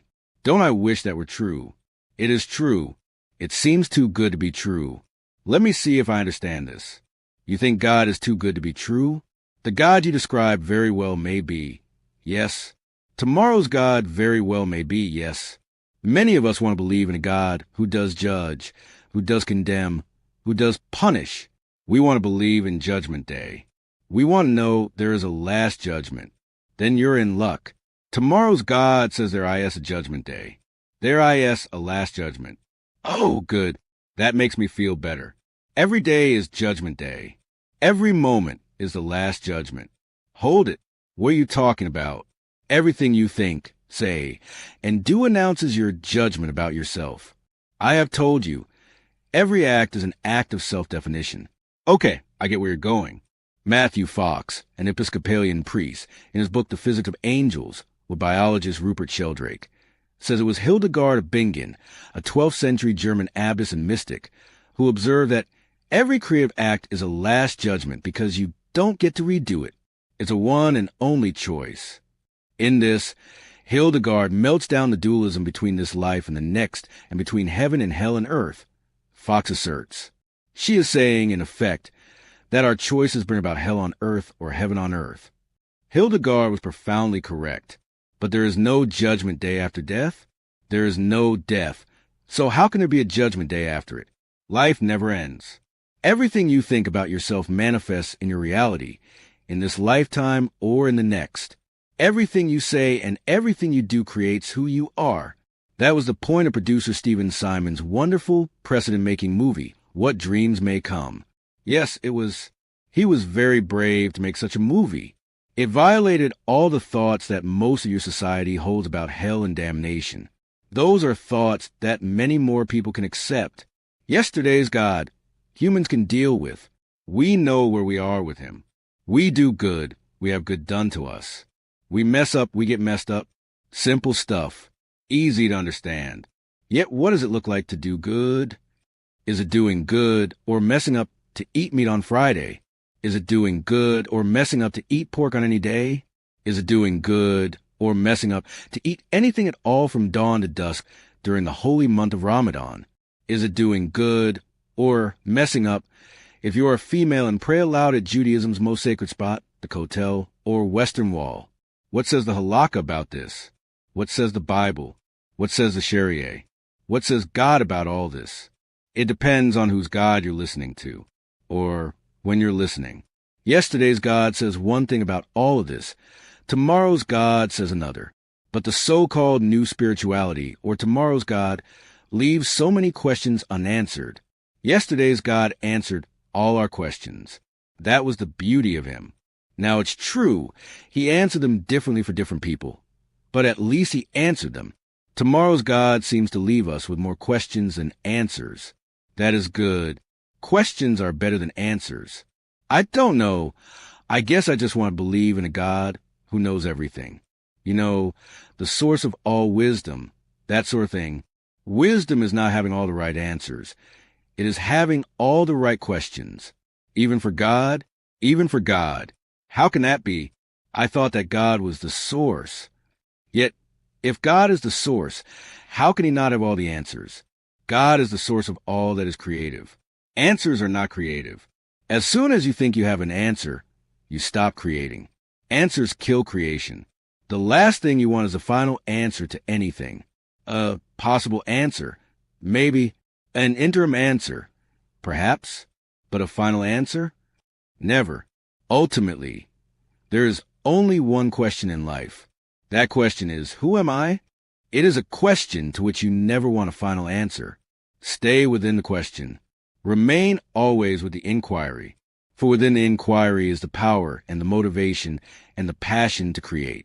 And creation is a glory of God, made manifest over and over again in ever new and never final ways, through the process called life itself. So you are saying that what the world would most benefit from right now is a spirituality that announces that it does not have all the answers. A spirituality that says, let us continue to ask life's greatest questions, and always honor that process of sincere inquiry and the paths on which it takes each of us.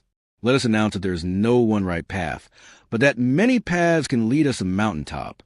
Yes, and let us declare that once we get to the mountaintop, there will always be new mountains to climb. Let us happily observe that the top of one mountain is the bottom of the next, and that the mountains never end. Let us rejoice in the awareness that they reach to infinity. This rejoicing in the infinite nature of your being, without hesitation or condemnation of another, is what will transform religion in your world forever.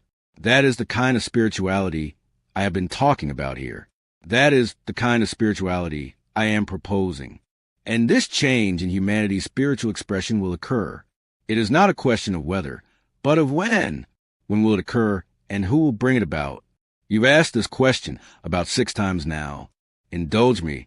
Will it occur after humanity moves closer still to the brink of self-annihilation, when there is precious little left of your present way of life to save, and you have to spend generations to dig your way out of the pit into which you have thrown yourself? Or will it happen before you get to that place of sheer and utter desperation, while you still have a chance to keep in place so much of what is good and wonderful about life on Earth. Okay, so now you've asked it 7 times. And I am asking you to ask it 7,000 times. I am asking you to ask it 7 million times. I am asking you to ask it over and over and over again until someone hears you, until someone listens. Because now the question is urgent. Life cannot wait much longer for a response. Soon, it will be forced to provide a response of its own. The system will correct itself if we do not. You can bet your life on it. In fact, you're doing so. 16. The end of the single source. All right. Okay. We see that oneness and needlessness and unconditionality are some of the foundational truths of the new spirituality. I know there are more. So what are they? I'm not going to tell you. I beg your pardon? I said, I'm not going to tell you. Not here. Why not? Because if I put all of them here, you would turn this book into your Bible. I would not. Well, some people would turn it into theirs. Believe me. Yes, I understand the problem. So we're going to avoid that by not putting everything into one book or setting you up as the only single source. The truth is that the single source lies within each person. That is another foundational truth of a new spirituality, and it is the last that we'll discuss in detail here. Anyone who wishes to know more of the foundational truths may do so by going deeply within. Search within, ask within, inquire within, seek within, go within. For if you do not go within, you go without. You go without answers that satisfy you. You go without peace that remains with you. You go without joy that emanates from you. You go without love that becomes you. Love does become you.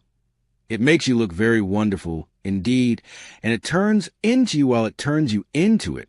That is what love does. It is transformative. It turns everything inside out. Yet it, like wisdom, must come from within you, each of you, for the experience to be personal and lasting. So now, if you wish to know more about the new spirituality, it is time to go within. Meditate, cogitate, ruminate, review what you have received here, and ponder these things in your heart. But what if people genuinely wish to expand their awareness and uplift their consciousness using the tools of their exterior world? Can they not do that? Is it not a legitimate process or practice to reach outward to see what others are experiencing and what they have to say of their experience? Of course it is. As long as outward reaching does not turn into outward placing. Help me with that.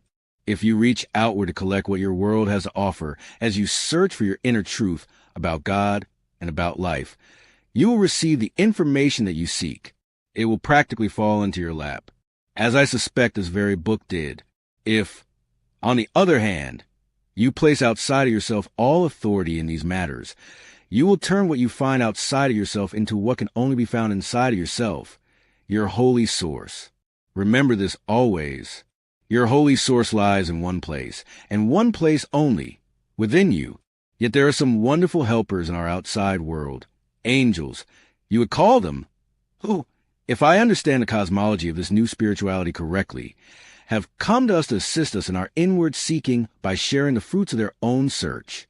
Yes, and all of you are these angels, each of you assigned the task of waking each other up, of reminding each other who you really are, and of sharing with each other your own experience and process as authentically and transparently as you can. Because we never know when something we say or do will turn on the light inside of another, showing them to themselves, opening them to their next deepest wisdom, and giving them back to themselves. Exactly. You've got it now. So we're not going to put it all down in one book, or give it all to one person, and have it all emanate from one source, but rather we're going to let life source life with the secrets of life through the process of life itself. We will tell everyone to simply look around and see what life brings them as their next exterior experience, leading to greater wisdom from within. And the willingness to engage in that process will be the test of anyone's real commitment to creating the space for a new spirituality to emerge upon the earth. Anyone who thought it was going to all be found, that anything and everything there is to say on this subject would all be contained on the pages of one book, is still caught up in old paradigm thinking. It was yesterday's God whose total message was said to be found in one book, in a single sacred text. Those who know of tomorrow's God would never make such a claim. Indeed, that is the claim that made yesterday's God so dangerous. Because if you did not embrace one specific doctrine, brought forth by one individual source, recorded in one sacred book, you were not part of the community of believers, and were disapproved of, derided, shunned, outcast, condemned, oppressed, attacked, and killed. Tomorrow's God will make no such claim of singularity of source, and the concepts of the new spirituality will contain no such doctrine of exclusivity.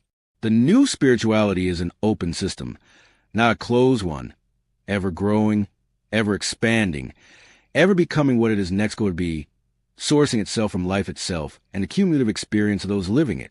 We are not talking here of a single doctrine, spelled out in a single document, but of an experience shared by many in a multitude of books and records and personal accounts of that collective experience.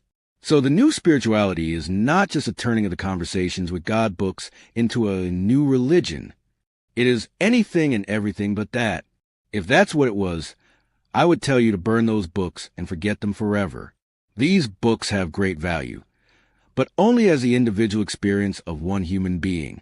Taken in that context, their value is inestimable. Turned into the official text or the sacred source of some new form of spiritual expression, they could be dangerous. And so could you. I have no intention of becoming dangerous. Then you will make it clear wherever you go that the experience you have had, everyone can have, and many have had. You will cause the world to understand that everyone is having conversations with God all the time, and that the question is not to whom does God talk, but who listens. You will resist every temptation to allow others to place you or the material you have brought through into some kind of special category, or to call you or the source of their spiritual truth. Believe me, I will resist that. I have been and I will continue to. Good. Because nothing will kill the new spirituality faster than the idea or impression that it is coming from one individual human source. It is coming from one source, but not from one individual human source. It is coming from the single source that flows through all humans, and indeed through all life everywhere. Because this is true, it will not look exactly the same from person to person. As it emanates through each individual life form and is expressed by that form, it will contain the specific reflection of that form.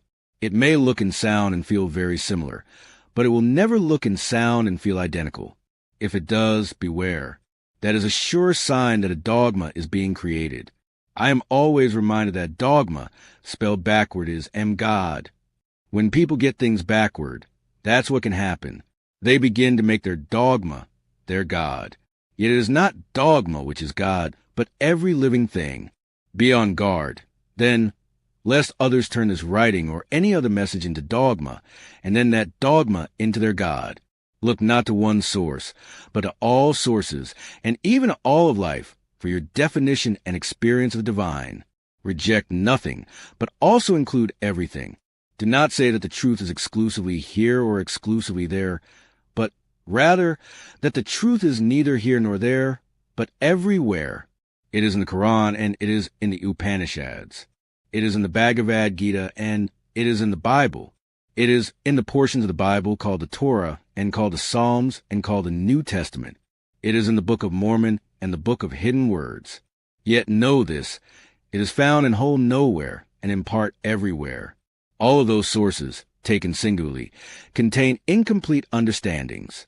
Therefore, entreat those who would live the new spirituality to consider every book sacred and every messenger holy, even as they themselves are holy, and as the living of their own lives writes the book of their most sacred truth. Remember that always. The living of your own life writes the book of your most sacred truth and offers evidence of it. Part 2, the Fourth Transformation 17. New ways for you to experience God. In her landmark book, The Battle for God, Karen Armstrong, who I mentioned earlier, is one of the world's foremost commentators on religious affairs, argues that the collapse of piety rooted in myth and cult during the Enlightenment forced people of faith to grasp for new ways of being religious. What I am hearing said here is that the same thing is about to happen again in the very near future. Is that correct? Yes, and for the same reason. Humanity is very soon going to reach critical mass in its collective realization that yesterday's God cannot serve tomorrow's world. Yes, there will soon be another collapse of piety rooted in myth and cult, and the human race will once again grasp for new ways of being religious. I think that I will call this upcoming shift the fourth transformation. Yes? To place that into a context, let me return to the insights of my friend Dwayne Elgin, who wrote in Promise Ahead. Only 3 times before in human experience has our view of reality been so thoroughly transformed that it has created a revolution in our sense of ourselves, our relationship with others, and our view of the universe. The first transformation occurred when humanity awakened roughly 35,000 years ago. The second time was roughly 10,000 years ago when humanity shifted from a nomadic life to a more settled existence in villages and on farms. As part of the second shift, and about 5,000 years ago, we saw the rise of city-states and the beginnings of civilization as we know it. Dwayne says that the third time that our perceptual paradigm was transformed was roughly 300 years ago, when the stability of agrarian society gave way to the radical dynamism and materialism of the scientific industrial era. Each time that humanity's prevailing paradigm has changed, all aspects of life have changed with it, including the work that people do, the way they live together, how they relate to one another, and how they see their role in society and place in the universe. That sounds like exactly what you're saying is going to happen as humanity embraces tomorrow's God. Yes, you have captured it exactly. Well, actually, Dwayne did. All I am doing is extending his logic and calling the spiritual awakening the fourth transformation. This is a revolution long in coming. As noted before, it seems there's been a revolution in everything in our society except spirituality. Science has seen advances that have taken humanity's breath away.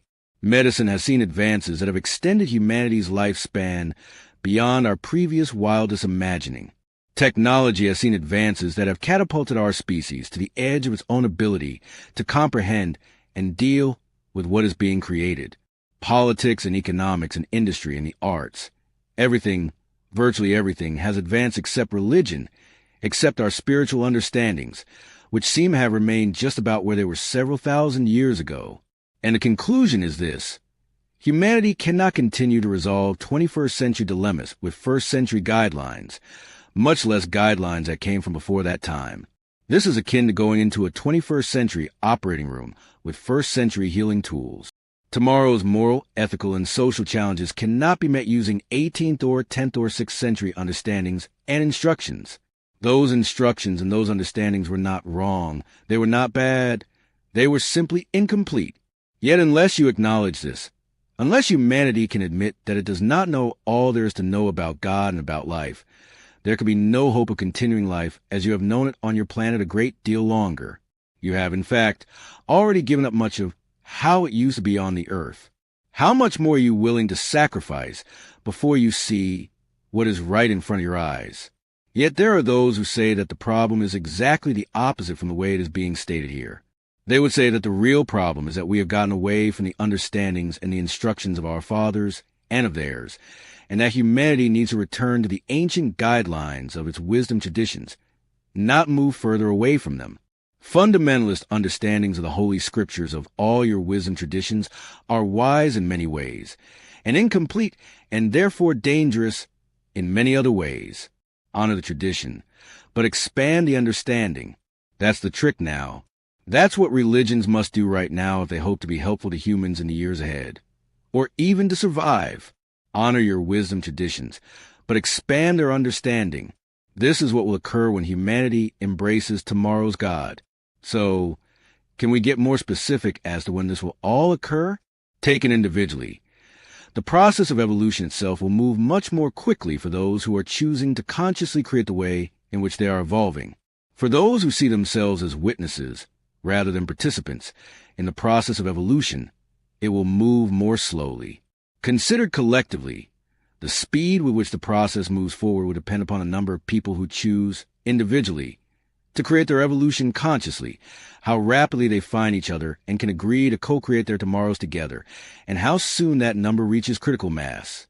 This, too, is a condition that humanity can control. If large numbers of people get together, create a team, and choose to experience conscious evolution, humanity could reach critical mass within a very short period. Decades, not centuries. Perhaps not even decades, but years. It is all up to you. It all depends on how you answer the call. It all depends on whether you even hear the call. For the soul of humanity calls out today. Who will be on humanity's team? But this is not a team in the sense of us against them, right? I mean, it is not a competition or anything. No, it is a team in the sense of a unified effort, a co-creation, a joint undertaking. You are not competing with anyone, because there is no other team to compete with. Think of life as a game, but not as a competition. In the past, you have thought of it as a competition. You were competing against nature. You were competing against each other. You were competing against life itself, which you saw as your natural opponent. Yet life is not your opponent, and never has been. Nature is not your opponent, and never has been. Other human beings are not your opponents, and never have been. And God is not your opponent, and never has been. It feels as if this has been a big part of our challenge. Humanity has been placing God, and virtually everything God has created, in the role of opponent. In many ways that is true. Yes, you have been seeing many things as negative. You have imagined that God opposes you, and that you have to fear God. You have imagined that nature opposes you, and that you have had to conquer nature. You have imagined that life itself is a struggle, and was meant to be. You do not have to conquer nature. You merely have to cooperate with it. You do not have to struggle with life. You merely have to flow with it. And you do not have to fear God. You merely have to be one with God. And the same is true of religions. They also are not our opponents. We merely have to cooperate with them and assist them as they continue to seek higher truth and help us to find our own way to that. That is correct. The new spirituality will never condemn traditional religion, but seek always to include in the process by which divine truth continues to be revealed. There are far too many treasures in your religious traditions to abandon them. The future of humanity with regard to religion is not about desertion, but dissection, not about rejection, but rejuvenation. What humans will do in the years just immediately ahead is begin to dissect their religions, looking at them closely, exploring them piece by piece, examining them doctrine by doctrine, to see what makes sense, and what doesn't make sense, what is functional and what is dysfunctional, what works and what doesn't work in tomorrow's world. Then they will rejuvenate those traditions, gently releasing what is no longer beneficial, and adding new insights, new ideas, and new truths, bore the new awareness and expanded consciousness that will be the basis of the new spirituality. So religion will not disappear from the face of the earth. On the contrary, it will be more ubiquitous than ever. But gone will be the teachings of an angry, jealous, punishing deity. Gone will be the moral justification for vengeance and retribution. Gone will be the doctrines of exclusivity and betterness that have cast their shadow across the face of many religions in the past. And alongside religion will stand a new form of human expression of the impulse toward the divine, an expression that will not be rooted in codified texts and teachings, but in the moment-to-moment experience of each person sincerely seeking God. And hopefully neither form of expression will claim superiority, nor will either diminish the other in any way. That is how it will be. Difficult as it is to now imagine, your established religions are going to stop making each other wrong. And the new spirituality will throw the doors of acceptance open to all forms of the true and honest search for wisdom. This will be the new way that humanity will interact with God, and it will produce a new way of interacting with each other, a way that could change the world forever. How will this happen? Who will bring all of this about? And how can I help if I want to?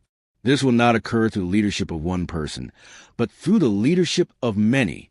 It will begin through the process of waking up. That will be the first step. Many people will suddenly awaken. There are many things that will occur during this awakening. Some of them are occurring right now. All will add to the creation of critical mass around the idea that there must be another way. Yes, I can see that as the one-line message of the wake-up movement. There must be another way. There must be another way to do religion. There must be another way to do politics and governance.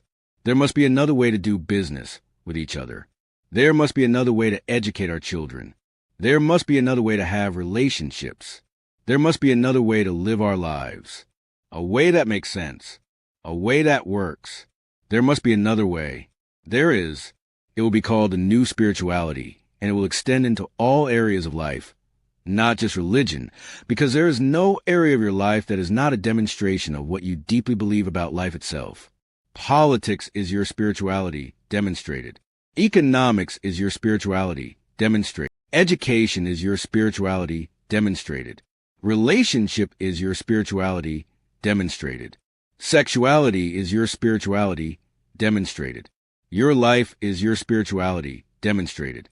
As you begin to collectively wake up to this, more government decisions will be challenged. More major corporations will be asked to explain their accounting and other business practices. More violence and turmoil will be seen for what it is, attributable in far too many cases to religious teachings. Religious teachings that have never been seriously challenged. Instead of challenging the teachings, you challenge each other. Why not challenge the teachings? Why not challenge what sets you against each other? It is the culture from which you emerge that is causing you to destroy the culture from which you emerge. And you cannot even see this, much less admit it. Why not retain what is best in your culture? That which is life-enhancing, life-supporting, and life-sustaining. And release at last that which is self-destructive. As more and more of you embrace tomorrow's God and practice the new spirituality, more and more of you will be calling more what you see all around you unacceptable. Not because it is wrong, but because it simply is not who you are and who you now choose to be, neither individually nor as a society. What you are saying is that humanity will begin losing patience with itself. It is already doing so, and this is why this movement for a new spirituality will emerge and will complete its work within the next 20 to 30 years. Yes, humanity is now growing impatient to do something about what it is seeing.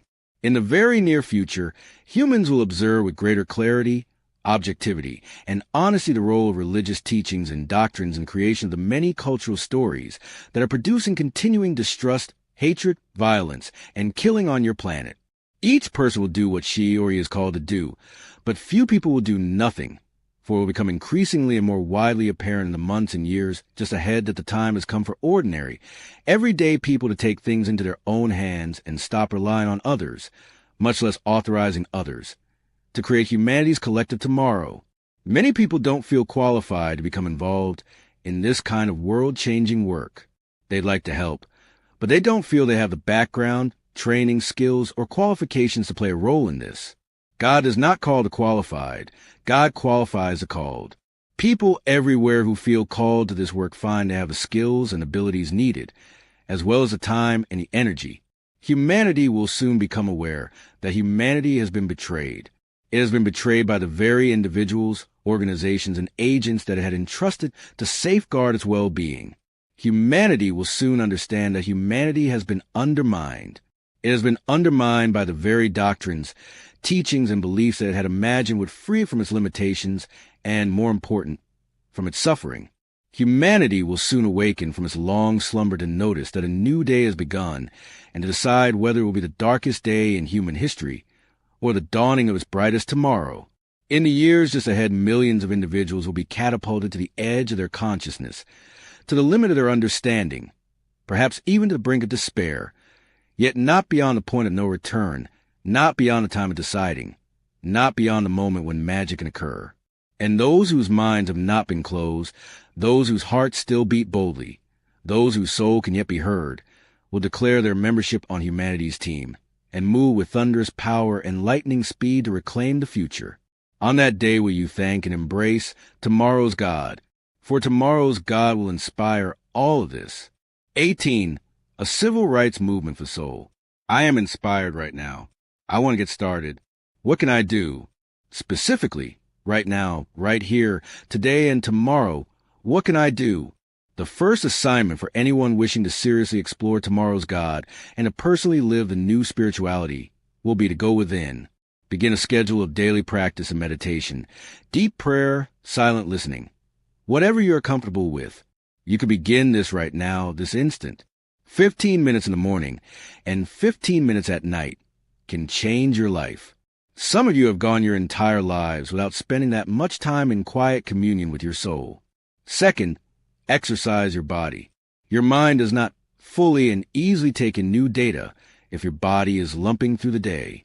If you are not on a regular exercise regimen, establish one now. This is something you can do within the next 24 hours.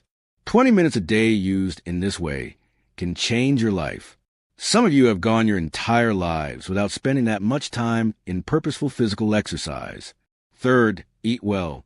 You are dulling your mind and killing your body with what you are ingesting. This effect is slow and it is insidious. You do not know it is happening until it has happened. And then to reverse it becomes extremely difficult. 2/3 of the people in Western society are overweight. You take in sugar. You take in starches. You take in animal fats. You take in all manner of things that even the most sophisticated digestive system evolved on your planet cannot handle. And you in physical life in your present form years and years before your body was designed to. You won't stop it no matter how many times or ways you are warned. And you seem obsessive in your determination to eat and drink or smoke your way into oblivion. Yes, smoking is part of your eating problem, because nicotine is something you ingest with your body absorbing this deadly chemical directly through your lungs. It is eating of the worst kind, because it is eating away at you, but you simply don't seem to care. You don't even care for those who deeply love you, for you are willing to deprive your spouse, your children, and your family of you by dying years earlier than you were designed to, just so you can have your multiple nicotine hits each day. In the days of the new spirituality, this will be seen as a lack of spiritual discipline of the weakest kind, because it shows the saddest disregard for the prime value, which is preserving life. So to get started in living the new spirituality, all we have to do is take some very practical first steps, like simply taking care of ourselves. That is correct. It is the place to begin because it pays attention to and honors the prime value. When life, rather than instant gratification, becomes your prime value, you will know that you become truly spiritual. The simple concept of sustaining life must move up the priority scale of your species, if your species is to survive. Presently, most humans do not want to take care of themselves. They want someone else to take care of them. This is what has given rise to religions that tell you what to believe, governments that tell you what to do, schools that tell you what to think, economies that tell you what to have, and societies that tell you what to be. If there's one thing that is doing you in, if there's an Achilles heel of the human race, here it is: dependence. That is why I call the embracing of tomorrow's God and the creation of a new spirituality a civil rights movement for the soul. For it will bring you freedom from your dependence by an unreasonable, violent God. Only because you are dependent can you be oppressed by an unreasonable, violent government. Only because you are dependent can you be oppressed by an unreasonable, violent society or an unreasonable, violent economy, or even by unreasonable, violent schools, where now you have to not only educate yourselves, but defend yourselves. The second greatest weakness of your species is lack of interdependence. Wait a minute. Our greatest weakness is dependence, and our second greatest weakness is lack of interdependence? Why does that sound like a contradiction to me? Because you think that dependence and interdependence are the same thing. They are not. To be interdependent is to be in a reciprocal relationship.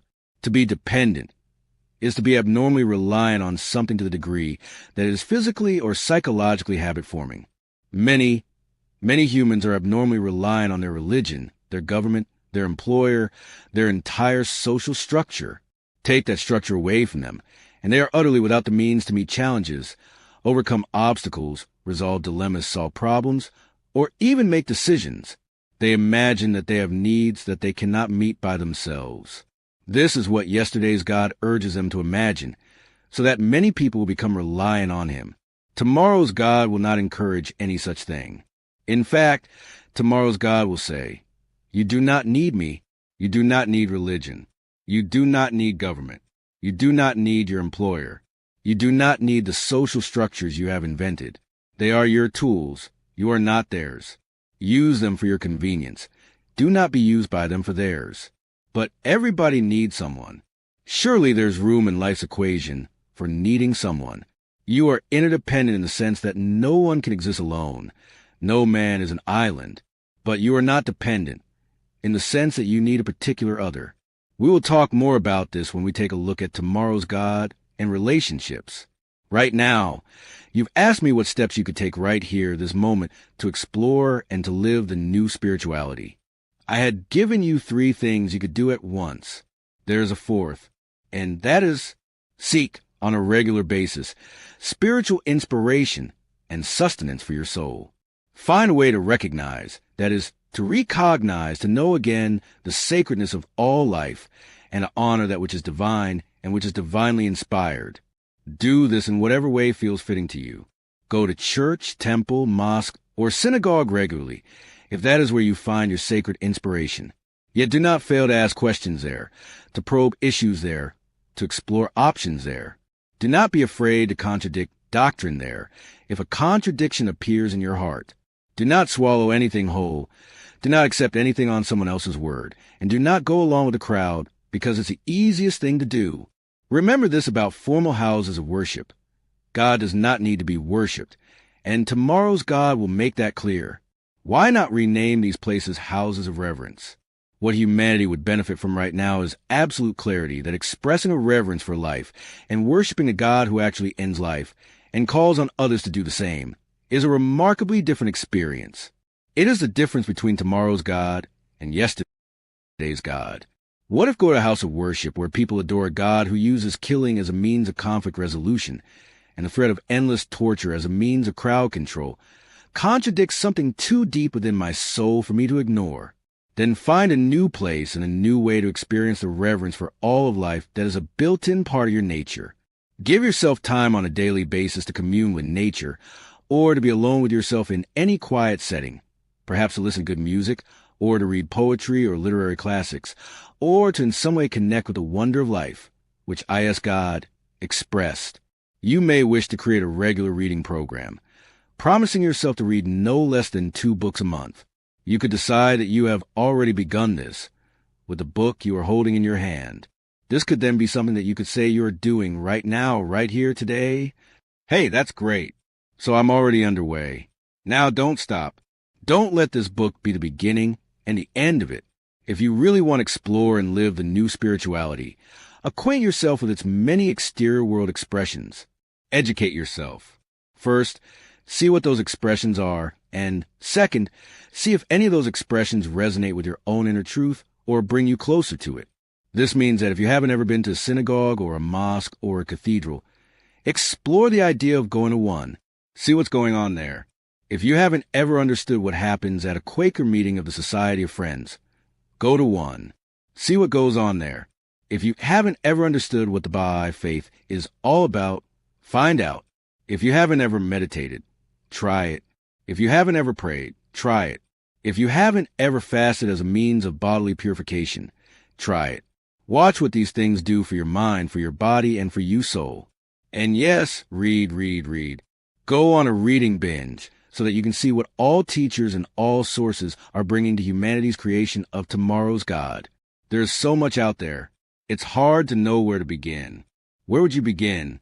Well, there are many authors whose books I would recommend, including Brad Blanton, Honest to God, Deepak Chopra, How to Know God, Ram Dass, Still Here, Wayne Dyer, There's a Spiritual Solution to Every Problem, Dwayne Elgin, Promise Ahead, Thich Nhat Hanh, The Heart of the Buddha's Teaching, Tom Hartman, The Last Hours of Ancient Sunlight, Robert Heinlein, Stranger in a Strange Land, Hazel Henderson, Building a Win-Win World, Esther and Jerry Hicks, Ask and It Is Given, Gene, Houston, Jump Time, Barbara Marx Hubbard, Conscious Evolution, and Gerald Jampolsky, Love is Letting Go of Fear.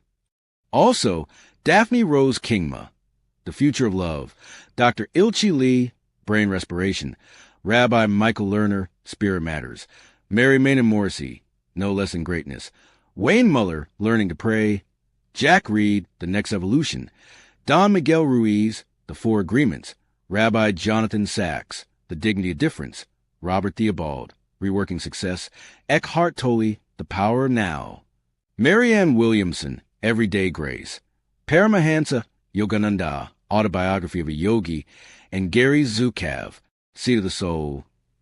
Not all of these authors would technically be classified as writers of spiritual books, but all deal with new ways of thinking and being on the earth that reflect the principles of the new spirituality.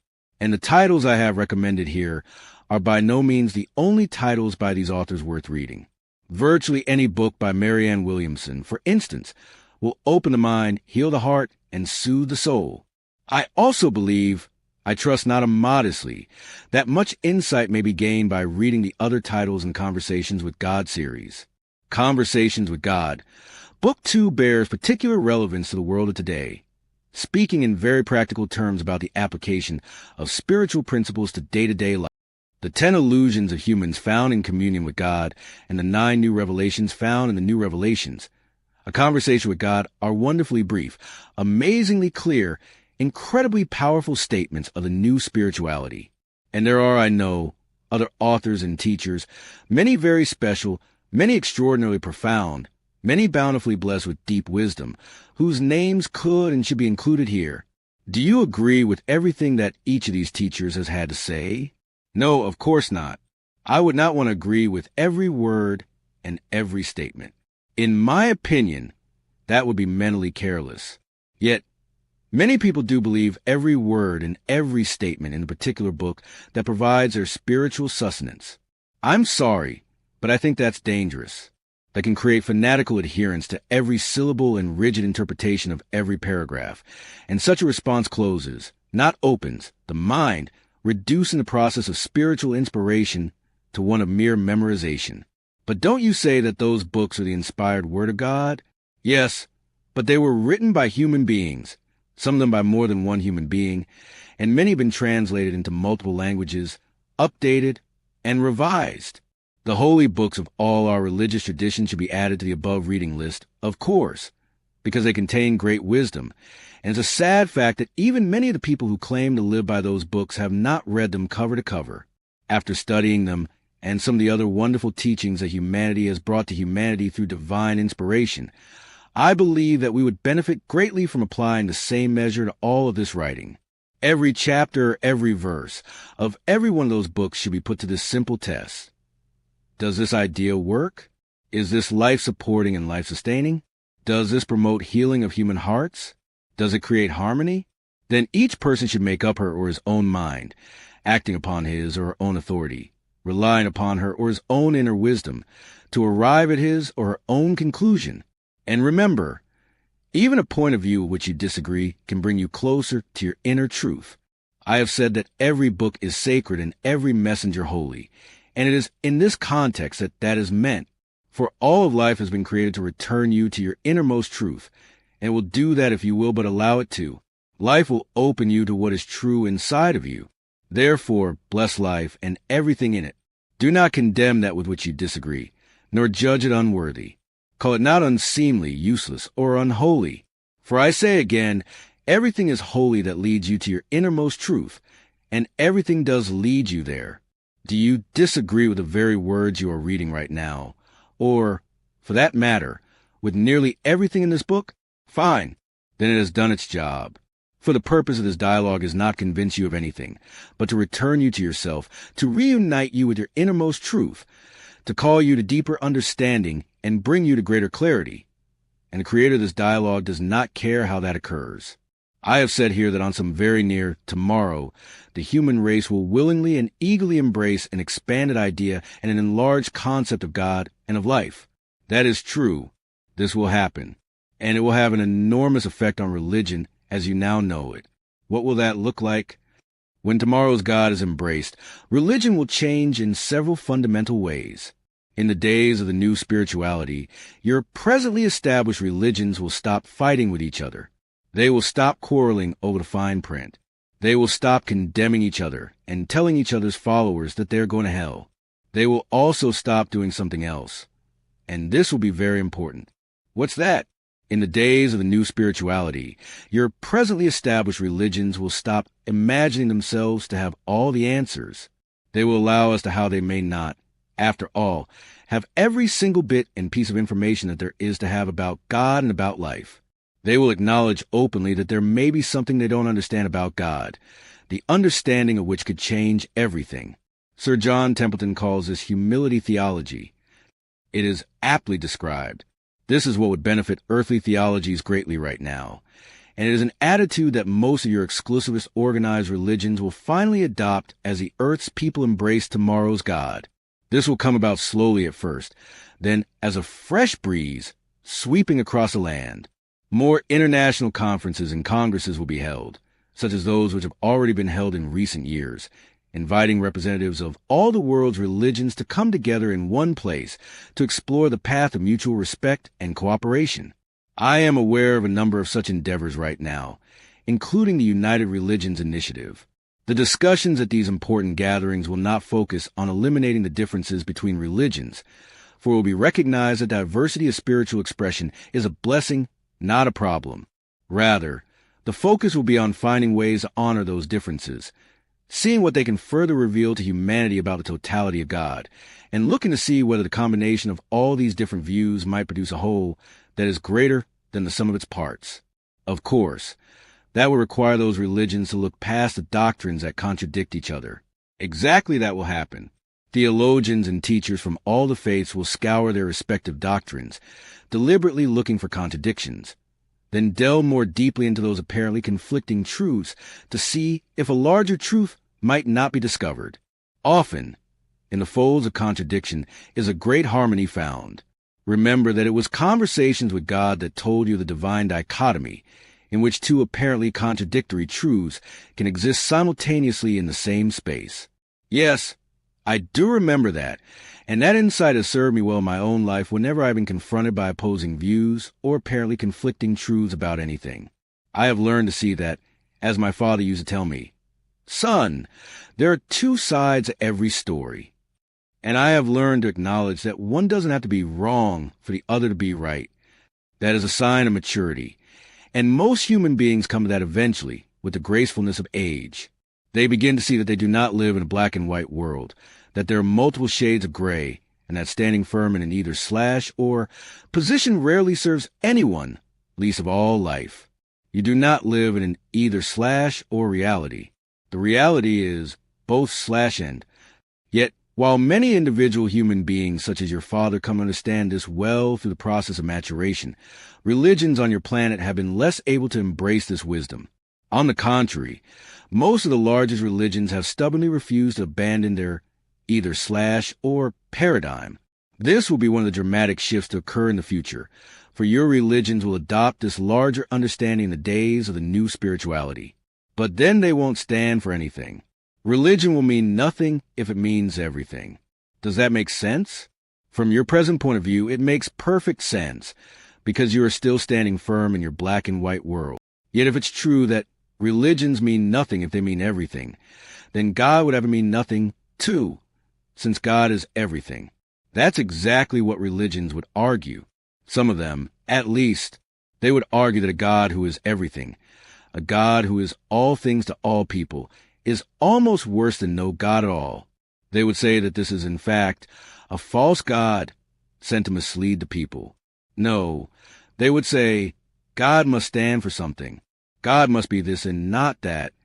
Yet if God is and not that, then something would have to exist that is not God, and such a thing is impossible. Understand this, and you will understand everything you will ever need to know about tomorrow's God.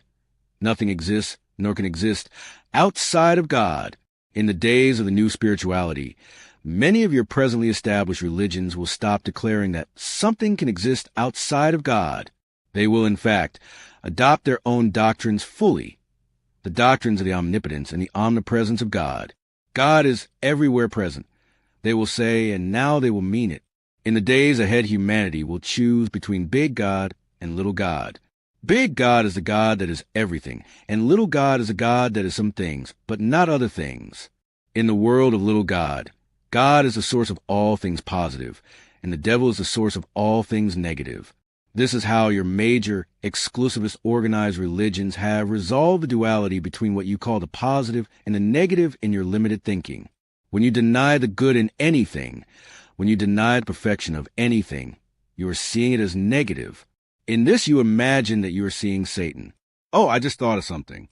Satan is seeing anything as negative. Yes, that is a good acronym in English. It helps you understand that Satan does not exist as a person. Satan is a state of mind. I have said to you many times, see the perfection. I have told you, all things are perfect. When you deny what is valuable, which is everything in life, then you deny me. You deny the presence of God in all things and in every moment. So we could say that the devil is denying everything valuable in life. when we deny God's perfection, calling anything in life imperfection, we got it all backward. We've lived backward. And lived backward spells devil. Well, since you are having so much fun creating acronyms, why don't you create an acronym for God? Okay, God is getting over denial. When you get over denying that everything is perfect, you are God. When you get over denying that you are God, you have God then and there. So, God is life that has gotten over denying itself. That's not bad. You could have done worse. The acronym is, in fact, fitting. For when you do stop denying yourself, denying who you really are, you become that. And you are one with tomorrow's God. And so you are entering into a time of choosing. You and all the world will be choosing between the big and the little. For all of life is a movement between the macro and the micro, between the largest and the tiniest expression of itself. It is a pendulum process, a breathing in and a breathing out. You are in control of this respiration. You can take a very deep breath, expanding a great deal, or you can take a very shallow breath, expanding just a little before beginning your contraction. The human race has been in the process of expanding its consciousness, expanding its awareness, expanding its state of being. Yet humanity is now making a decision, and the human race is holding its collective breath. You are asking, shall we become more, still more than we are now, or shall we begin to become less? Shall we take in more air, even more life, or shall we stop expanding now, and begin to expel the air we have inhaled, releasing the life energy we have collected, and eventually starting the whole process over? Shall we inflate or deflate, expand or contract, become larger or become smaller? It is no accident that your doctors call the act of breathing in inspiration. And so, do you choose inspiration or expiration? That is always the choice. That is always the decision. That is the eternal dilemma of the gods. Inspiration is the act of breathing in, of taking in more air, more life. Expiration occurs when inspiration has ceased. That is what the situation is right now. The human race is on the verge of expiring because inspiration has ceased. In fact, in some ways it feels that we are already beginning to become less. We have begun the slow but sure destruction of our home, the earth. We have begun the slow but sure dismantling of our society and of our way of life. Yet in other ways it seems as though we are expanding, we are breathing in. We are taking in more and more of what life is and what it has to offer every minute. We are expanding our knowledge and our experience of everything. Not quite. Not quite? What do you mean, not quite? You've expanded your knowledge and experience in every area except one. As you have already pointed out, there is one area that is not advanced. Our beliefs. That is correct. You are still hanging on to the basic beliefs that you held on to hundreds and thousands of years ago. Yet now you must choose between little love and big love, between little life and big life, between little God and big God, between little freedom and big freedom, between little joy and big joy, between little wisdom and big wisdom, between little world and big world. You must choose now your little idea or your big idea. And should you choose the latter in all of these things, make no mistake about it. Everyone will challenge you. Everyone will question you. Everyone will say, hey, what's the big idea? And you will have an opportunity to say to them, the big idea is that we are all one. The big idea is that there is only one God, and this one God does not care whether you are Catholic or Protestant, Jewish or Muslim, Hindu or Mormon, or have no religion at all. The big idea is that all we have to do is love each other, and everything else in our world will take care of itself out of our willingness to act in loving ways with each other. The big idea is that none of us is any better than any other of us. The big idea is that all the Earth's natural resources belong to all the world's people, and this has nothing to do with what land mass that resource is located on, over, or under. The big idea is that no one really owns anything, least of all each other or chunks of the planet itself, which is a home of our species. The big idea is that freedom is the essence of life, not something you earn or can be granted, but what you are, and any effort to limit its expression is an effort to limit life itself, which will be recreated by the soul at every level until the soul, which is freedom, is fully expressed in every moment. The big idea is that love knows no condition or limitation of any kind, and that any effort to limit its expression is an effort to limit life itself, which will be recreated by the soul at every level until the soul, which is love, is fully expressed in every moment. The big idea is that joy is your natural state of being, and that joy is always most fully and most rapidly experienced by giving it away. These are some of the big ideas, and there are more. These ideas are so big that it will be impossible for small minds to embrace them. In truth, you are the big idea, and the sooner you understand this, the sooner you experience the wonder of it, moving in, as, and through you into your world. It feels as if what the world could use now is more than just a new God, but new determination among many people to bring that God into the life of humanity. That is exactly what the world is going to get. In the months and years just ahead, people will be joining together in a grassroots movement, not of proselytizing, but of education, not of changing people's minds, but of expanding them. This will be a civil rights movement for the soul, ending at last the oppression of humanity by its belief in a vain, violent, and vindictive God. People will join together in clusters in their communities, towns, and villages, connecting up with other groups around the world via a network created by a lot of them and facilitated by today's communication technologies. This could be the work of humanity's team. People in every nation of the world could form study groups and facilitate emotional support groups. They could present programs, offer classes, produce seminars, workshops, and retreats. They could create interdisciplinary, interoccupational, and interfaith dialogue groups, meeting regularly to talk through the challenges of making life work in the 21st century. They could produce major events called Creating Tomorrow, in which solution-oriented programs and projects could be exhibited and discussed, and for which public support could be gathered. And this could be just the half of it. It will be just the half of it. Many people and many organizations will be taking up the call. Many are right now. I am getting the idea that the new spirituality you talk about will invite humans to a grander experience of themselves. That when they see themselves as a part of God, instead apart from God, their whole perspective will change in such a way that life across the planet will become something it has never been before. Your impression is correct, and this will bring great joy to the people. They will be almost as children, so joyful and happy. That, in fact, is part of the message of the new spirituality, is it not? To remember and to be, in our daily life, more childlike? To return to innocence? Yes, all great masters have taught this, each in their own way. Go back to the innocence of children.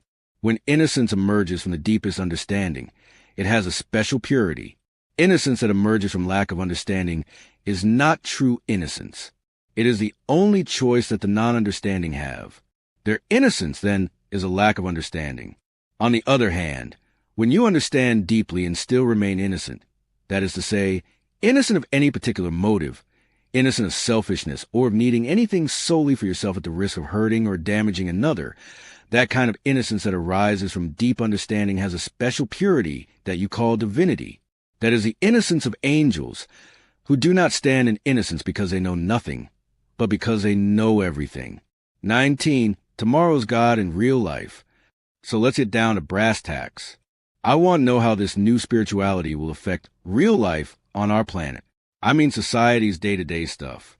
Like, say, politics. Oh, it will throw politics into a complete upheaval. All right, when tomorrow's God is embraced, politics will change in several important ways. In the days of the new spirituality, the idea that politics and spirituality do not mix will be abandoned forever. Remember, the new spirituality says that politics is your spirituality demonstrated. In the days to come, this will be recognized at last. Some societies on your planet believe that politics and spirituality should be separated. I observe this to be one of the most non-functional and non-beneficial ideas ever visited upon the human race. But that's the whole basis on which my country was founded. That is one of America's prime values. The United States prides itself on its separation of church and state. That is beneficial. I don't understand. I thought you just said that it wasn't. Okay, let's define our terms so that you can understand. If you define church as an organization that teaches a specific doctrine in a very specific way, and state as the institution that is empowered to create and implement the laws which govern your people, it is a benefit for these elements to be separated. If you define spirituality as the sum total of your cultural values and your most sacred beliefs, and politics as the process by which you select the people who will write and pass laws, as well as the method by which laws are adopted, then it is not a benefit for these elements to be separated. It is not the function of the state to promulgate specific religious doctrines. It is therefore not beneficial for a particular church or religion to exert its influence on the mechanisms by which a state governs. No church or religion speaks for the conscience of all of the people, and such influence would thus be unfair to those who do not agree with the doctrines and point of view of the church or religion in question. Yet it would be beneficial for your cultural values and your most sacred beliefs to influence the process by which you decide who shall propose laws and how they shall be adopted, because each individual making that choice is presumed to be, and is asked to be, voting his or her conscience. You seem to be describing the difference between collective impact on an entire system and individual impact on specific people or proposals within that system. Exactly. Politics is a process. The state is an institution. If the process by which you determine who shall propose and write your laws, and by which those laws are eventually adopted, does not include any place for your cultural values and your most sacred beliefs to be expressed, what good are those values and beliefs? So, you think we should be mixing spirituality and politics? You already are mixing politics and spirituality in the United States, and your nation has one of the highest violent crime rates in the world, more children living in poverty than a nation with your gross national product should ever tolerate racial and sexual lifestyle discrimination on a massive scale, and millions of people living without medical care, proper nutrition, adequate housing, safe streets, two-parent families, or any real hope for a better future. Okay, I don't understand. I thought you said that we needed more spirituality in politics. Now you're telling me that we already mix the two in the U.S. and all over the world, and we're a mess. The problem is not that humanity's beliefs are mixed up in politics. The problem is that humanity's beliefs are mixed up, period. You have a bunch of mixed up beliefs. You are all mixed up. I thought you were a God of no judgment. I am. That sure sounds like judgment to me. It is not. It is an observation. To say that it is raining outside is not the same as saying that rain is bad. I am simply observing that, given where humanity is saying that it wants to go, given what humanity is insisting that it wishes to experience, namely, a world of peace and harmony and happiness, you are headed in the opposite direction. If you think you are going to produce that result using the behaviors you've been exhibiting, you are really mixed up. It's not going to happen that way. Let me repeat that. It's not going to happen that way. And you think that bringing spirituality into politics is going to make it happen? One last time.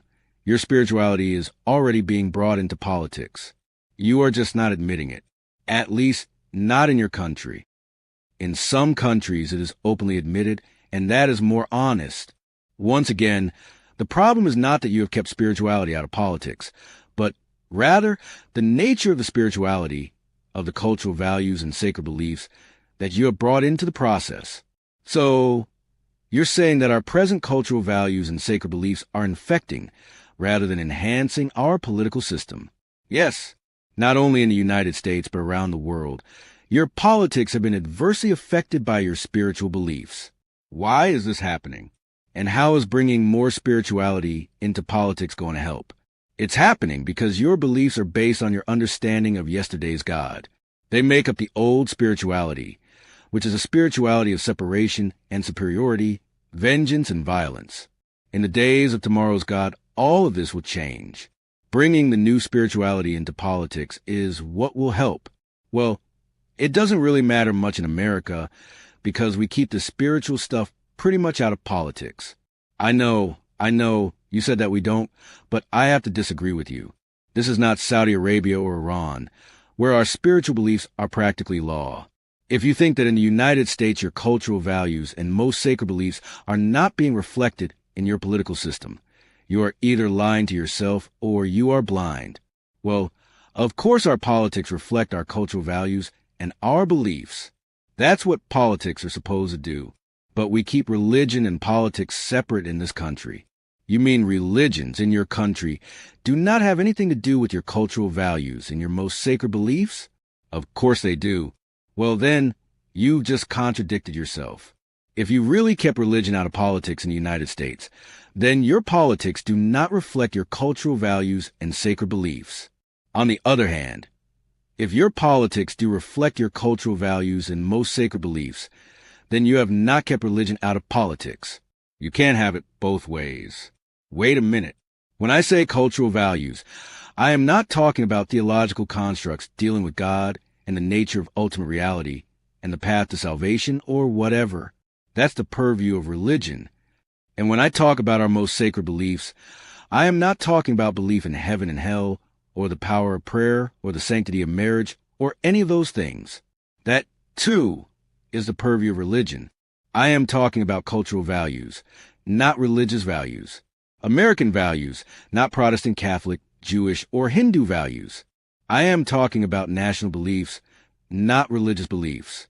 Do you see the difference? Give me an American value. Okay, liberty. Liberty and freedom are American values. I have told you in this dialogue that the word freedom and the word God are interchangeable. Well, yes, you have, but no major religion teaches that. Do not your major religions teach that God is all-powerful, all-creative, all-knowing, unlimited, and everywhere present? Yes, I believe they do. And are these not the characteristics of one who is the essence of freedom itself? I never thought about it that way. Well, isn't someone who is all-powerful, all-creative, all-knowing, unlimited, and everywhere present essentially totally free? Yes, I suppose so. Would not such a person be free to do whatever he or she wants, when he or she wants, where he or she wants, and have complete liberty to do so how he or she wants, and why he or she wants? Yes, I would have to agree. And isn't that basically your definition of God? Yes, it is. Then the way you define God is the way you wish to define yourselves. And in the future, you will simply admit that rather than trying to hide it. In the days of the new spirituality, the idea of using politics to define yourselves as your defined God will be widely accepted. As I have been explaining, you're using politics in this way now, but the idea itself is widely denounced, so you have to pretend that you are not doing it. Yet, in truth, you have attempted to create a human society based on godly characteristics, as best you understand those characteristics. You want God to give you those characteristics through the process that you call politics. I wouldn't put it that way. You wouldn't? The fact is, you do. You talk all the time in America about God-given rights. You believe that your political process should grant you these same rights. That's what your politics are all about. You know, I really never have thought about it that way. Well, others have. The other people of the world see what you are doing. They see that you have crafted a constitution and created a nation based on your deepest cultural values and most sacred beliefs. In other words, on your spirituality. They see you declaring this all over the place, in halls of government, in your own pledge of allegiance, even on your money. And these other people also see that your spirituality is markedly different from theirs. They do not believe that people should have the same rights and the same freedom as God. They do not believe that humans should set themselves up as gods. They believe that humans should humble themselves before God. They see Americans as anything but humble before God. And so, when they see American cultural values spreading across the globe, they see their own cultural values threatened and diminished.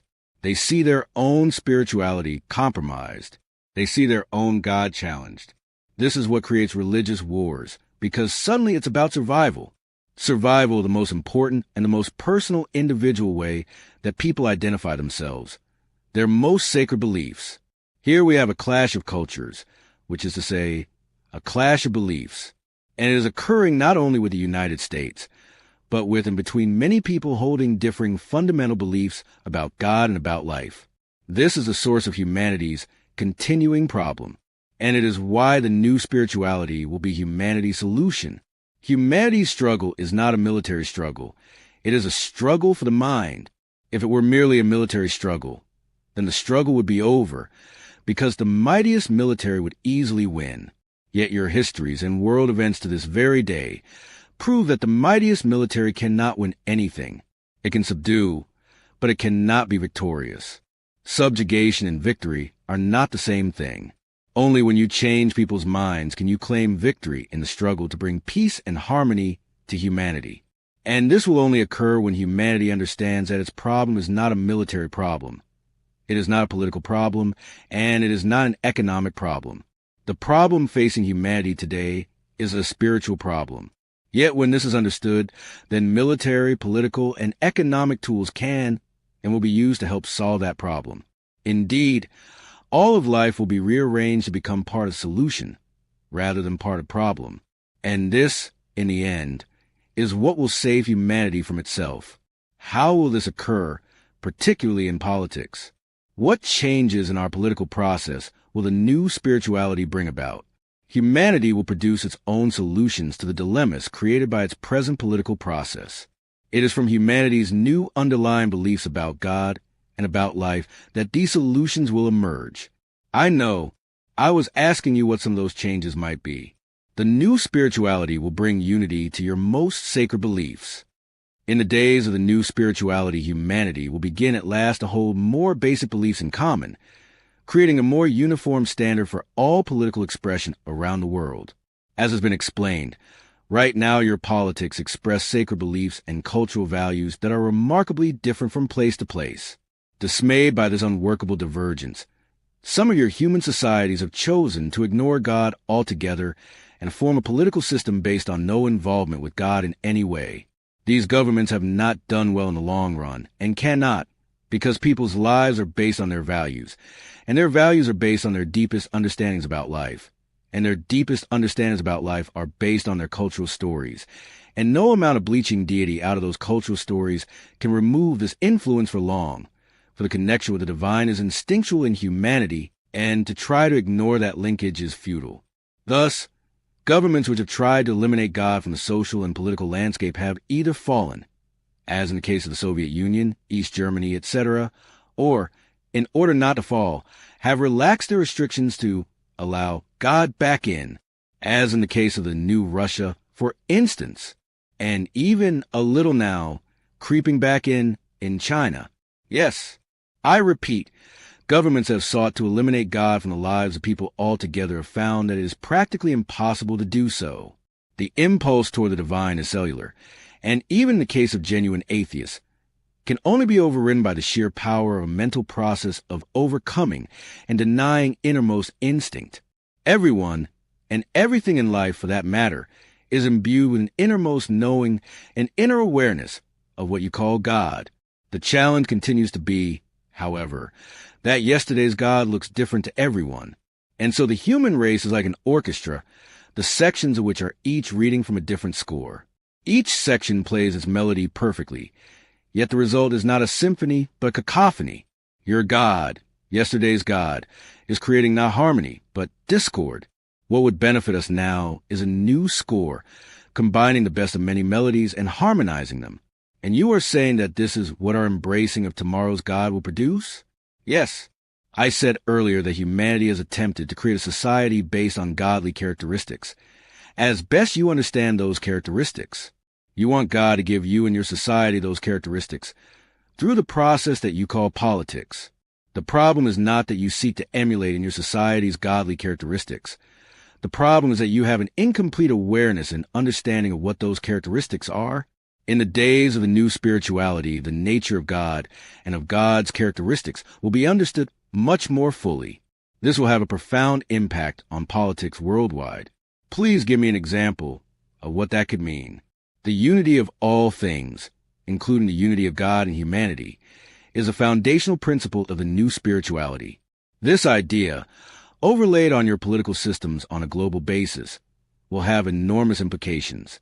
Political systems that do not reflect this new belief, or which fail to adapt themselves to it, will simply not survive. What does adapting to this new belief look like at the national political or governmental level? That is where you come in. Humans will decide what that looks like, and they must.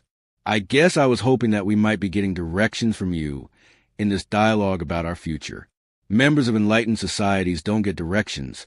They set directions. They don't wait for someone else to tell them what to do. They decide for themselves what they choose to do, based on what they wish to experience. Enlightened societies are self-determining societies, but not all members of society are clear as to what is best for them or what is in the common interest. You can't just let people do whatever they want to do. That's anarchy. That's mob rule. That's societal suicide. You have analyzed the situation correctly, given the present level of consciousness within your society. What produces an enlightened society is a shift in collective consciousness, and that is what the new spirituality is going to produce. With that shift will come an expanded awareness. In the days of the new spirituality, society's members will be clear about what is in their common interest and will know how to arrive at that determination without bickering, quarreling, or fighting, and forevermore without violent conflict. That sounds almost too good to be true. Well, it will be too good to be true if you say so. Only if you say that this is a truth you choose to produce will it come to pass. You must believe in your grandest truth and live it. Then the truth will set you free. Now, if you were a member of society based on the emerging new spirituality, or if you were working to help create such a society, what would you say in answer to your own question about what politics will look like when more people embrace tomorrow's God? Well, I would say it looks like the end of dictatorships, for one thing. It seems to me that dictatorial regimes will not last long, once the people that they seek to control and govern understand that they are the oneness that holds such governments together. This feels like exactly what has already happened in the former Soviet Union. The people there understood that their solidarity was where the power was, not with the government. And so an oppressive government was ultimately dismantled because it could not survive. It was glasnost and perestroika that opened the door for this. The same thing is what brought down the Berlin Wall, ended the regime of Slobodan Milosevic in Yugoslavia, and truncated the reign of countless dictatorial, oppressive governments and leaders. Dictatorships will never be possible when the mass of the people are educated in and embrace the basic principles of the new spirituality. For one of those basic principles is, in fact, freedom, and people will accept nothing less when they realize that freedom is the natural state of things. You are right about this fact. Free is the way things are in a natural order. It is the way tomorrow's God is, and it is the way human beings were meant to be. This includes, by the way, the freedom to live in allegiance to a God who does not set them free, but requires certain behaviors of them. It is the paradox of freedom that freedom gives us the freedom to choose not to be free. That is correct, and you are doing that right now in the United States. Whoa, now there's a social comment. Well, look around you. You don't see your freedoms eroding? Of course you do, and you are proving it. Why? Why are we doing that? For the same reason that people all over the world do it. When they do, fear. I tell you this. Fear and guilt are the only enemies of humans. Right now you live in a world built on fear. And if you fear enough things, you will give every freedom you ever had away. And you will do it gratefully. For there is only one thing you want more than freedom. What? Safety, security, survival. What happened to give me liberty or give me death? You tell me. America has lost its way. This once shining beacon for all the world has lost its way. The whole world has lost its way. But do not worry. You shall find your way again. Tomorrow's God will lead you there. For spirituality that brings a message of freedom cannot and will not support a cultural story of oppression and repression forever. Sooner or later, freedom will inspire the experience of freedom itself. In the days of the new spirituality, the message of freedom will inspire the experience of freedom itself. Tomorrow's God will be understood to be the very essence of freedom. And since humans will understand themselves to be one with tomorrow's God, they will also understand themselves to be inherently free. Then, if people's outer experience does not jive with their inner truth, they will at first question, then rebel from, both religious and governmental authority. That is so. That is what will occur. It has already occurred in the former Soviet Union. It has already occurred in South Africa. It has already occurred in Poland and in Czechoslovakia, in Yugoslavia and in Afghanistan. As the government of the United States becomes more dictatorial and freedom-taking, it will occur there as well. All this will occur all over the world, because a message of freedom inspires the experience of freedom itself. I have said repeatedly that the new spirituality is a civil rights movement for the soul. It is a message of freedom from humanity's belief in an oppressive, angry, violent, and killing God. When this message is received by the people, it will not matter how powerful a dictator's government is, or how repressive a religion is. When the number of people who no longer support oppression and repression reaches critical mass, that government will fall, and that religion will disappear. There is another profound political development that I see emerging from the new spirituality. What is that? I see the present form of democracy disappearing. Yes? And why? Why do you see this happening? Is this what you choose to create? I think so, yes. Why? Because another of the foundational truths of the new spirituality is oneness, and those who embrace this new spirituality, the number which will increase exponentially each year, will see themselves as separate from no one and nothing. I believe that this sense of unity will not be merely theoretical or conceptual, but experiential. I agree with you. The new spirituality will produce this shift. People will not merely know themselves to be one with everything. They will feel this unity. In the days of the new spirituality, the unity of all things will be experiential. This will dramatically change people's attitude about many things. It will, indeed, from the way they live their moment-to-moment lives and interact with their loved ones, family, and friends, to the way they relate to other, larger aspects of their lives, such as the environment, the economy, commerce, parenting, and the broader activity that we call politics. They may not, for instance, any longer support majority rule as an appropriate means of gathering approval for any decision affecting a group or society as a whole. Now that's interesting. Majority rule is the bedrock of democracy. One vote more than half wins the day.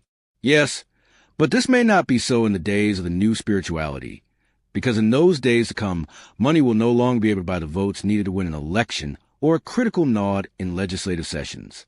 No more will special interest groups be able to collar enough people to produce one more than half the tallies required to pass or block a law.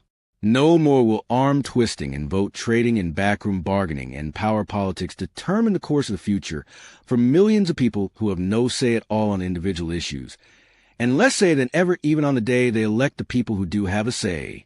Recognizing that we truly are all one, I believe we will, as a society, devise a new way to decide things. No longer will the most important choices be left to a tiny handful of people. This is fascinating. How do you see this shift occurring? New systems of democracy will be put into place, such as small group consensus decision-making and district-wide or nationwide direct voter polling requiring a two-thirds majority. Presently, in most representative governments, people vote for their representatives every few years, and their representatives then vote on the issues that come before them. The new spirituality will change all this. The people will vote directly through instant plebiscites, online computer tallies, the results of which will be instantly available seconds after the voting ends. We will still send representatives to our capitals, but not to approve or disapprove specific legislation. Rather, they will decide what legislation propose. These proposals will be voted on through district-wide, statewide, national, or global plebiscites.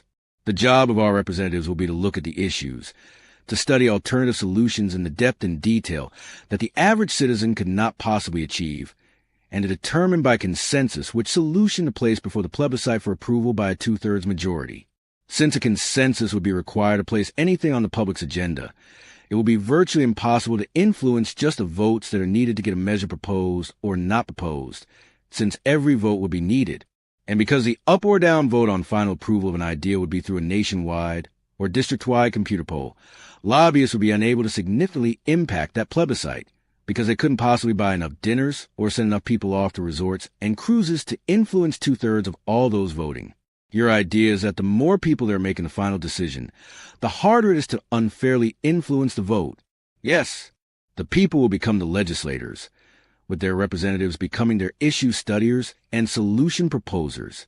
These representatives would rotate relatively frequently and would in turn be selected by consensus by local selection councils within their communities, the membership of which would be chosen by the people in those districts, again by an online vote with a two-thirds majority required. The staffs of representatives from the various districts would rotate every 7 years to increase longevity in the fact-gathering and analysis function of each representative's office. So consensus decision-making and online voting by the entire electorate are two changes you see in the way politics would be done. Yes, I think we will overhaul the entire system by which we as a society choose leaders and make decisions on the issues of the day. We will create a new process that reflects the awareness given to us by the new spirituality that we are all one. We will work more as a collective and devise ways for the collective will to be known unmistakably and instantaneously. There's a third change that I see. Well, you are doing pretty well here on behalf of humanity. What is your third idea? I see transparency becoming part of the political process. I believe that the message of the new spirituality will be that there can be no enlightened society without truth, no awareness of who you are without truth, and no truth that is partial. It must be the whole truth and nothing but the truth. You are correct. That will be a message of tomorrow's God. People who embrace the new spirituality will commit to a lifestyle of utter visibility. Again, this will have an enormous impact on the political process. And because we will see ourselves as all one, there will be no attack ads, no character assassinations, no vilification of opponents. Because we will understand at last that what we do to another, we are doing to ourselves. And so the process and the language of politics will change. So, 2 is financing. You're really on a roll. Here.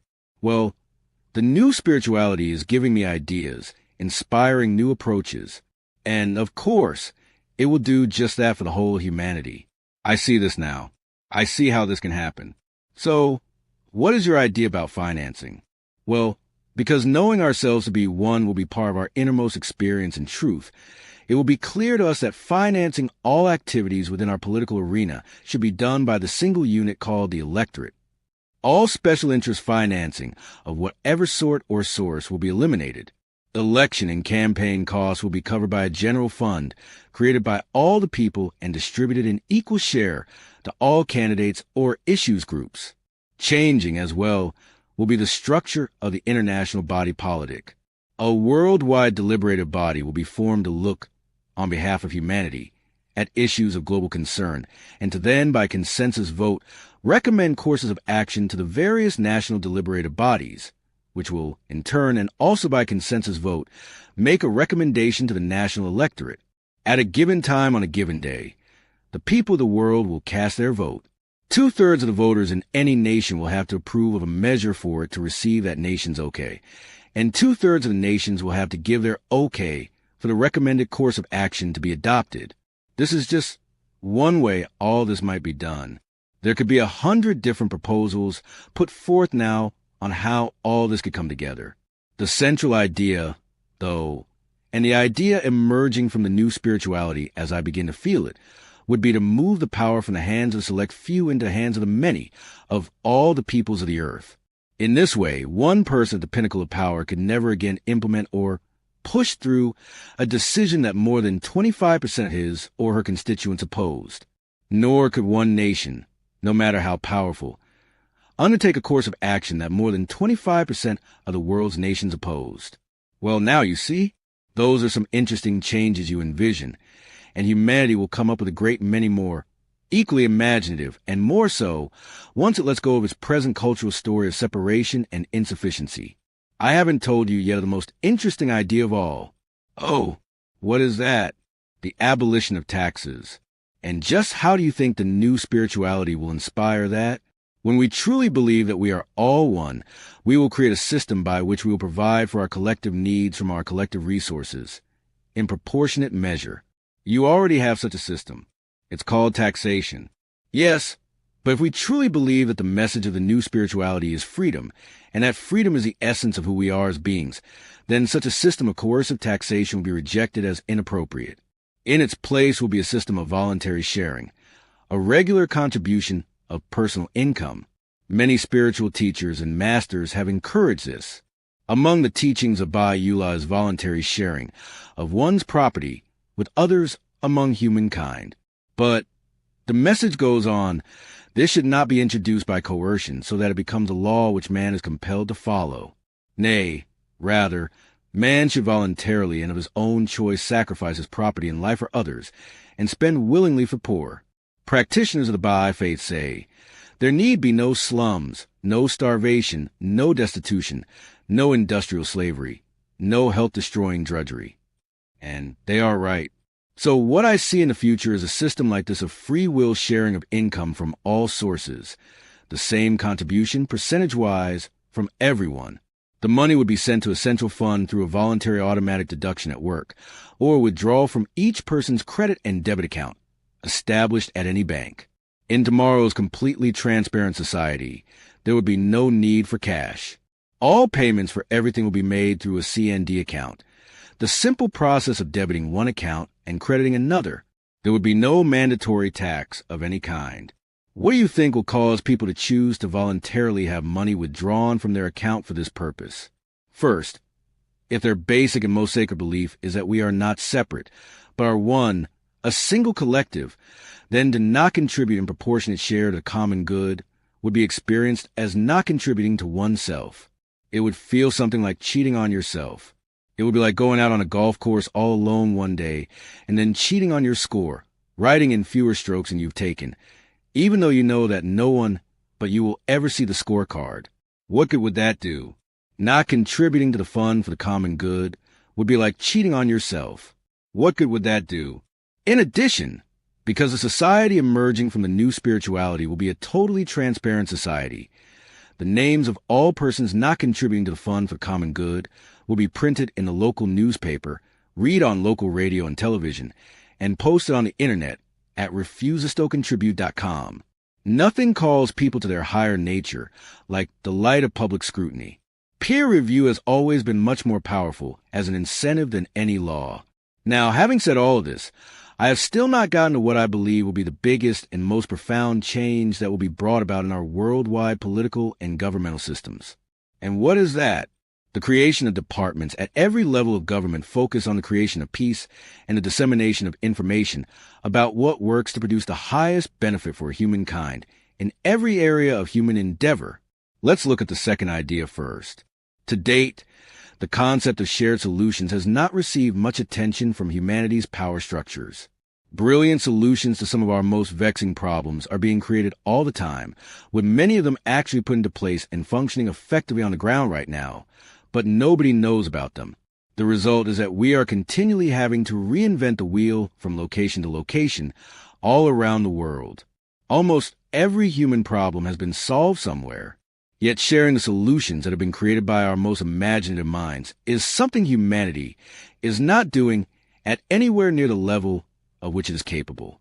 The simple application of already existing technology would make it possible for the human race to map out functional strategies with which to approach virtually any challenge. What might be the problem? Creating the best educational program possible, better than anything now being offered in almost all places on the earth? It's already been done. Finding a way to finance newly emerging enterprises of small business people, and particularly women and racial minorities, as well as those with little access to entrepreneurial funding? It's already been done.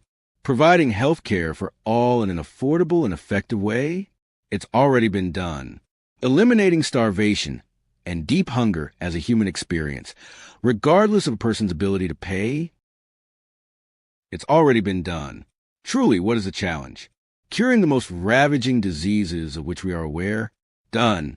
Governing ourselves in a way that provides a high quality of life, equal opportunity, and maximum freedom of expression for all? Humanity's already done that.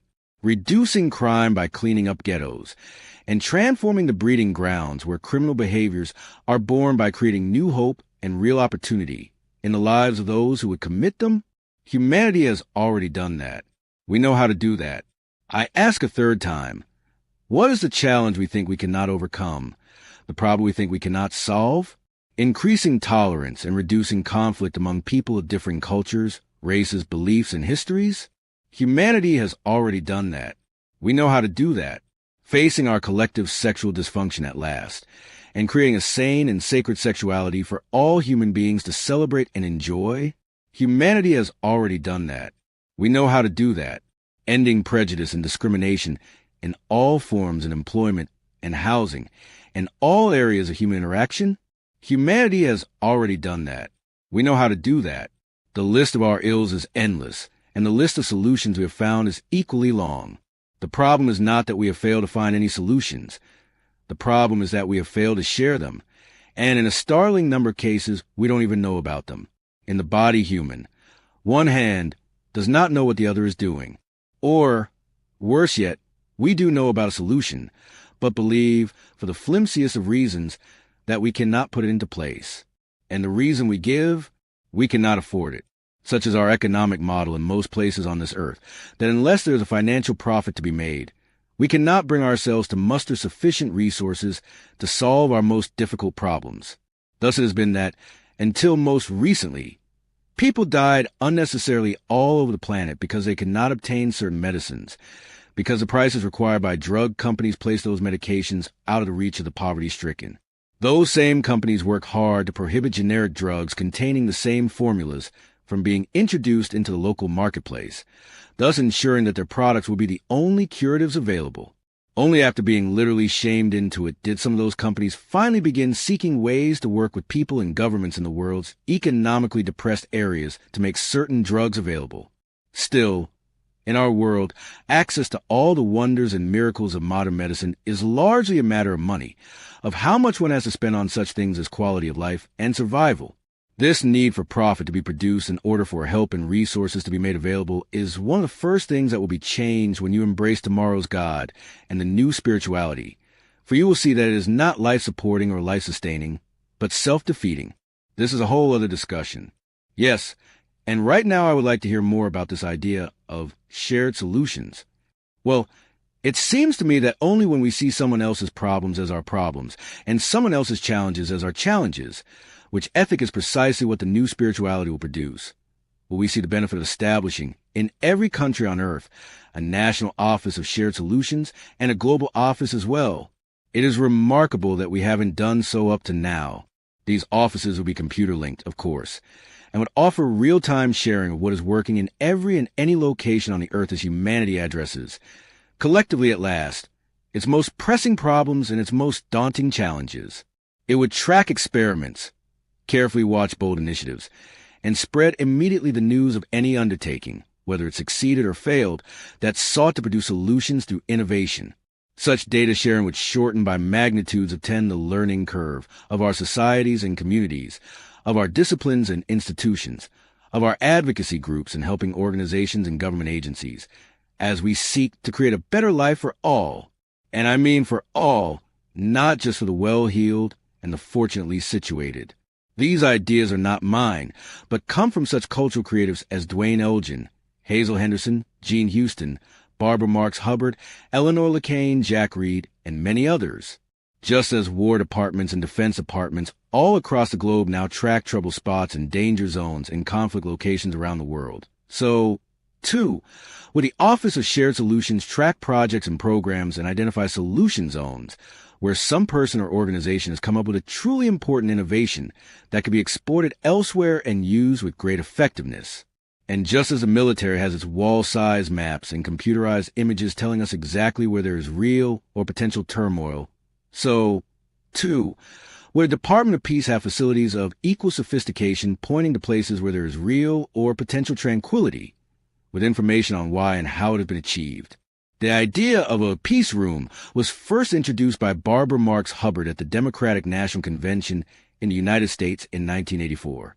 She suggested that we need a new social function that should scan for, map, connect, and communicate what is working in the United States and in the world. Now, Barbara's Foundation for Conscious Evolution has created its own version of this tracking system, called the Synergy Center, through a highly sophisticated internet site at evolve.org. As far as I know, Barbara tells me, the Evolve site is the first effort to offer a comprehensive matrix to identify and connect solutions and innovations in every field seen as a whole system shift to the next stage of society. It is still embryonic, of course. These are wonderful, imaginative ideas from wonderful, imaginative people. And it is certain that many more proposals will be advanced by many more people as the new spirituality is embraced in your culture. And yes, that will shift politics forever. The day is soon coming when humanity will no longer approve of or tolerate the political mechanisms, maneuverings, machinations, and manipulations of today. 20. Throwing the money changers out. Again, we've had so much corporate scandal in this world, and so much corporate greed. The executives, many of them, at the top of these corporate ladders claim to be God-fearing people. Yet somehow they have found in the teachings of yesterday's God a message that has given them the room to behave as they have behaved and to imagine that it is totally okay. Global conglomerates threaten to take over the world. They are more powerful now than most governments, perhaps more powerful than all governments. They certainly seem to be running our governments. We've shaken our heads and wondered, what kind of ethic could create such business practices, such an abusive use of power? If this is the ethic of today, bring on tomorrow's God fast. But what will that look like? How will the new spirituality affect worldwide economics? The first thing you will notice is that economics will no longer be separated from any of your other life systems. Once again, the concept of unity of all things, the foundational belief of the new spirituality, will play the lead role in the creation of tomorrow's world, and specifically with relation to its economics. In the days of the new spirituality, all economic, commerce, and business considerations will become part of a whole system's approach to the creation of a way of life and construction of a society that works for everyone. Until just the most recent years on your planet, economic plans have been laid and economic moves made with little or no consideration of the social consequences or the environmental impact of those choices. Closing of plants and wholesale movement of companies from one location to another, to say nothing about the country, has occurred with scarce attention given to the effect that those decisions have created on anything but the bottom line. The so-called human costs have simply not been part of the equation, but in the future, conscience will be brought back into commerce. Consciousness will be raised, and awareness will increase around the issue of multiple impact. Decisions will not be taken in an environment of isolation.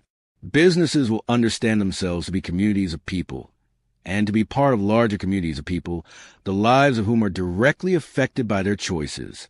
And in this understanding will be found a whole new raison d'etre. In the days of the new spirituality, the purpose of business and commerce will be changed. In the current model, a business exists to make a profit for its owners. Well, now that's a bit harsh. Many businesses exist to serve the public in some way. All businesses are profit-driven, and when businesses cease to make a profit, they go out of business. Your society and the values you have established for it have made it virtually impossible for a business that does not make a profit to stay in business. That's why we have non-profit organizations. Businesses that want to make serving the public their first priority, and which are recognized as doing so, are exempted from the rigors of the marketplace through the granting by the government of non-profit status. This allows them to stay in business regardless of the bottom line. Nonsense. They still have to make more money than they spend, or they, too, are out of business. Ask any so-called non-profit hospital. Yes, the truth is that more and more non-profit hospitals are turning away more and more indigent patients because the hospital cannot afford to provide them services.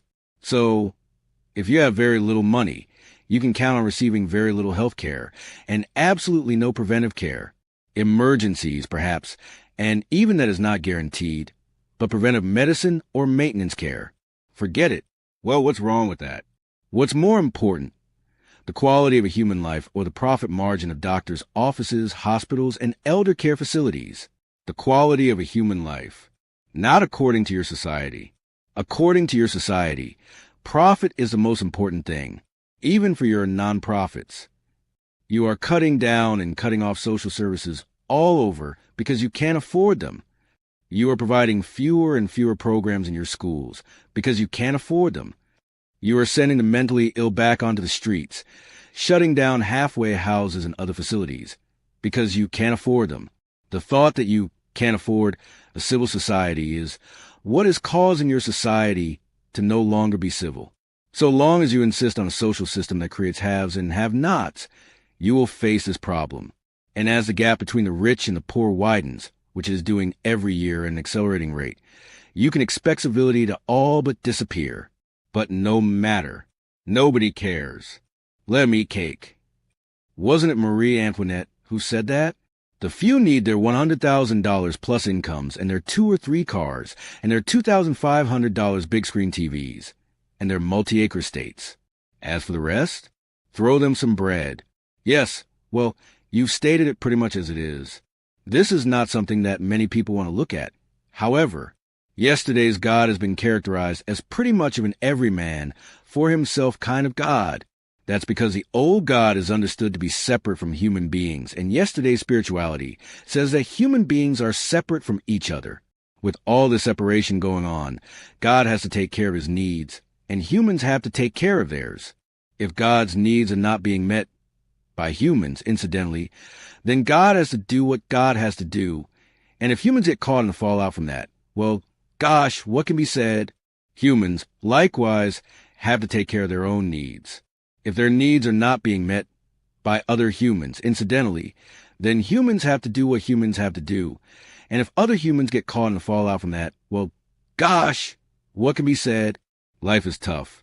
In the developing world today, there are 3 billion people living in poverty, according to social commentator Jack Reed in his book, The Next Evolution, Making the World Work for Everyone. Of those, 1.3 billion live in absolute poverty. We're not talking about what is defined as poverty in the U.S. We're talking about absolute abject poverty, where people can't meet the basic needs of food, say drinking water and shelter, and where daily survival is a task at hand. That is because you have an economic system the purpose of which is to generate profit.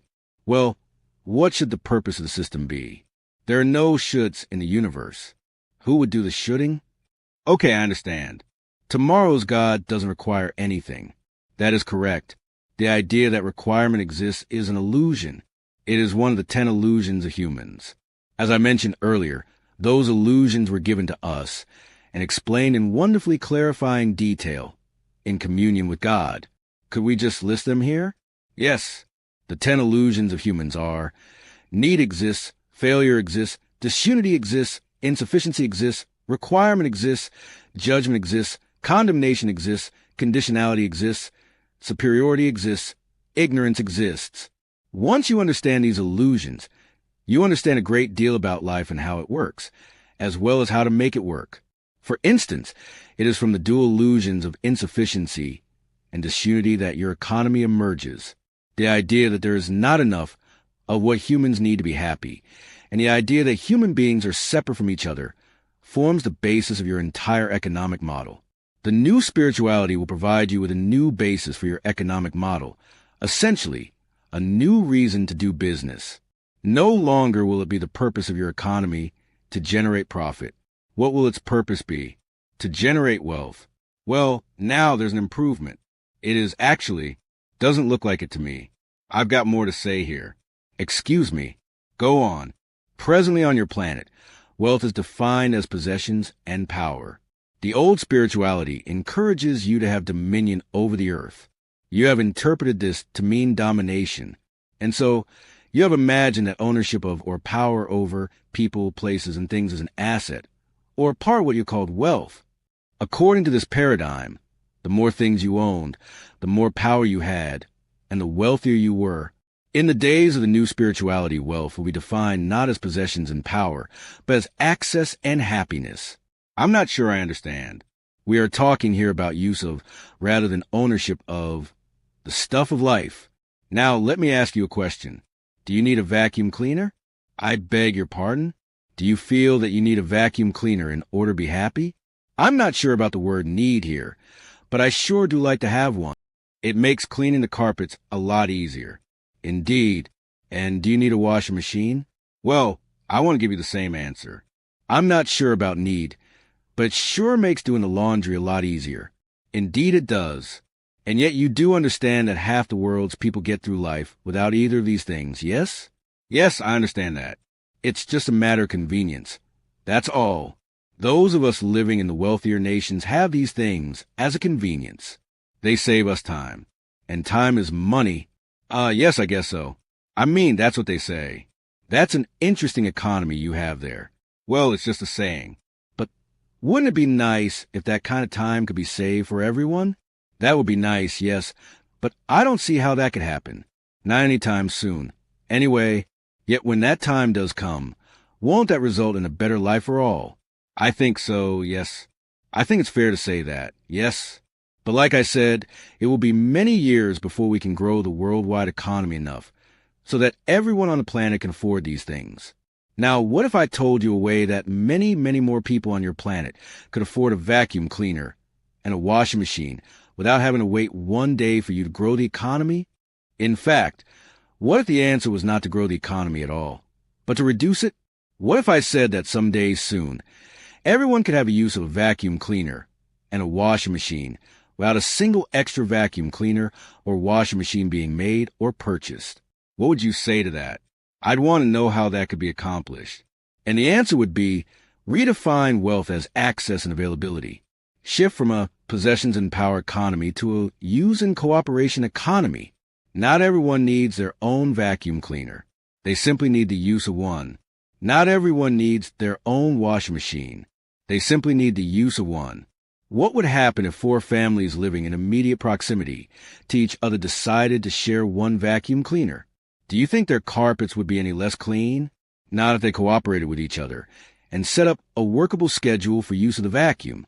With just a little bit of cooperation, I should think it wouldn't make any difference at all. Could they do the same thing with a washing machine? Certainly. People living in apartment buildings do this all the time. Good. Now, if the 4 families living in close proximity each owned their own vacuum cleaner, but agreed among themselves that when it was time to replace it, they would hold off and share each other's vacuum cleaner until they were all down to one. What do you think might be done with the 3 remaining vacuum cleaners that have been manufactured to meet the former demand? That's an interesting question. I hadn't thought about it. Could not that manufacturing surplus be used to supply vacuums for 12 other families if they shared them in the same way? And with all the families in a group of 4 sharing the cost of just one machine, wouldn't that make the vacuum 75% more affordable? Yes, I see that it would. Now, if you had 14 families in an apartment complex, each agreeing to schedule their use of the vacuum one day a week for either an afternoon or morning, that vacuum would go a long way, would it not? It would not be sitting in some closet most of the time, and it would cost a tiny fraction for each of those families to afford its use. Right now, many humans are paying an enormous amount of money to own and hold things, most of which they use a tiny fraction of the time that they own it. Well, in a consumer-oriented society of the Western world, everyone is trained to think that they have to have their own personal copy of everything. But in some of the less wealthy regions of the world, read that 2/3 of the world, yes, in 2/3 of the world, for families would be grateful beyond measure to be able to have a use of one vacuum cleaner between them, or one washing machine, or one car. You see, you are now getting it. There is more than enough of everything for everyone to live quite happily. It is simply a matter of changing your every man for himself economy to a highest good for all economy. This whole idea that we are now discussing was articulated in The Next Evolution, the book by Jack Reed that I mentioned a moment ago. Yes, I gave Jack those inspirations. Jack was inspired to write that the world could change overnight if humanity simply changed its definition of wealth from possession and power to use and cooperation. And he is right. But if this would work so well, why aren't people doing it? At least in economically depressed areas of the world, where people cannot afford their own single copy an item, the ethic of use and cooperation has not been widely taught in those places any more than it is widely taught in more developed nations. In addition, people aspire to what they see. Even in the poorest countries, while they may not have many other luxuries, television has become ubiquitous, precisely because they do not have much disposable income to spend on other forms of entertainment. Many people watch television during whatever leisure moments they have. They receive messages about what the good life is from Western sitcoms and dramas. It is only natural for them to desire the same kind of lifestyle. You can expect them to aspire to nothing less. No, for something like this to work, the wealthy must redefine wealth, not the poverty-stricken. Those who are setting the standards must set the new standard. You mean we can't just say, hey, those of us over here can afford this, but for those of you who cannot, just share resources? Do as I say, don't do as I do. Is that it? Well, it was a thought, not a good one. If you want the world to change, you have to be the change you want to see. Besides, there are other reasons for moving to the use of rather than the ownership of model. An economy based on such a model would also produce many beneficial side effects, such as fewer things would have to be manufactured. Everyone on the planet could have the use of many things that now are used only by individuals or single families and are sitting idle 95% of the time. People whose business depends on using things wisely understand this perfectly. Ask any airline how many hours of downtime its airplanes have each day. You will find that there is hardly a moment when they are not in use. This requires that each airplane be built to very high specifications, so that it can take such continuous use and still operate efficiently. It also allows fewer planes to be made. No airline in the world could afford to have enough planes in its fleet to use each of them 5% of the time. That would be absurd. Yet it is precisely this kind of absurdity that comprises your Western world's economic model. I don't think most people have ever thought about it that way. When human society embraces tomorrow's God, many more people will think about it that way, just as Jack Reed did. Why? How will a new spiritual model make us think about a new economic model?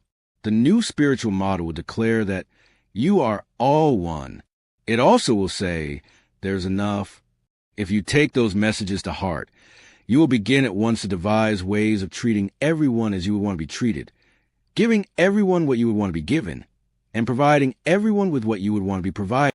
And you will quickly realize that the easiest way to do this is not to keep trying to grow the world's economy in a never-ending upward spiral, attempting to make it possible for everyone to afford to own the same things, but rather provide everyone with access to and use of the same things. This requires producing fewer consumer items per person on your planet, and that has wonderfully positive implications for your ecology. I can see how it would. Less stuff being manufactured means less pollution of our air and water, and fewer things being tossed into landfills, for one thing. As we convert from our current disposable society to a maximum use community of humans sharing resources, we will find ourselves husbanding all of those resources, using them much more wisely and much more equitably. You have got it precisely, and that is just the surface of it. Humanity will be practicing, at last, what my friend Dennis Weaver, the actor and environmentalist, calls ecolonomics. Dennis coined that word, combining ecology and economics. Then he formed the Institute of Ecolonomics to support the creation of a sustainable future by marrying our ecology and our economy in just the kind of whole systems approach that you are saying the new spirituality will inspire. Dennis Weaver's idea is an excellent one, and an example of the kind of forward thinking that emerges from true visionaries. If people have access to and use of the things they feel they need, they can live their lives very happily. And, in the end, that is wealth. This sounds a lot like the voluntary simplicity movement that Dwayne Elgin started practically single-handedly some years ago with his book by the same name. It feels like the essence of the statement. Live, simply, so that others may simply live. Indeed. Okay, so the new spirituality will shift humanity from an everyone-for-themselves model to what Reed calls a highest good for all model, out of the foundational thought that we are all one. It will cause us to do business for a whole new reason, not to create profit, but to create wealth. And it will also cause us to redefine wealth. Yes, this is what the future holds. This is what happens in all maturing societies. And your society is just now beginning to mature. It is just moving out of its adolescence. And helping us along these lines have been wonderful teachers and leaders, such as the late Robert Theobald, who wrote Reworking Success. I knew Robert well, and consider him to be an extraordinarily sophisticated thinker on economy and its social implications. Another such thinker is Rabbi Michael Lerner, who has been urging all of us for quite some time now to create a new bottom line in business and the world at large. His book, Spirit Matters, is an exciting and inspiring articulation of new spirituality principles as they relate to commerce. Are there any other ways that it will affect the world economy? Could we have just an overview here? In the days of the new spirituality, the economy will be transparent, just as I saw transparency in politics. Yes, there will be no secrets, no under-the-table dealings, no creative accounting. Everybody will know everything about everyone. There will be no reason for secrets, no motivation, since you will come from oneness in everything you do to provide true wealth, equal access for everyone to what is desired to live a good life, and a higher possibility of happiness for everyone as a result of that. With the purpose of the economy thus changed and the definition of wealth in that way altered, the idea of keeping any piece of economic data from anybody else in order to produce economic gain will seem primitive, childish, and completely inappropriate. In Conversations with God, Book 2, you talk about such business practices as placing two numbers on every price tag, our cost/your price, so that consumers would know at the point of purchase what a company's per unit profit margin is. Also, sending around to all employees within a company a sheet each month indicating the to-the-penny salaries and benefits of every person employed. Yes, and that is some of what I mean when I say that business and the economy will become transparent. Knowledge is power, and tomorrow's God will constantly encourage the movement of power from the hands of the select few to the hands of the many. I said this before, and you will see this theme repeated throughout any serious discussion of the new spirituality. In the days of the new spirituality, the economy will be localized. This is a carrying forward of the theme just mentioned. The most effective way to move economic power from the select few to the many is through decentralization. Instead of creating one massive economy, create lots of little economies all over the place. Exactly. Jack Reed suggests that in the future, we may see self-contained communities forming, in which most, if not all, of the needs and desires of those who live there are met by those who live there. New sources of energy, such as wind and solar, will make it unnecessary to leave any community to acquire energy, with fewer acres taken up by manufacturing plants, since manufacturing will be dramatically reduced under the mutual access, use, and cooperation economic model. More land will be again available for growing food within each community. We won't have to get all our fruit from California or our string beans from Venezuela. Local laws could be passed allowing for the planting and cultivation of hemp for use in 100 ways, as a replacement for pulp products now obtained by cutting down trees, as rope and canvas of the strongest sort, and as cloth for clothing of every kind, to name just a few of the products that may be derived from this source. Local currencies and barter systems, used strictly for exchanges within a given community, could take millions of people off the economic grid for the most part. The specifics of humanity's strategies for localizing economies in the future will be many and varied, but you are right about this much. As soon as people are no longer dependent for their survival, food, clothing, shelter, energy, on some distant source, they instantly have more control over their lives. This, in turn, invariably produces greater freedom and a higher quality of life.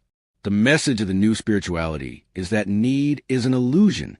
The idea that need exists, together with a consumer culture that drives people into a bigger, better, more mentality, has done more than any other single thought to keep humans in bondage to manufacturers, corporations, politicians, energy suppliers, and others who they feel are the only ones who can provide them with what they need to be happy.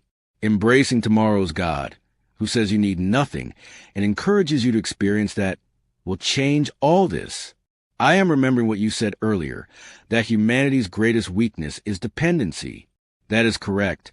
The new spirituality will cause a greater sense of self-reliance to emerge. Individuals will take greater responsibility for their lives, and so will groups of people banding together for the common good. And there are still other economic impacts that the new spirituality will create. In the days of the new spirituality, there will be no disproportionate holding of wealth and resources, and abject poverty will no longer be allowed to exist. Gone will be the days when a tiny percentage of people control a huge percentage of the world's money and resources. In the days of the new spirituality, it will be recognized that every human being has a right to the basics of life and the ability to survive.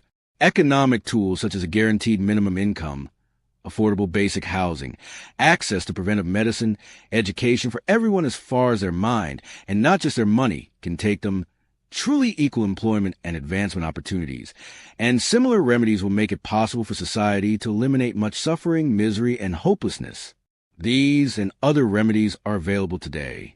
In the future, the embracing of tomorrow's God will make it impossible to ignore them, and will eliminate the need for humanity to maintain the profit/survival mentality that has characterized its economic activities for millennia. In the days of the new spirituality, it will be recognized that natural resources belong to all. It will seem preposterous to everyone that a nation or an individual would claim ownership or control over the planet's natural resources simply by virtue of their location. Precious resources such as trees, which supply the world oxygen, after all, minerals, Oil and water will be viewed as common holdings owned by all humankind, to be used by all humankind for the highest benefit of all humankind. What all this seems to come down to is that, in the future, the new spirituality will get us out of the rat race. Yes, that's a good characterization. That's a good catchphrase summary. Great, because the problem with the rat race is that even if you win, you're still a rat. 21. Our kids and God. How about our children? What will be the impact of the new spirituality on them? Much will change in the life of your offspring. For one thing, they will no longer be ignored. Ignored? Who is ignoring them? Many adults. Children are being left to their own devices, relegated to their own little worlds, more and more of the time as both parents work and involve themselves in other things. Children spend hours in front of screens. TV screens, computer screens, video game screens, movie screens. They are being, quite literally, screened out from life itself. This process of screening removes them from reality and places them into an imaginary world. All of this would not be so bad if it were a world of their own imagination, based on what you have taught them, but it is not. It is the world that exists in the imagination of the TV producers and the computer program designers and the video game creators and the movie makers, and what they are teaching them. We do not want our children swimming around in this cesspool. You said that? I didn't. I have no judgment in the matter. But if you do not want them swimming around in this cesspool, then why are you letting them drown themselves in it? You're right. We are doing that. It gets the kids out of our hair, I guess. So we let them just jump in there and swim in there and drown in there and drown in there. Sometimes it is hours before they come up for air. I mean, they can spend half a day in front of the screen. Half a day, heck, an entire weekend. It's not like it was when I was a kid. We'd never want to stay in the house. That was the worst. We want to get outside, go over to a friend's house, and find something to do. We'd build clubhouses out of cardboard and forts out of snow and games out of thin air and friendships that went on for years and memories that lasted a lifetime. Send a kid outside today, and he doesn't know what to do with himself. In many cases, that is true. The new spirituality will invite you to change all that. In the days of the new spirituality, adults will have the tools to give back to children the gift of their own imagination. Tomorrow's God will not scare children, branding into their very souls the fear of God. Tomorrow's God will teach children that fear and guilt are the only enemies of humans, that love is all there really is, and that God is never, ever going to punish them. Tomorrow's God will teach children never to be afraid to fail, because failure does not exist in God's kingdom. Only effort exists, and effort is all that matters and all that counts, because every effort leads to an outcome that moves life itself forward, and forward is where life yearns to go. Tomorrow's God will teach children that there is no insufficiency, but that there is enough. There is enough of all the things that humans think they need to survive and to be happy, and so children do not have to continually strive to be the best or the fastest or the smartest. And they do not have to enter into ruthless competitions and make others wrong and push others out of the way in order to be one of the winners, and avoid being one of the losers in life. Tomorrow's God will teach children that there are no losers, only those who have lost their way. And tomorrow's God will teach children that no one will ever lose their way forever, but that all will one day find their way back home, back to love, back to the heart of God, and that what they might want to do for those who have lost their way is not laugh or judge or condemn, but extend a helping hand and show them a way back home. Tomorrow's God will teach children that they are one with God, and that they can act as God would act and be as God would be in the day-to-day living of their lives. And tomorrow's God will give parents the tools with which to teach that. Those tools will be the messages of the new spirituality. Oh my gosh, I am so inspired. I am sitting here almost crying. You may be crying at what you have done to your children in the past, but cry not at what you will do for them in the future, for that future is bright indeed. Well, the future that you have laid out is, but are you certain that all of this will happen? Do you want it to happen? Yes. Are you willing to work for it to happen? Yes. Then it will happen. And what about our schools? What will they look like? How will our embracing of tomorrow's God affect them? Or will it? Oh, yes. There is nothing in life that will not be affected by humanity's embracing of tomorrow's God, and education will be very near the top of the list. education, is the single most important tool that can be used in the transformation of humanity. Those who seize power and seek to hold on to it understand this very well, and that is why they do whatever they can to curtail or control education and learning among their people. The way to control a population is to control a population's mind, and the best way to do that is to begin with the young. Send them all to the same kind of school, teach them all the same things, allow them to know of little else, and tell them that to even desire to expand their knowledge and understand more is unacceptable. Most schools run by governments and religions have operated in this way. They focus on the rote memorization of data and the incessant inculcation of the mind with the insidious messages of their culture. Teachers emerging from a new spirituality will understand that asking children to memorize facts is asking them to recreate the past, but that inviting children to explore concepts and ideas, such as fairness, tolerance, equality, and honesty, invites them to create a new future, for their ideas may be different from yours. That's what we're afraid of. Why? You're so proud of how things have been going? Do you actually want your past repeated by your children? Well, now that you put it that way, you act as though you do. In very few places does your society encourage new thinking, not even with adults, to say nothing of No, you want the people of your species to follow the party line. There are be no really serious questions and no significant deviations. Not in religion, for sure. Not in politics, if you hope to win an election. Not in economics, social systems, and not in education. Do not deviate from the beaten path. What will the new educational approach emerging from the new spirituality be like? It will deviate from the beaten path. It will start by drawing spirituality into all other fields of study, submerging every subject matter and values exploration, so that the child is aware from the earliest days of her life that there is no disconnection between a person's most fundamental, sacred beliefs and a person's daily behaviors, and that the same is true for all of society. Everything in the child's experience will be contextualized as a spiritual experience at its core. By being immersed in such a context, the student will learn to use spiritual tools to solve life's problems and to meet life's challenges. I wonder if educators will ever acknowledge that most of those problems and challenges that today's kids are going to have to face when the end have little or nothing to do with geometry, geography, biology, or history, and everything to do with fairness, tolerance, equality, and honesty. They will in the educational environments emerging from the new spirituality. Because education is so powerful, and because humanity has in the past done it either very ineffectively or extremely manipulatively, this is where the work of the new spirituality will begin. If the goal is to transform your species from a primitive society of beings, many of whom are selfish and violent, into an advanced civilization of beings, most of whom are caring, sharing, and loving, much of humanity will have to be re-educated. The first step in doing this will be to remove punishment from education forever. Remove punishment? Yes. In the days of the new spirituality, coercion and punishment will not be part of the educational process. You are speaking of corporal punishment, right? Spanking a child after telling the child that he should never deliberately hurt others does not teach the child to be better. It only teaches him that physical violence is the way that people in control deal with problems. It models for the child the exact behavior you are asking the child not to demonstrate.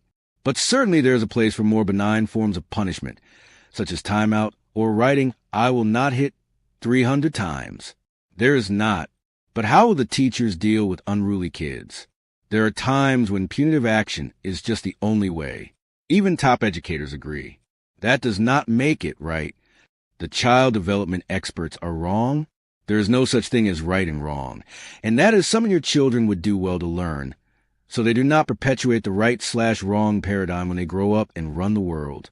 There is no such thing as right and wrong. There's only what works and what doesn't work.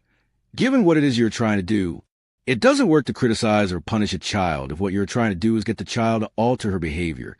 To say nothing about trying to help her develop a positive self-image, which, by the way, is the only space from which she can easily alter her behavior. Remember, you do not want a child to simply stop her behavior, but to alter it. There is a difference. Punishment or the threat of it can perhaps work once in a while in getting another to stop a certain behavior, But the behavior will start up again in some very near future, as parents and presidents have learned, because punishment merely halts behavior. It does nothing to change it. I have to think about that one for a bit. There are many effective ways to interact with a child who is not creating for herself the experience that you know will be most beneficial. Criticism and punishment are not among them. What are these other effective ways? An entire book could be written on that subject alone.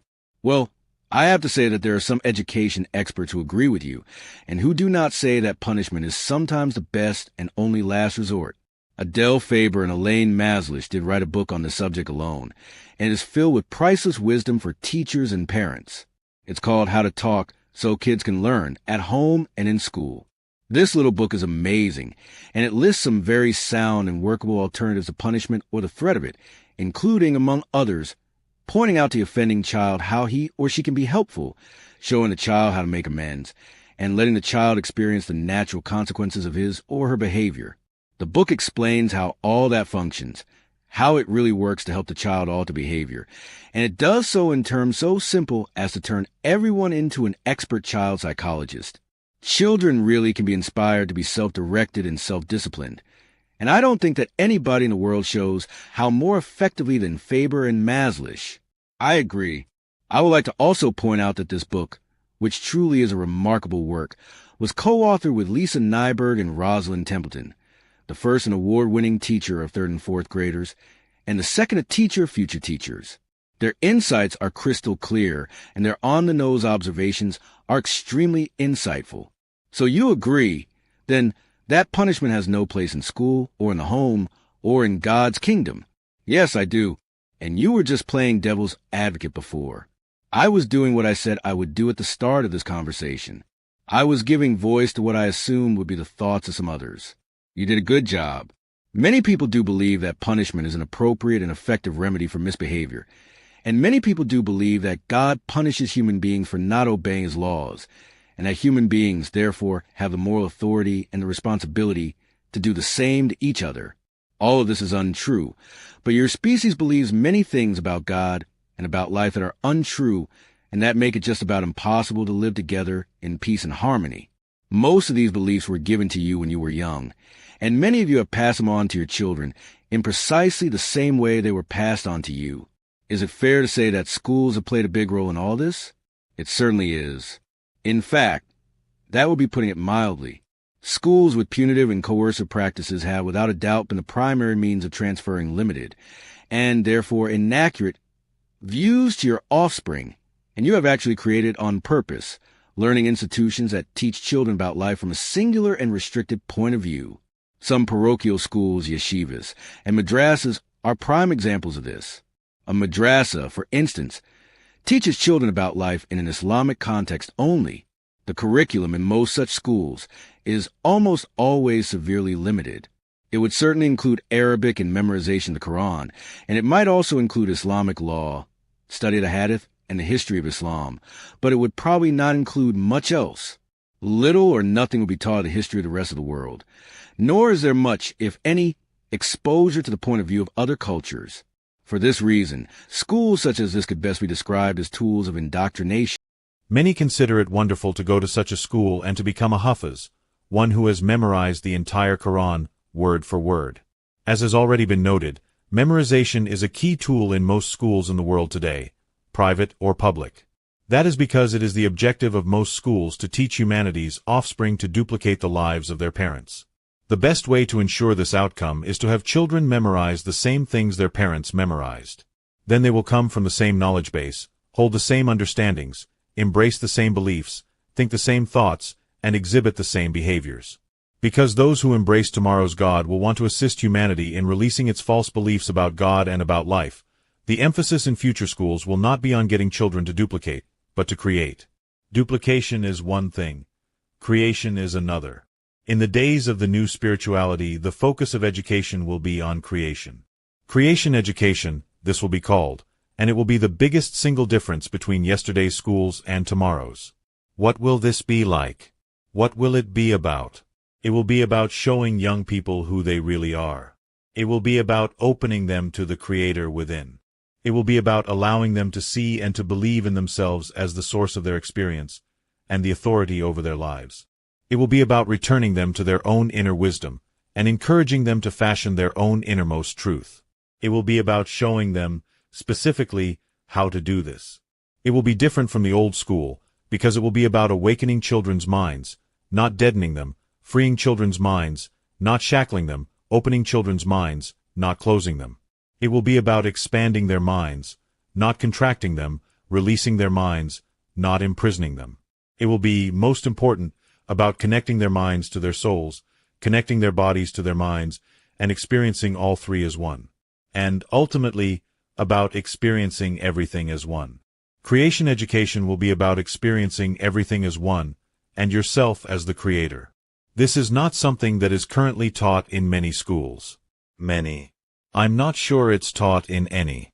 Creation education will be centered around the following major messages that the new spirituality will bring to children. 1. You are one with everyone and everything in the universe, including God. All things are part of one living system. 2. Because you are one with God, you have the power to create what you wish to experience in your life. 3. The way you create is by what you think, say, and do. 4. It is not possible to make a mistake in the process of creation, and failure is an illusion. Everything that you create is perfect just as it is, including you. 5. When you create, you are fulfilling the purpose of your life, because creating is how you grow and evolve, and that is what you and all living things are on earth to do. 6. Life itself is your greatest teacher, and it has built-in consequences, but never punishments. Punishment is not a part of God's plan, and has no place in God's kingdom. Learning was always meant to be easy. It is actually a process of remembering what your soul has always known. This kind of learning will be joyful when you use the experience that you are now having to remember as much as you can about life. Then you will remember what you need to remember when you need to remember it to make life work in the future. 7. Try to never harm another person, place, or thing in any way, but only to help others and love them as best you can, especially when they have made a mistake or have done something wrong. If you can do this, you will create a friend of just about everyone you know, and when you need one, you will never be without one. 8. There is enough for everyone. It takes very little to be happy, and the fastest way to create happiness for yourself is to create happiness for another. 9. Your very best friend is life itself, because it never ends. When the portion of your life that you spend on earth is over, there will be no judgment day, no condemnation, and no punishment, but simply an opportunity for you to review all of the thoughts, words, and actions of your life and decide whether, as you go on to other adventures, you wish to choose again when confronted with similar circumstances. Choice is the process by which you evolve and ultimately experience who you really are. These are the 9 components of the core curriculum of the first years of creation education. The messages will become more sophisticated as the child moves on. That sounds wonderful, but what about the 3 R's? Yes, reconciliation, recreation, and reunification. No, I was talking about reading, writing, and arithmetic. Well, there you are again, stuck in your old model. The 3 R's that you would teach your children about are not nearly as important as the 3 R's that tomorrow's God will invite you to teach your children about. You mean our children don't have to learn to read, write, and work with numbers? Of course they do, but only as tools with which they can create reconciliation, recreation, and reunification. Those are the 3 R's with which both you and your children can create a new tomorrow. In the days of the new spirituality, the priority of education will no longer be the dissemination of facts, but the increasing of sensitivity and awareness and understanding and compassion and acceptance and celebration of and appreciation for the awe and wonder of life. The late child psychologist Dr. Chaim Jinnot believed that every teacher should be first a teacher of humanity, and then a teacher of a subject. That came from that fabulous book by Faber and Maslish. Is that what you are saying here? Exactly. And I am saying that in creation education, that idea will be formalized as part of its basic approach. Okay, so tell me about the new 3 R's. What would benefit your world enormously right now would be for you to seek reconciliation between the many separate and disparate elements within your present societal structure. Between races, between genders, between nationalities, between religions. This reconciliation must include acknowledgement of all that you have done to each other as you have sought to find your way to a better life, admission of all past wrongs. And it must include a sincere apology for those wrongs. An example of such a process might be for the people of Japan to apologize to the people of Korea for years of domination and oppression, and even for many of their attitudes toward Koreans today. Yes. Or for Americans to apologize to Native Americans for taking their land away and forcing them onto reservations, or to Japanese Americans for summarily rounding them up and putting them into camps during World War II, or to Black Americans for allowing slavery and for openly condoning the century of discrimination that followed, and which continues in many ways to this very day. Yes. Or for Great Britain to apologize to India, or Russia to apologize to Poland, or for the Jews to apologize to the Palestinians for simply displacing them in their own land, or for the Palestinians to apologize to the Jews for using violence and terrorism as a means of redressing their grievances, or for, gosh, this list could go on forever. Yes, it could. And you've just nailed one of humanity's biggest problems right on the head. Because most of humanity has never forgotten these injustices. Tales about them have been passed on from generation to generation until they have become part of a people's cultural story. The hurts, the suffering, the deaths, these have created deep bitterness, and that bitterness has been passed on to your children as part of their education. That is why the new education, creation education, will be about how to create a newer world, how to create a new tomorrow, how to create a new idea about who you are as a people, as a culture, and as citizens not only of a nation but of the earth. Rather than passing your bitterness on to your children, creation education will teach your children these 3 R's. Tell me more about the first R. How would this work? Reconciliation must include restoration of your societies, groups, and individuals, so that they may feel whole again. This includes reparations for past losses, to the extent possible. People must feel empowered to be who they are before they can begin to think about who they might become. Restoration projects should include closing the gap between the world's rich and the world's poor. It is, more than any other single factor, poverty and meager education, which translates into lack of opportunity and lack of awareness, that keeps the human race at the adolescent stage in its evolutionary development. Reconciliation, as described here, is the first step in the process of human renewal. You must see what you have done before you can see what you are going to do. Okay. And the second R?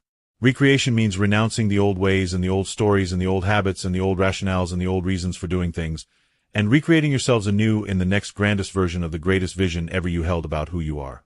We are talking here about redefining yourselves as a species.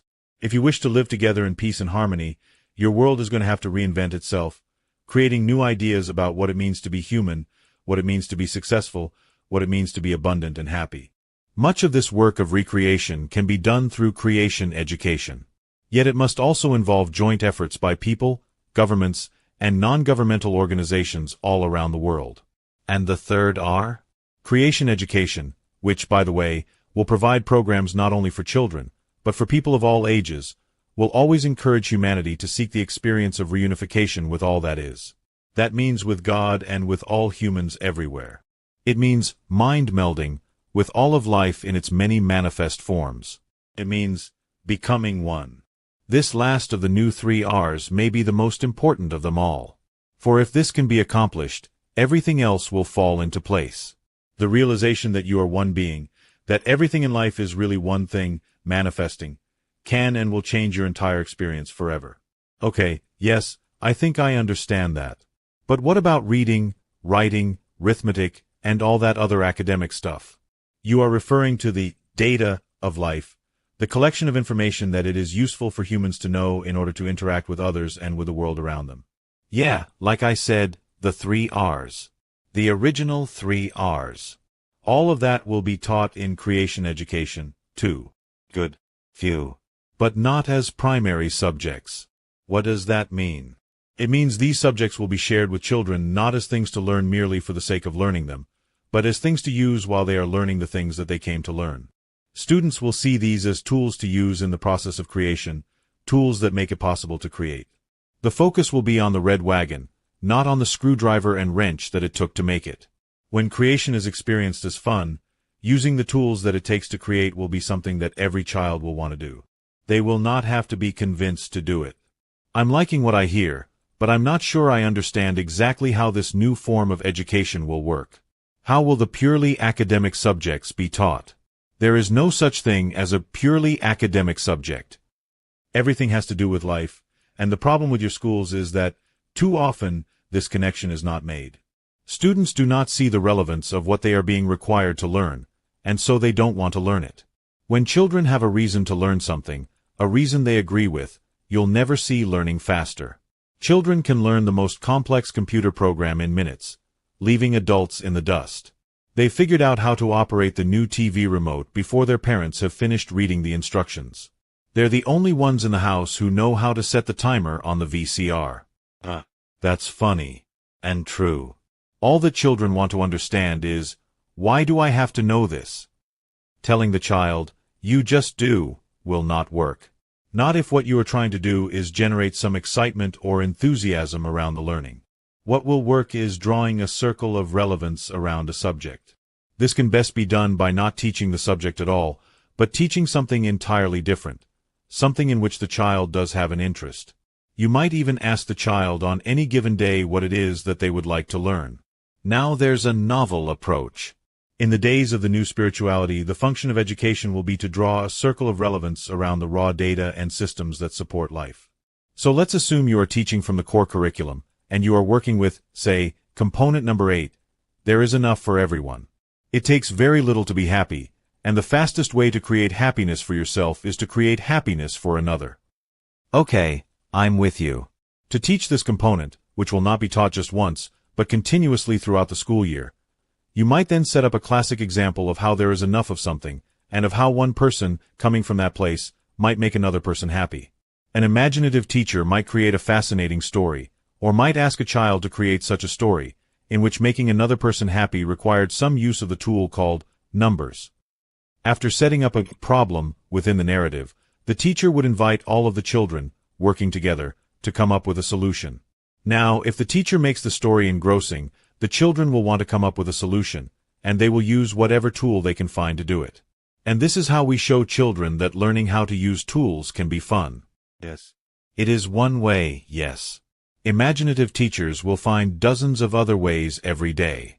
The children will be engaged in exploring and experiencing life concepts, with a fact or an equation or a method or a formula not being learned as an end in itself, but used as a means to an end.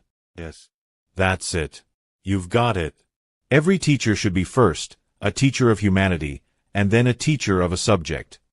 Indeed. I love it. I love the model.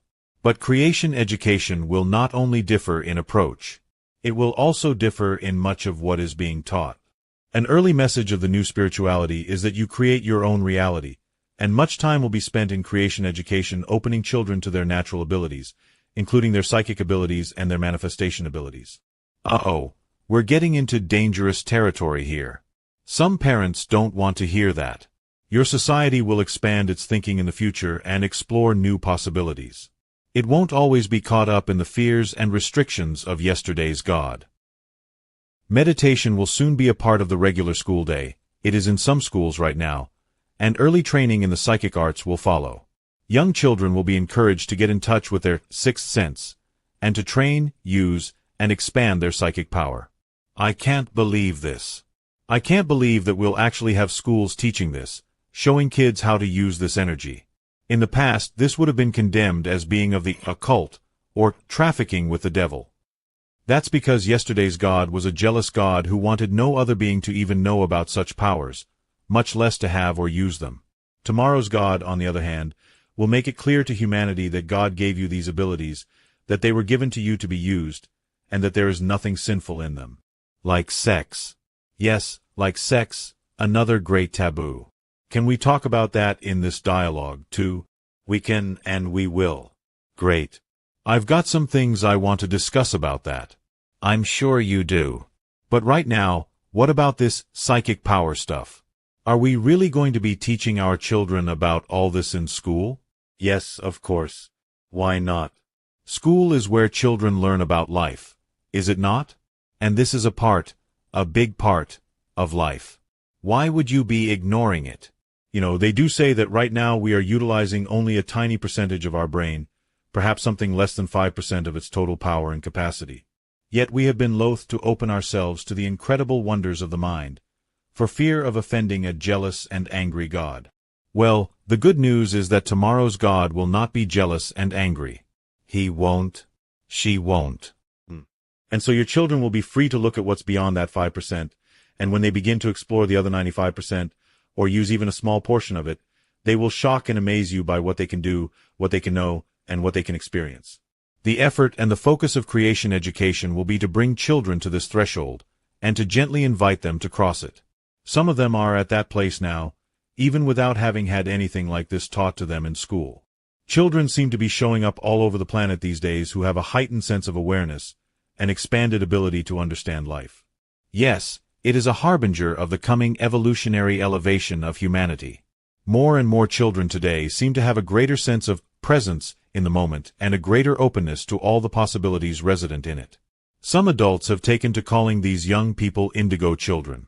In fact, I had a lead role in a movie about this, called Indigo, which I co-wrote with James Twyman, who was its executive producer. It was produced and directed by Stephen Simon, who produced What Dreams May Come and Somewhere in Time, among other films. The movie has begun to attract a lot of attention because of its message, which is that these children can change people's lives, and that we might do well to begin listening to them. And a little child shall lead them. Exactly. But now I'm jealous. What about us adults? Is it too late for us? Is there no way that we can get a little creation education? You certainly can. In fact, you can be one of those who provides it. You can offer classes right now in the New Spirituality, bringing people together on a weekly or bi-weekly basis, and exploring all of what creation education will be saying to children in the years ahead. How can people do that? How can people give a class in what they don't even know? The best way to learn something is to teach it. Go ahead and offer the class. Call it an informal study group in the New Spirituality. Go out and get some of those wonderful books mentioned earlier and build a program around them. Give the group reading assignments and then bring it together to discuss the material. Create a learning environment in which the teacher is doing as much exploring as the students. You do not have to know everything there is to know about something in order to teach it. You need merely to have to want to know more about it and be willing to share your growth process with others. Remember that good teachers do not try to put something into, but rather seek to bring something out of every student. It's not about putting in, it's about tapping in. Excellent. That's a great way to say that. That's exactly right.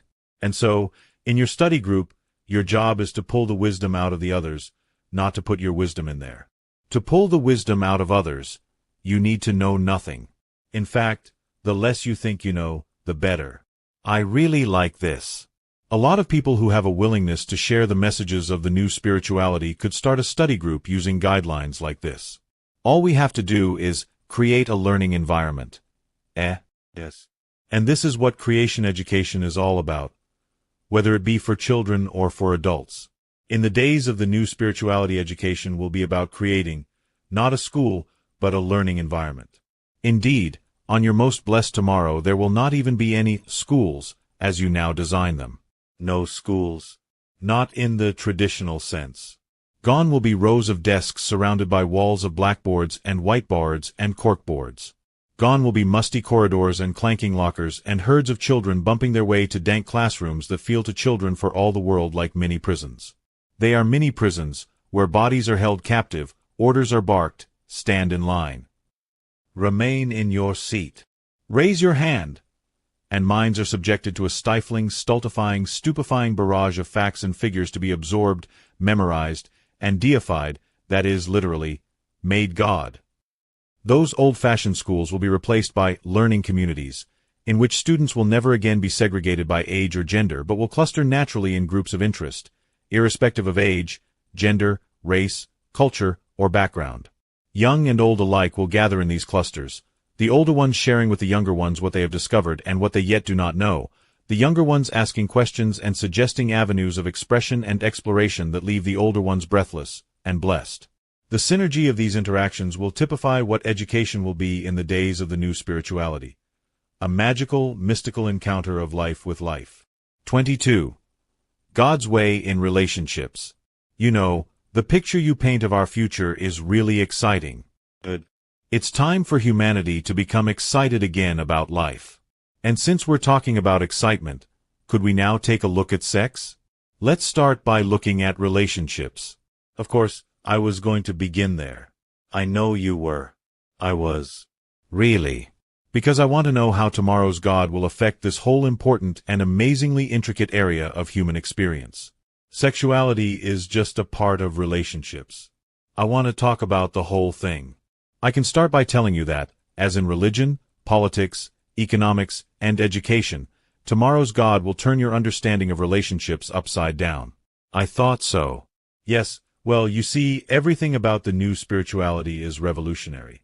Your entire society will actually be reconstructed from the ground up. In the days of the new spirituality, human relationships will be completely recreated in both purpose and process. So, what's the first thing you want to know?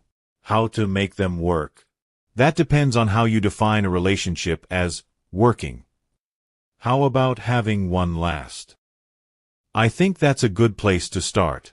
You think that a relationship doesn't work if it doesn't last? Well, it certainly doesn't work very well. Wouldn't that depend on its purpose? Well, what is the purpose of a relationship? You tell me. I think most people would say that it's to find joy and happiness, completion and fulfillment, through the sharing of one's life with another. That is not the purpose of a relationship. It isn't? No. The purpose of a relationship is to create joy and happiness, completion and fulfillment, through the sharing of life with another. There's a huge difference. In the days of the new spirituality, human relationships will no longer be seen as a means of need fulfillment. Humanity will understand that need is an illusion, and while human beings may choose to dance in that illusion and play with that illusion, much as a magician who enjoys his own tricks, people will ultimately understand that the purpose of life's most holy experience, union with another, is not about fulfilling needs. Who said anything about fulfilling needs? I was talking about finding joy. If you're finding something, you do not have it, and if you do not have it, you will imagine that you need it. Oh. You can only create something out of something you have. Now that's an interesting thing to say. I've only just begun. If you think that the purpose of a relationship is to find something, then you will be continually looking for it. You won't experience that it's inside you, because you wouldn't be trying to find it if it were inside you. So you will be looking for it outside you, namely, in the person that you call your beloved. If, on the other hand, you think that the purpose of a relationship is to create something, then you will be bringing to the relationship what it is that you wish to experience there. You will see yourself as the source of what you choose to create, because the creator of anything is the source. What a fascinating perspective. It's really just common sense. The idea that you say most of humanity holds, however, is not common sense. In fact, that idea brings more relationships to an end than any other single thought. Most people are looking for something outside themselves to make them happy, and that includes, perhaps especially, the experience of relationship. We are talking, in particular here, about romantic relationship. Yes, but you will find that every word spoken here can apply to all other kinds of relationship as well. Good. Okay. The new spirituality will teach that without a relationship with somebody or something else, you cannot experience yourself in any meaningful way. In the days of the new spirituality, all relationships will be seen as holy. This is what I meant earlier when I said that you are interdependent in the sense that no one can exist alone. No man is an island. But you are not dependent in the sense that you need a particular other. All relationships are holy, and each can produce the experience for which relationship was intended. The idea that you need a particular other in order to produce what relationships were intended to produce leads to extraordinary dysfunction in relationship, because it creates the illusion that one person is dependent upon a specific and particular other person in order to be happy by experiencing who you really are, which is the inner goal of every soul. Now, if you want to continue to explore this whole business of relationship, we're going to have to get into some things that may feel a little far afield. The discussion here could become a bit esoteric, but it will all make sense with regard to human relationships if you stick with me. You want to take this ride? Sure. Let's go. Okay. The only way that you can know who you are, not just conceptually, but experientially, is by knowing who you are not. The universe has been given to you so you might experience that. I have said to you before, in the absence of that which you are not, that which you are is not. This is a statement of profound truth regarding the realm of the relative, the world in which you live. You are saying that in the absence of cold, hot is not, or that, in the absence of big, small is not, or that in the absence of bad, good is not. Exactly. You can't have one without the other in the realm of the relative. This is not true in the realm of the absolute, where all that is all that is. In the realm of the absolute, nothing exists in relationship to anything else, for the simple reason that there isn't anything else. This is also true in the realm of the relative, where there is only one thing, and that one thing is all there is. Yet this one thing has manifested itself in countless ways. Sometimes this way, sometimes that way, sometimes fast, sometimes slow, sometimes here, sometimes there. You understand? Yes. But why? We're getting there. What God chooses to do is to know itself in its own experience. This is God's holy purpose, to know itself wholly. God can know itself conceptually easily enough. God merely has to think about itself. Yet for God to experience itself, God has to encounter something that God is not. Only through such an encounter can God experience what God is. The condition, however, that is, there is nothing that God is not. And I will repeat, in the absence of that which you are not, that which you are is not. God found a solution in this situation, however. God reasoned that since nothing other than God existed, God would have to create something that appeared to be other than God out of itself. God did this by dividing itself into a billion or more, actually many more, smaller parts, and each of those parts would be something other than the totality of God. In this way, any individual part could know the totality, and the totality could know each individual part, and God could experience who and what God is. The scheme was ingenious. The idea was brilliant, as befitting God. And so, the realm of the relative was created, and along with it, relative experience. Now, all of the parts of God can experience themselves as who and what they are in relationship to who and what everything else is, and thus know both the individuality and the totality of God, the magnificence and the wonder and the glory of the all, and of all that comprises the all in its various parts. This is, of course, a very simple, basic explanation of things. But is it clear? Sort of. What is unclear? Does this mean that for me to experience something good, something bad, has to exist in my experience? Well, first of all, good and bad are value judgments having to do with many, many other decisions that you have made about yourself and about life. I know, and I don't want to get into that level of intricacy here. Can we just address the question head-on? All right. The answer is yes. Something that is bad, according to your terms, has to exist in your experience in order for you to experience something that you call good. Well, that explains a lot. Now I understand why life is so often a pile of, but here is what you would call the good news. The bad that has to exist in your experience does not have to exist in your immediate experience. What does that mean?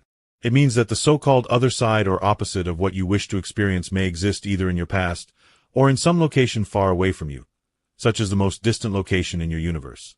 It merely has to be something of which you are aware. It has to be part of your consciousness. Your universe is nothing more than a contextual field. It is a holder or container into which has been poured every experience it is possible to have. Or, to put it another way, the totality of that which is. In other words, God. Call it what you wish. Now you can reach into this contextual field of memory and distance, what you have called time and space, and find the opposite of any experience you presently choose to have. You do not have to draw that opposite to you. You need only know that it exists. Thus it is said that knowledge is power. So, in order for me to experience having a good time, all I have to do is remember the bad times. Precisely. Or, in order for me to experience how good life is over here, all I have to do is observe how bad life is over there. Remembering that good and bad are your particular judgments, of course. Of course. They are simply your point of view. From another perspective, what is bad might be called good. So life is just a matter of perspective. You've said something very important there. Our experience depends on how we see things. That is correct. And how you see things depends on how you choose to see them. I don't get that. We see things as they are. No. You give everything its meaning. Always remember that. In the days of the new spirituality, all people will understand that nothing has any meaning save the meaning they give it. Okay. So what does this have to do with relationship? Everything. All of the meaning in your relationships is meaning you have put there. Nothing means anything at all, except what you say it does. That includes all the things that have been done to you, and by you. You can give these things any meaning you want, but be careful, because the meaning you give them is the meaning they will have for you. Then you will act on this, believing it to be real. If you wish to remain clear, it is going to be important for you to remember that you have made it all up. You can take these things that have happened in your life and laugh them off, and say, "It's nothing. It's not worth losing my peace over. It is of no injury to me. I am not that." Or you can say, "I am deeply hurt. I am badly damaged. This is horrible. I can't stand it." Either way, what you say will be what you experience. Yes, well, I try saying the first, but the second seems to win out a lot. I mean, let's be real here. Things sometimes hurt. A lot. Help me out. The feeling of being hurt is simply an act of forgetfulness. You have forgotten who you are, you have forgotten who the other is, and you have forgotten what you are both doing here.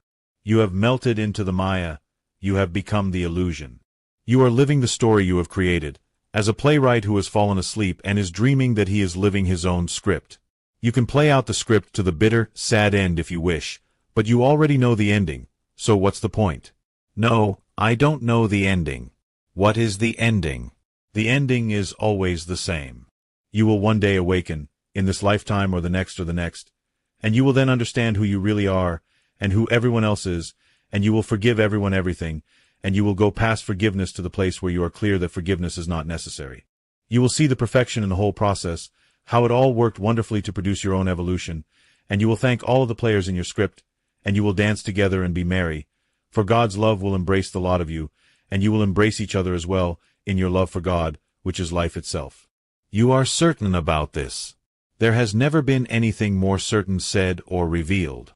In the days of the new spirituality, all people will understand the purpose of relationship and the process of life, as well as their role in it, and they will bless the process and call it holy, they will engage the process and call it adventure, they will experience the process and call it joy, and they will complete the process and call it nirvana. Then to happily begin the process all over again at the time of their choosing in the never-ending cycle of bliss that is creation itself. This is the story of consciousness, unfolding. This is the story of humanity, evolving. This is the story of you, being. Your relationships are part of this story. In the past, you have gone into relationships for reasons very close to what you articulated a few moments ago. You were seeking happiness. You were hoping to find fulfillment and joy and completion through the sharing of your life with another. I simply wanted to end the loneliness. Same thing. Fewer words. So what's so bad about that? Nothing is bad about it, but there is a page in the story that you have come here now to see. You can never end the loneliness in your life until you end the loneliness within your life. Again. Once more, please. If you feel alone within, if you feel incomplete inside yourself, you will search outside yourself for the rest of your life to find that which cannot be found. And, after experiencing this over and over, you could wind up with a series of relationships that do not last. Have you been reading my diary? The relationships don't last because you do not understand what you are doing there. You are trying to find fulfillment rather than create fulfillment. You are trying to find joy rather than create joy. You are trying to find completion rather than create completion. You believe that relationship is a process of discovery, and it is not. It is a process of creation. The same thing can be said about life. But I have tried to create joy, happiness, and completion in relationship, and sometimes the other person has still left. So what is true about that? Did that take the joy, happiness, and completion out of your life? Of course. Then you didn't have it there to begin with. Nobody can take with them what is in you. Remember that. Always remember that. So then I don't need a relationship to create joy and happiness and completion. It's all within. You use a relationship to experience it. Like God, you create relationships in order to experience who you are within.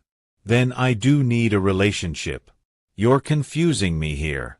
You do not need a relationship outside yourself. It is beneficial to have a relationship with me, inside yourself. In the days of the new spirituality, it will be clear that all relationships begin and end and are created with and within the human soul. Once you have a relationship with me, with life, with God, with all that is inside yourself, the relationships that you have with everything and everyone outside yourself will be an experience of joy and happiness and completion, because you have put it there. You then live it in all the moments of your life. Yet what you do not have within, you cannot live without. Clever. But if I can't live without it, yet I do not have it within, how do I get it there? Not from the other person in your relationship, I can tell you that. Put that burden on your beloved, and they will never be able to carry it. They will run from you as fast as they can. They will see that there is a hole within you that they cannot possibly fill even if they tried. The purpose of relationship is not to find completion, but to share your completion. Not to find joy, but to share your joy. Not to find happiness, but to share your happiness. If you are not happy going into a relationship, you will have no happiness to put there. And in human relationships, I will say again, you only find what you put there. This is true of all of life. So relationship exists as a contextual field, as a holder or container into which you can pour all that you are. You can then reach into that and pull out whatever aspect or aspects of yourself you now wish to express and experience. Yet you cannot pull out of that container anything that you have not put in. You will be making the biggest mistake of your life if you are waiting for someone else to supply it for you. In short, a relationship is about giving, not about receiving. It is about both. But what you receive in relationship you receive from yourself. Your illusion is that you receive it from another. And so, what you receive is only what you give. That is the secret. If you think you are going to receive what you have not been willing or able to give, you will be sadly disappointed, and will sadly disappoint another. But how can I give what I am not able to give? You are able to give anything that you wish to receive. There is nothing that you want out of a relationship that you cannot give to a relationship. You may think that you cannot give it, you may have yourself convinced that you cannot give it, but that is not the truth about you. Consider the possibility that you came into the relationship in order to remember how to be greater than you are. That is the purpose of all relationships, and of all of life. I have said, the purpose of life is to recreate yourself anew in the next grandest version of the greatest vision ever you held about who you are. Of course, in order to do this, we must have total freedom. God gives you that. God may, but others may not. In truth, freedom is not something that God gives you. I used a figure of speech. Freedom is what you are. God is that, and you are that. That is the essence of what you are. This is why, whenever your freedom is trampled on even just a bit, you feel rankled and diminished. It is not something exterior to yourself that has been trampled upon. It is you. It is the essence of your being. The words love and God are interchangeable. And the words freedom and God are interchangeable. Therefore, the words love and freedom are interchangeable. They describe one and the same experience. In the days of the new spirituality, love and freedom will be understood to be the same thing. This has important implications within the context of marriage currently understood and experienced by most of the human race. You can say that again. I have heard this from you before, and it has done nothing but get me into trouble. Why? Because most people don't accept that when you love someone, love grants total freedom to the beloved. Hold it. Let's stop right there. What do you mean, total freedom? Freedom is not something that can be partial. It is like pregnancy. You cannot be a little pregnant. You also cannot be a little free. You either are free or you are not. Free to do anything? Either you are free or you are not. But even you have not given us that kind of freedom. Oh, but I have. Yes, but you punish us if we use it. No, I do not. Well, spouses do. Do humans believe this? Believe it? They experience it. Then humans are not experiencing freedom in their relationships? Not many. They all are. I don't think so. Not when they get punished by someone leaving them, or making life miserable for them. Not when they receive this punishment because they enjoy golf, or are caught up in their work, or don't pay the other enough attention, or, God forbid, experience a moment of love expressed sexually with someone else. In the days of the new spirituality, humans will understand that they always have total freedom in relationships, that no one can ever take that away from them because it is who they are, and that every attempt to blame someone else for curtailing one's freedom is simply an act of forgetfulness. Relationships are based on total freedom. That is how they work. So when a husband tells a wife he's going to be leaving if she doesn't pay him enough attention, that's freedom? The wife is supposed to feel free to be herself in the relationship? Of course. If the husband told her that he wants a certain amount of attention in the relationship or he's leaving, and the wife does not give him that amount of attention, she's made a free choice. But she gets punished for that choice. All choices have outcomes. Yet outcomes are not punishments, they are results. Both partners in a relationship have the freedom to state their preferences. These announcements are statements of who you are. Your partner does not have to agree with who you are, your partner merely has to notice it. If who you are is a person who does not choose to live in a smoke-filled environment, for example, you have the freedom to announce that. Your spouse then has the freedom to smoke or not smoke in the home. You then have the freedom to remain in the home or to leave. Neither party need take offense at the free will choices of the other, or allow themselves to be hurt by them. To say that you have been deeply hurt by the free will choice of another is to deny who both you and the other really are.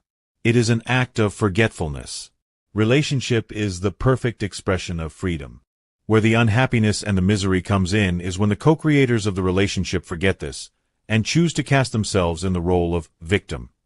So, if you declare that love is freedom, then you must be saying that all people in relationships should be able to freely express love with any person they wish, in any way that feels appropriate to them, without limitation or punishment. Is this how you see marriage? No.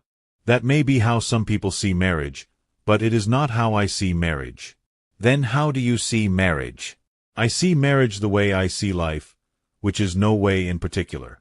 Life just is. And so, too with marriage. It is what it is, and it is not what it's not. Who decides what it is? Everyone says that God decides. God does not decide. On what basis would God make such decisions? God leaves it to you to decide. Marriage is what two people say it is. But society has to set some rules. Why? To protect people. From who? From themselves. To protect others. Who? Society itself. To protect society. To keep society from falling apart. You think society would fall apart if it had fewer rules? Not really. The truth is, I think it would probably fall together. For the first time. The way it really is, rather than the way people want others to believe it is. As I observe humanity, I would say that in the best-case scenario all relationships between people, including marriage, are experienced as a constant ebb and flow, a continuing and ever-changing process, in which there are no rules or restrictions, in which the only agreement is to tell the truth right here, right now, and in which preferences are openly announced and decisions and choices openly made and outcomes openly embraced as the natural consequence of the ebb and flow itself.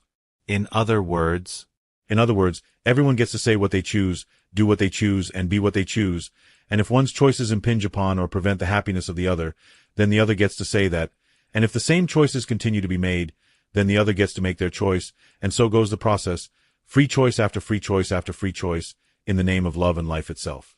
In this scenario there are no victims and no villains, no spouses or partners in the right or in the wrong, but only awake, aware, conscious beings consciously observing and consciously choosing the continuous co-creation. Doesn't sound very romantic. People want to believe that marriage means fidelity, being true to one person for the rest of one's life, and to love that person and only that person in an intimate way. You mean a sexual way? Yes, I mean a sexual way. And that to express love in a sexual way with any other person is to betray and deeply dishonor the first person. And that is a perfectly wonderful blueprint for marriage. Nothing that has been said here contradicts that. In fact, everything that has been said here supports that. But this scenario allows no freedom, at least no sexual freedom. On the contrary, it allows maximum sexual freedom. How so? The scenario says that to express love in a sexual way with any other person is to betray and deeply dishonor the first person. That doesn't sound like freedom to me. If that is the scenario you enter into freely, how is it not an expression of freedom? And if you remain in that scenario and abide by its agreements freely, how is that not an expression of freedom? What if you abide by the agreements because you have to? But you don't have to. If you're doing it because you want to. You do everything that you do in life because you want to. There is nothing that is not free choice. I hear you say that, but I don't know. It still doesn't feel like freedom if I am simply doing something because I don't want to lose a relationship. But that is freedom. You are making a free choice to stay in the relationship. You are noticing what it takes to do that, and you are freely doing it. When and where has your freedom been taken away from you? In the days of the new spirituality, relationships will not include blame and judgment or victim-villain scenarios, but will be understood to be co-creative experiences in which all parties take responsibility for their choices and decisions. Personal relationships are wonderful training grounds. They offer an unparalleled opportunity to announce and declare, express and fulfill, become and experience who you really are and who you now choose to be. What humans like to do, however, is freely make a choice, then declare that they had no choice. This allows them to make themselves the victim and someone else the villain.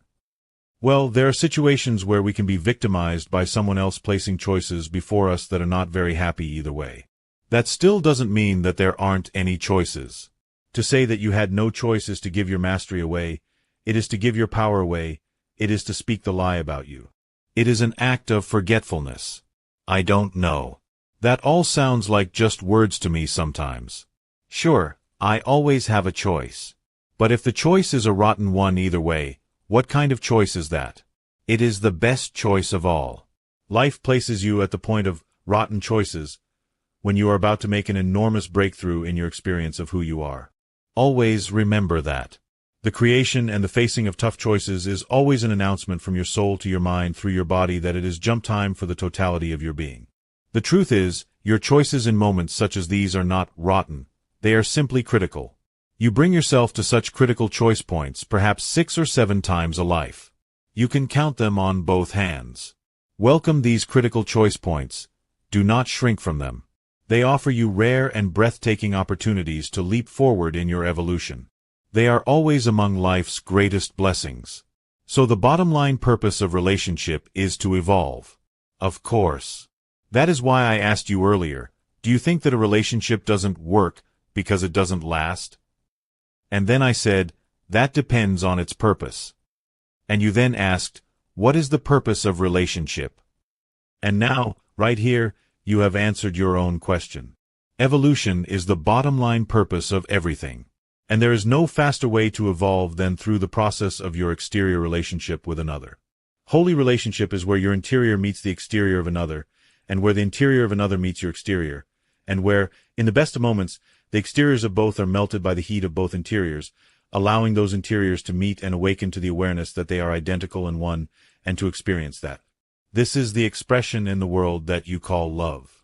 23. Sex and spirituality. Okay, so now, down to sex.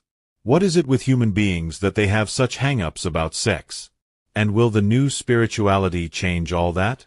Tomorrow's God will make it very clear that sexual expression is a celebration of life. And since the words life and God are interchangeable, sexual expression is a celebration of God. That is correct. That is exactly correct. Then why are so many human beings so ashamed of it? Because they have been taught to be. They have been told to be. Some of them even believe they have been ordered to be by yesterday's God. When I belonged to the Catholic Church, I was taught that the purpose of marriage and of sex was the propagation of the race. Because that was its purpose, any attempt to stop the process of procreation was seen as an intervention in the will of God, and thus an offense against the Most High. So Catholic families often had 5, 6, 7, and 8 children. I was told point-blank that to use any type of contraceptive is a sin. The only non-sinful form of family planning that God allows, I was told, is the rhythm method, when sex is avoided during the fertile period of the woman's menstrual cycle, and engaged in during what the growing family hopes is the non-fertile period. This is a backward and primitive way of dealing with life's most natural expression of love. I have no judgment about that. Well, you have no judgment about anything. That is correct. Also, when I was a child, I was taught in my school and by my culture that my body was something to be ashamed of, and so I should never allow myself to be seen naked. I should also never yearn to see any other body naked. This was a sin, and I should feel ashamed. In some cultures, it is not even acceptable for the body to be seen naked during the act of sex. The lights must be out, and the partners must be at least partially clothed. Some of these taboos are slowly fading away, but a startling number of people are still affected by them. That is true. Do you think it is right that human beings should have been made to feel so guilty about sex? There is no such thing as right and wrong. There is only what works and what doesn't work, given what it is that you are trying to do. So, what are you trying to do here? I'm not sure we know. I'm not sure that humanity is clear about that. Some of us are trying to do one thing, and some of us are trying to do another. I only know what I am choosing to do with my sexuality. What's that? I am choosing to celebrate my humanity and my love for life and my love for another and my love for myself through the joyous giving and receiving of exquisite physical pleasure, and to create, express, and experience the unified ecstasy of oneness with my beloved. I am choosing to express and experience this without shame or guilt or embarrassment of any kind, but with a childlike openness and wonder, and a very adult appreciation and beholding of the beauty and the intensity and the breathtaking excitement of total physical, emotional, and spiritual intimacy with another human being. Well, why don't you tell us how you really feel? You asked, I answered. You certainly did. And that might as well be the end of our dialogue on this topic, because you have just said what the new spirituality will teach. Yes. Really? Yes. Really. In the days of the new spirituality, human sexuality will be experienced as the joyous celebration of life and the glorious expression of godliness that it was always meant to be. It will be expressed without embarrassment or shame or guilt and without restrictions or limitations of any kind, except those that are voluntarily self-imposed. Wouldn't it be wonderful if we had a world like that? Yes, and the advent of the new spirituality will do much to bring you to a place where all of you can create such a world. You've been saying throughout this dialogue that this day is coming, and I am seeing that you are right. The Episcopal Church approved the election of its first openly gay bishop on the very day that we are having this dialogue. Isn't that interesting? These look like the beginnings of humanity's first early, tentative embracing of tomorrow's God. Some very courageous church leaders have had the courage to say, out loud and in public, that the God of their understanding finds acceptable a man who holds a sexual orientation different from others. This is an example of the kind of unconditional love that, soon, all of you will understand to be the gift of tomorrow's God. Yet right now there are still some holdouts who believe that yesterday's God does not love without condition, but only if we do things His way. The daring action taken by the Episcopal Church in the United States did not go easily, as this news story attests. Minneapolis, August 6. Episcopal leaders voted to approve the election of their first openly gay bishop, risking a possible exodus of conservatives who said their grief over the decision was too deep for words. The Episcopal General Convention on Tuesday took the final vote needed to confirm the Reverend V. Gene Robinson as Bishop of the Diocese of New Hampshire. The bishops voted 62 to 45 to confirm Robinson's election.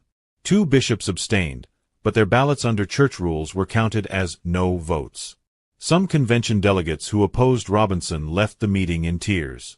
This body willfully confirming the election of a person sexually active outside of holy matrimony has departed from the historic faith and order of the Church of Jesus Christ, Pittsburgh Bishop Robert Duncan said. This body has divided itself from millions of Anglican Christians around the world. Duncan called on the bishops of the Anglican Communion and Archbishop of Canterbury Rowan Williams, head of the Communion, to intervene in the pastoral emergency that has overtaken us. May God have mercy on His Church, Duncan said. 18 other bishops signed his statement. I find it interesting, but not too surprising, that Bishop Duncan, referring to God, described the Episcopal Church as His Church. It is just this kind of ownership that people throughout the world claim that God has of their church that creates such separation between people. Catholics say that their church is His Church. And Muslims say that their faith is the one true faith of Allah. And Mormons say that their seventh heaven is God's real heaven. And Jehovah's Witnesses say that the elect have been called by God, and that no one else is going to heaven.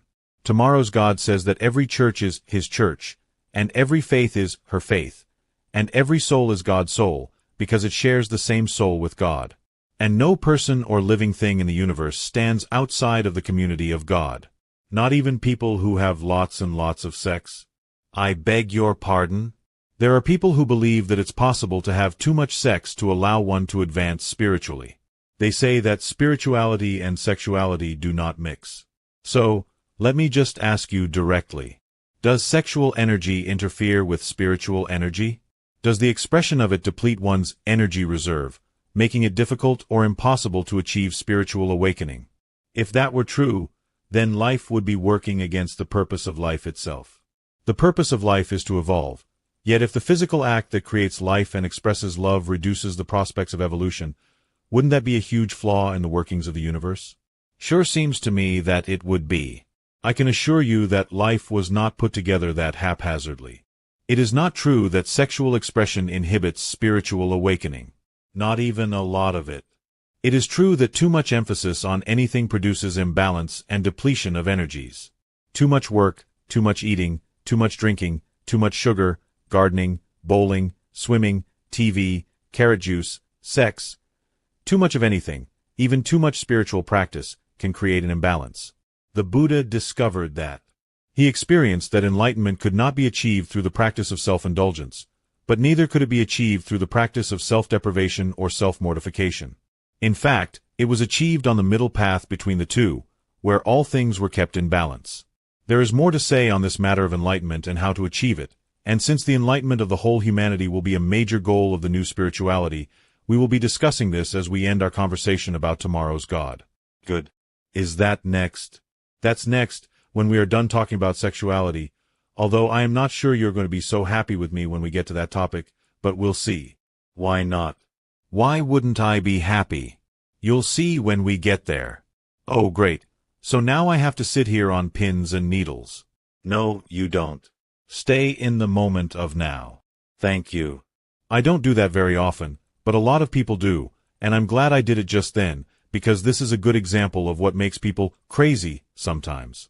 I observe that a habit of many humans is something that I have called futurizing.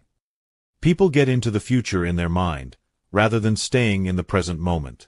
Everything is perfect right here, right now, but they go off into the future in their head and make their present moment completely discombobulated. For some reason, I have hardly ever done that in my life, but you sure caught me doing it just then. I suppose that when God says I may not be too happy with God, my ears have got to perk up. So I was looking a little bit ahead. But I'm back now, back in the present moment, and I want to say that I'm glad that an active sex life does nothing to reduce spiritual awareness. I think I knew that, but I'm glad to hear you confirm it. Sex is not what most people think it is, anyway. I know. Sex is synergistic energy exchange. It is the energy that is exchanged between any two people who encounter each other, and the question is not whether they are having sex, but what is the quality of it. What kind of synergistic energy exchange is going on? So everyone is really having sex with everyone else, all the time. That is correct. It is impossible for two human beings not to exchange energy when they come into contact with each other. This exchange is just what happens. Where it goes, what it leads to, is up to each person having the experience.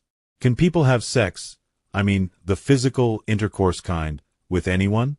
I mean, is that okay? Or should this experience be reserved for one or two people for the rest of a person's life? There is no should or shouldn't here. What kind of a person does one choose to be with regard to this matter? That is the question. I know my answer. What is it? I want to be the kind of person who would never have a sexual experience with another who does not desire that experience with me. I want to be the kind of person who would never force himself on anybody, and who would never even invite another to have a sexual experience if I felt that they were not old enough or mature enough or emotionally healed enough or mentally stable enough to make such a decision. And I want to be a person who keeps his sexual agreements with others, who can be counted on to stay in integrity around that. Go then and be that person. But I want everybody to be that kind of person. Yes. Well, everybody is not going to be that kind of person. Even you were not always that kind of person. I know. What would it take for more of us to be, all of the time? Greater self-awareness, plus a more complete understanding of the purpose of life itself. When you truly embrace tomorrow's God, you will have a greater sense of this. You will bring greater self-awareness into every moment and every choice, including your choices around sexuality. Many people are doing this now, and their movement into greater self-awareness is actually paving the way for the new spirituality. Still, sexual crimes are rampant in our society. That is because sexual repression is rampant. Wherever you see sexual repression, you will see sexual crime and sexual dysfunction. Is that why the Catholic Church has had so much trouble with priests acting in sexually inappropriate ways? It is precisely why. We really are, as a species, mixed up about all this. We are willing to allow our children to see incredible violence on movie screens, but if we hear that the picture has graphic sexual content, we are offended and scandalized and run out of the place, demanding to see the manager. What is that all about? It is about the mixed signals that you have given yourselves as a human culture. You hate violence, but you love to watch it. You love sex, but you hate to watch it. Actually, many people love to watch it, they just hate to admit that they love to watch it. And they certainly don't want their children to watch it. Thanks. Maybe we should just pass more laws against sexual expression, and that will take care of the problem. Laws about human sexual expression are not observed to be beneficial to humanity. Well, they are all broken anyway. Exactly. So all they do is create more anger, shame, guilt, and hiding out around our sexual behavior. That's what is true. Yet surely there should be some laws, such as the law against rape.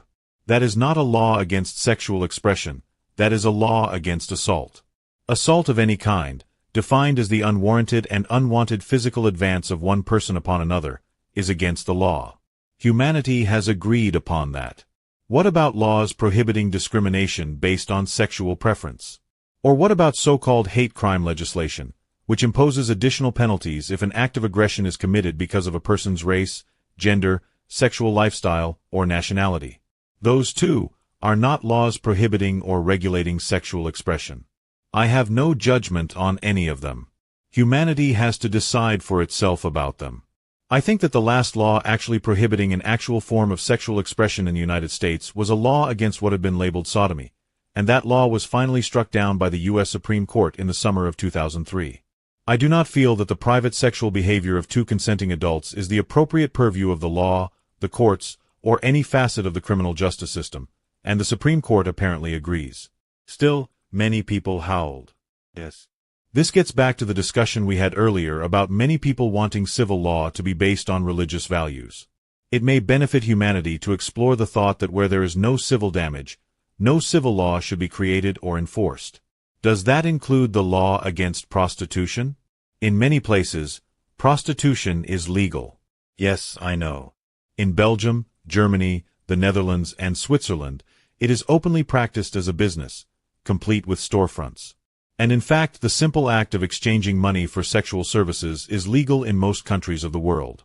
It is not legal in the United States, except in most Nevada counties, where, strangely, it is. So what, then, is the issue with prostitution, morality, or geography? Any other questions? You know, I really don't have any more questions on sexuality. Now that I am having this conversation with you, I am realizing that I've answered most of my questions on this subject to my satisfaction. Answering your own questions to your own satisfaction is the mark of a student moving to mastery. Well, now, I didn't say that. No, I did. Earlier you came up with your own answer on the purpose of relationship. Now you experience yourself having all the answers you need with regard to your own sexuality, and in a moment you are about to prove that you have your own answers on the biggest question of all. I am. You are. 24. The way to enlightenment. Okay, what's this all about? The time has come for us to practice the first basic tenet of the new spirituality, which is that all the wisdom you will ever need lies within you, that you are all having conversations with God all the time, that every time you go within, search with a pure heart and a deep desire to know your highest truth, you will receive it. All you have to do is listen to what you have to say to yourself, and then trust that. Yes, I feel that, I know that. We're going to demonstrate that right here. We are. Yes. Our conversation on the topic of tomorrow's God is now over in its present form. For the length of this dialogue, I have allowed you to ask the questions and to receive my answers as if I was the one with all the insight and you were the one who lacked awareness. This is not what is true about you, and this continuing dialogue is not modeling what is true about anyone. The truth about all of you is that you have deep insights and extraordinary wisdom, and all you have to do to experience that is open up to it and call it forth. I believe that. Through the years I have come to believe that. About yourself? About everyone. Yes, but do you include yourself in that? Many people think that people in general are wise, but that they are not. Many people think that people in general are attractive and beautiful, but that they are not. Many people believe the best about others and the worst about themselves. I do not. I am not in that group. With humility, I would say that I believe I am no less capable than the rest of humanity of accessing and bringing forth wisdom from within. We'll see. What do you have up your sleeve here? I've already told you. I'm going to suggest to you that you, and all others, have all the answers to every question you could ever ask. And I'm going to conclude our conversation by proving it. I'm going to turn the tables on you, with the biggest question of all. Oh boy. Are you ready? I suppose. You suppose? Well, are you ready or aren't you? Yes. Right. Now we have something going here. Now remember, from this point on, you are the one with the answers and I am the one with the questions. I understand.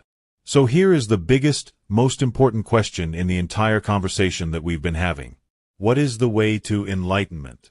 What will the new spirituality, what will tomorrow's God, have to say about that? You know, I've already looked at that. I even did a sharing about that with a small group of about a dozen people recently. And what did you tell them? And what do you want to add now to what you said? Go ahead. I'm waiting for your answer. What is the way to enlightenment?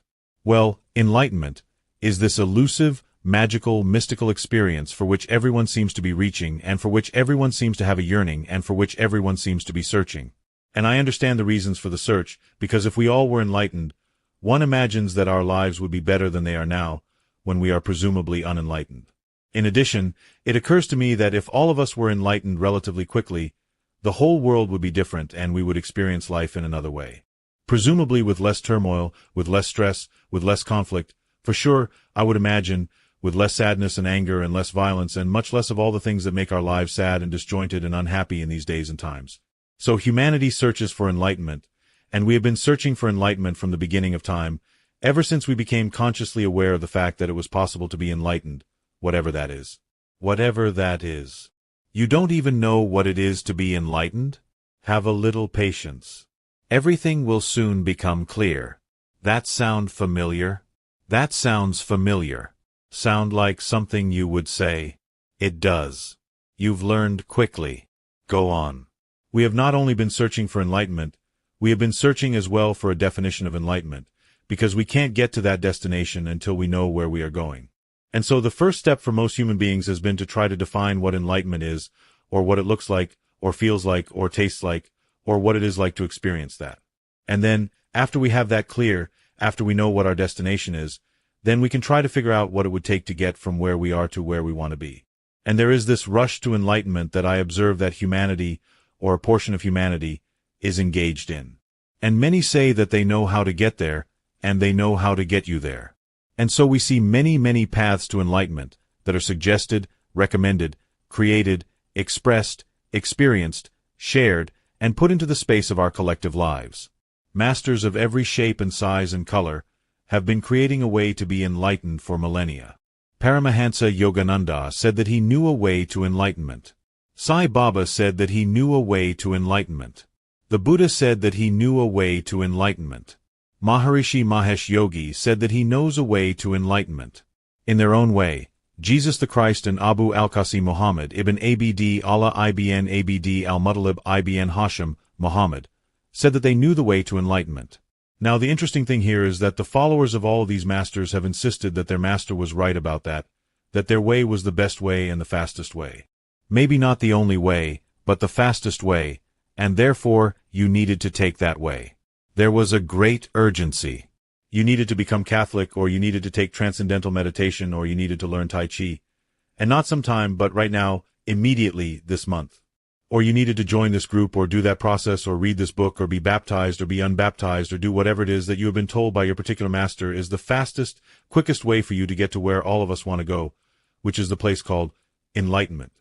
Now the danger of this business of enlightenment is twofold. The first danger is thinking that there is something specific that you have to do in order to get there, and that if you don't do that, you can't get there. The second danger is thinking that your way to get there is the fastest, best way to do it. A few years ago, now I guess it's about 12 or 15 years ago, I was approached by people in the S movement. Werner Erhard created the Erhard Seminar Trainings, which was a huge movement in the New Thought community in the United States and around the world around 25 years ago or so. The people who were involved in the S movement were absolutely convinced that this was the fastest way to enlightenment.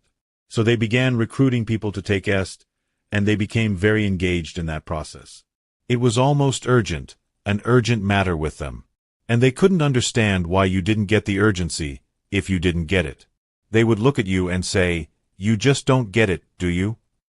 This was natural because they had found something that changed their whole life virtually overnight, and they wanted to give that to you, and they knew that this was the way. There were many ways. This wasn't the only way, but this was probably the fastest way. And I enrolled in the S program, and I, too, became enlightened.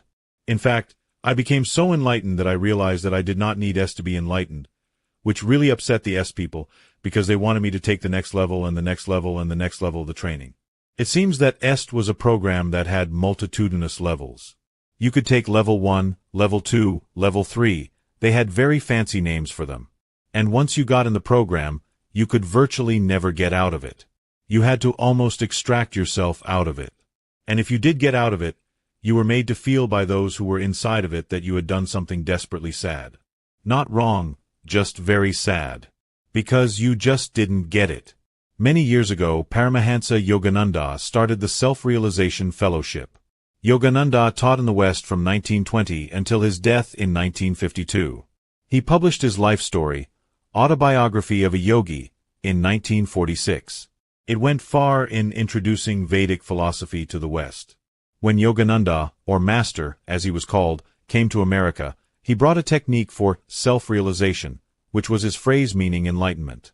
When you realize who the self is, you become enlightened. And Master described himself as being enlightened. And by the way, he was enlightened. And he was enlightened because he said he was. You mean, that's all it takes? Yes. I hate to break the spell that someone may be under, but to be enlightened is to say that you are. It is quite as simple as that, and we will talk more about that in just a minute. People heard Paramahansa Yogananda give his talks and explain his technique for enlightenment, which involved a process that included, among other things, deep meditation every day. And the process was one that Paramahansa Yogananda taught to his students, and his students taught to their students, and their students taught to their students, on, until a very large number of people all over the United States, and indeed around the world, were involved in the Self-Realization Fellowship, which, by the way, continues to function to this day and now has many followers. If you talk to some of those members of the Self-Realization Fellowship, they will tell you, this is the way. This is the path. Master has shown us the path. There are many other paths. This is not the only path, and this may not be the best path, but it is the surest path that we know of, and so come and join the Self-Realization Fellowship. And that is wonderful because that is their experience, and they are sincerely sharing that. In even more contemporary times, a fascinating man named Maharishi surfaced a few decades ago, and he announced yet another path to enlightenment.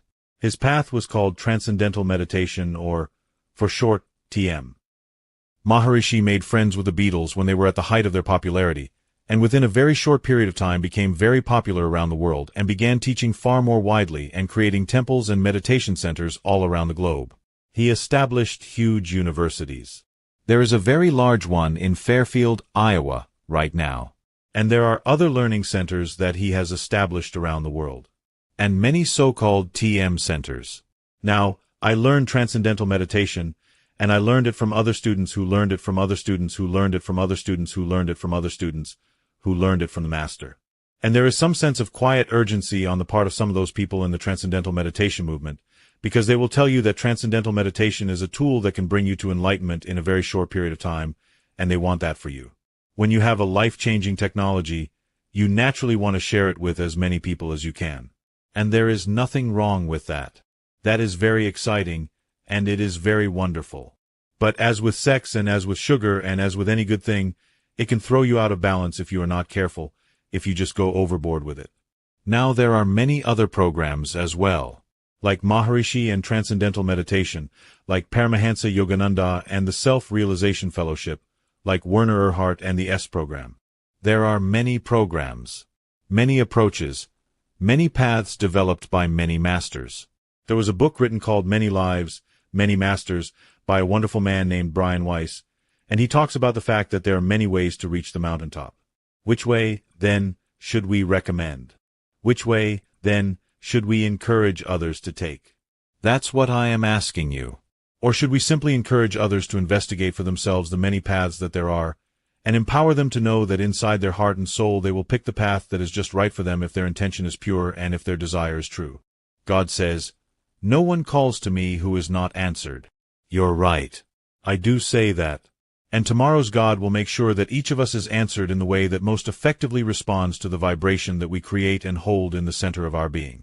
To put this another way, God or divinity or enlightenment, if you please, appears in a form in the lives of every person that is most appropriate to their background, their culture, the level of their understanding, the level of their desire, and their willingness. This very conversation, this book that many will be reading, falls into that category. For some, it will be perfect, the perfect tool of communication. For others it will not, and they will not even have read this far and will not know what is being said here. So there are many means of communication, and there are many disciplines. Physical disciplines, mental disciplines, spiritual disciplines, and some disciplines that involve all three, the body, the mind, and the spirit. We spoke of the Buddha earlier. It is good to tell the whole story. His name was Siddhartha Gautama. He lived in riches and luxuries as a young man, because his father and his family were the rulers of a large area of countryside and had much wealth. They tried to protect Siddhartha from any knowledge of the outside world for many years. And they kept him in the grounds. But one day Siddhartha ventured outside the walls of the compound and learned of life as it existed on the street. He learned of poverty and of illness and of disease and of cruelty and of anger and of all the so-called negative experiences that no one ever allowed him to experience when he was inside the gates of his compound. And he gave up all of his riches and all of his luxuries, his whole family, left his wife and children and everyone at home and disappeared, essentially, and embarked on his search for enlightenment. What can I do? He asked himself. What can I do? And he then underwent a series of very rigorous physical and mental disciplines, from fasting to day-long meditations to physical trainings of every imaginable sort. And this went on for quite a while, not a week or two, but for a long time. Something like 6 years. He sought out other masters and asked them how they had achieved or moved toward the experience of enlightenment, and he did as they told him, because he wanted to honor the masters that he met along his path. But nothing brought him the experience of enlightenment.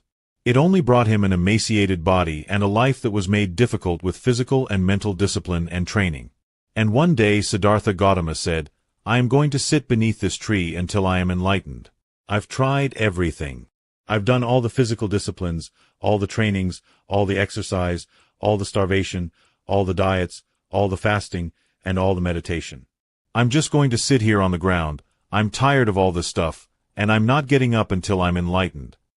And there he sat, doing nothing. No exercises, no meditations, no fasting, no nothing. Just sitting there doing absolutely nothing. Now that is hard for many of us to do, because we think there is something we are supposed to be doing in order to be enlightened. The Buddha sat there until he opened his eyes and realized that he was enlightened. And he said, "I'm enlightened." And people came to him and cried out, "What did you do? What did you do? Teach us, Master. You have become the Buddha, the enlightened one. What is the secret? What did you do?" And the Buddha said something quite extraordinary. "There is nothing that you have to do." Imagine. After all that time, after all that self-flagellation, and wearing a hair shirt, and starving his body and doing his physical discipline. After all that time, he realized it was not about telling beads, or lighting incense, or sitting in meditation for 3 hours a day. It was not about any of that. It can be if you want it to be. It can be if that is what suits you. It can be if that is your path, but it is not necessary to do anything. The Buddha said, in effect, "I'm enlightened because I have realized that enlightenment is knowing that there is nothing you have to do to be enlightened." Isn't that interesting? It's sad in a way, when you think of all the effort that people are putting in, with years-long programs and trainings, only to find out that enlightenment requires nothing at all. Now I have come to this conversation, and I am going to end it by saying something daring. I am going to tell you that one day I, too, could be enlightened. You may think I'm joking, but I'm not. I could be an enlightened master, and so could everyone. And do you know how I will know I'm enlightened? When I find peace and joy and love in every moment. I too, like the Buddha, like Jesus the Christ, like Paramahansa Yogananda, like Maharishi, like Ilchi Sung Hyun Lee, choose to seek enlightenment. On my own particular path, I have tried everything. First I tried orthodox religion. I said my rosary faithfully every day, because there was this formula that you could use to have God answer your prayers. There was a litany, there was a process. I also tried fasting. I tried meditation. I tried reading every book I could get my hands on. I took EST. I learned transcendental meditation. I learned transactional analysis. I walked down many paths, many paths. And then one day I had an out-of-body experience. Now that was interesting, because I wasn't trying to do this. I was trying to produce outcomes with my fasting. I was trying to produce outcomes with my meditation. I was trying to produce outcomes with my rosary and with my disciplines, but those were not bringing me where I wanted to go. Now here I was, just simply trying to get some sleep. I just fell asleep. But in that moment I flew out of my body quite involuntarily. Just left. And I knew that I left. It was a conscious awareness. I was not in my body, and I knew I was not. I won't take time here to explain to you or describe for you my experience, although I can tell you it was very real. It is very real to me to this very day. I've had 3 such experiences in my life, 2 since the original one. And every one of those experiences brought me to the same place, a space of absolute, capital A, awareness. Kind of like an AA meeting. Absolute awareness. And when I returned from my very first out-of-body experience, I was left with 2 words that blew my mind. Would you like to know what they were? I'm all ears. Nothing matters. Nothing matters. What an amazing message for my soul to receive from the unified soul that is all of life. Nothing matters? And yet, like the S training, like transcendental meditation, like my venturing into the work of Paramahansa Yogananda, it changed my life. And here's the message behind the message. If nothing matters intrinsically, then I am free to declare what I choose to have matter to me. But if something matters intrinsically, that is to say, if something matters to, shall we say, God, then I had darned well better figure out what that is, because if I don't figure out what it is, I will be the thing called condemned, or at the very least, unenlightened. But a voice in my out-of-body experience said to me, nothing matters. I knew then that we are free to make matter what we choose to make matter in our lives. And I mean that in 2 ways. Not only to make matter, but to make something into matter, to manifest in physical reality something out of invisible energy. To turn energy into matter. So here is what I would share with people who ask about enlightenment. If you think there is a path to enlightenment that is the only path, the best path, the fastest path, the one that everyone has to know about by 10 o'clock tomorrow morning, you will suddenly find yourself feeling pressure, stress, upset, and your ego will be deeply involved in convincing as many people as you can that that's what's so. Suddenly you will start acting not like a master at all, but like someone who is under a terrific amount of pressure and stress, because it will suddenly matter to you whether I get what you are trying to tell me. If you are not careful, you even start having quotas or goals. You'll have to get a certain number of other people to agree with you every week, or every month, or every year. And if you don't meet those goals, you will think that you have not done a good job. And yet you have done a good job if you simply love without expectation, without requirement, without needing anything in return. Enlightenment, when it is all said and done, has nothing to do with what you do with your body or your mind. It has to do with what you do with your soul. Now that's a wonderful insight. Just the way you put that opens up the space for clarity. Nice. Thank you. I want to share that if you simply love everyone whose life you touch endlessly, unconditionally, with nothing needed or wanted in return, you have become enlightened and you have shown everyone how they may be enlightened as well. As fast as any other system that exists, like that. As fast as transcendental meditation, like that. As fast as joining the Self-Realization Fellowship, like that. As fast as taking EST, or now, the Forum, like that. And if you learn to love yourself unconditionally, as well as everyone else, you heal your entire self without lifting a finger. Now I want to discuss this thing called health, because many people believe that you are not enlightened unless you are in good health. You are really on a roll here, aren't you? You opened a door, I walked through it. Go on. I want to hear what you have to say about this. Is enlightenment being in good health? And what is good health anyway? Is good health having a body that has nothing wrong with it? Is good health living until you are 90 or 100 or 200 or 500? Is good health having no pain and nothing wrong with your physical form? Is good health the absence of anything that is not perfect in your physical experience? Or is good health being okay and in a place of joy and peace no matter how things are? What is health? What is optimum health, if it is not happiness? I know people who exercise every day, lifting weights and running and working out, and their bodies are in great health, but their hearts and their minds and their souls are desperately sad.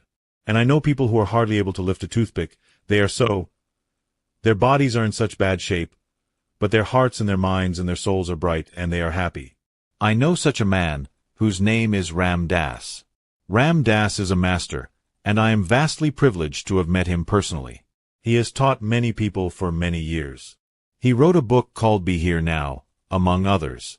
About 2.5 or 3 years ago, Ram Dass had a stroke. He was a young man. He was only 63 or something like that. I met with Ram Dass after his stroke, in a hotel room in Denver, and I want to tell you something. I've never met a healthier man. I sat in that room with a master. I said, Ram Dass, how are you? And he sat there in his wheelchair and said very slowly and very carefully, I am wonderful. Now that's health.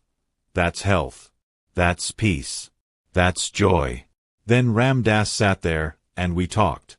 I asked him many questions, because I wanted to hear, right from his wonderful mind, how he felt and what he'd experienced of this life. And he had great patience with me. He must have heard my questions 100 times before. Nay, 1,000 times before.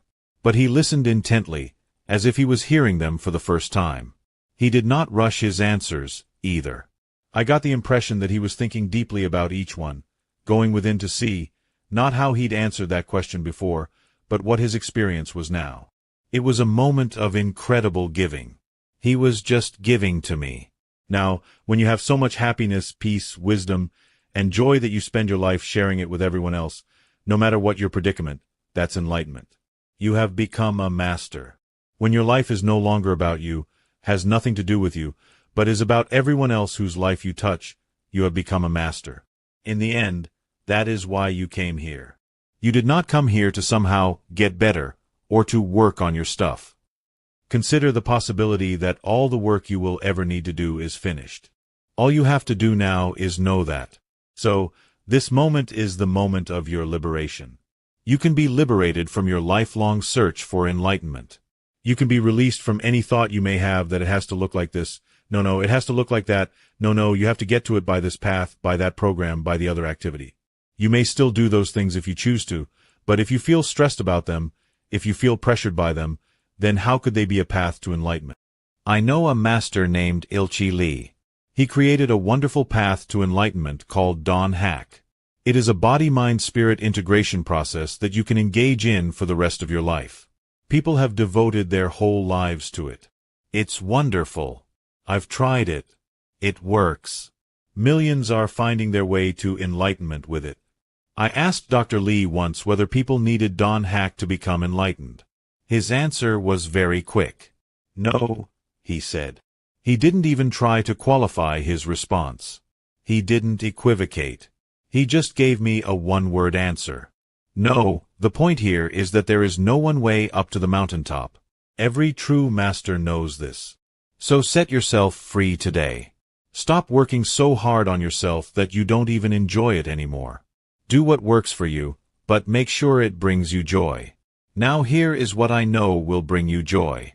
Decide that the rest of your life, every day, every moment, every word, is something that you will share with everyone whose life you touch in a way that ensures that they will know there is nothing they have to do, know where they have to go, and no way they have to be in order to be loved by you right now. Let them know that they are perfect just as they are standing there.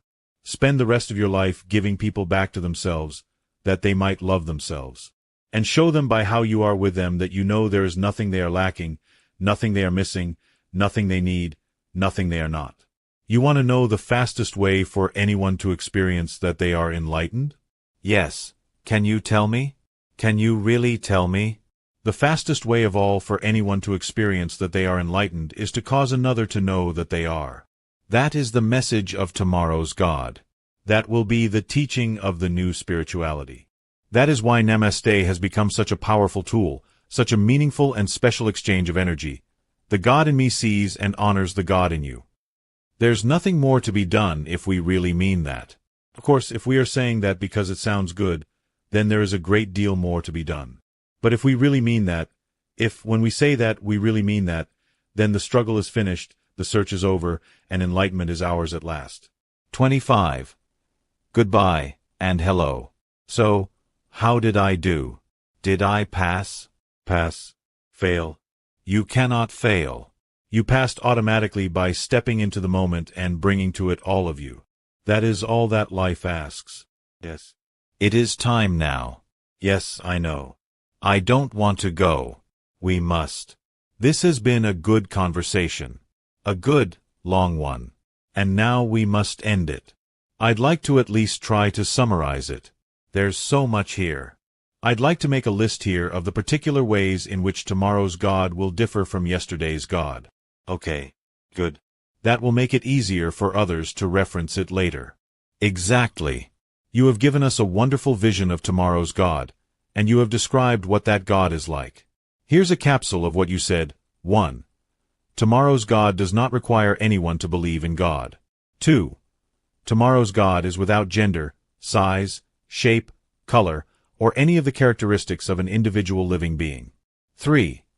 Tomorrow's God talks with everyone, all the time. 4. Tomorrow's God is separate from nothing, but is everywhere present, the all in all, the Alpha and the Omega, the beginning and the end, the sum total of everything that ever was, is now, and ever shall be. 5. Tomorrow's God is not a singular super-being, but the extraordinary process called life. 6. Tomorrow's God is ever-changing. 7. Tomorrow's God is needless. 8. Tomorrow's God does not ask to be served, but is the servant of all of life. 9. Tomorrow's God will be unconditionally loving, non-judgmental, non-condemning, and non-punishing. That is an incredible description of an almost unbelievable God.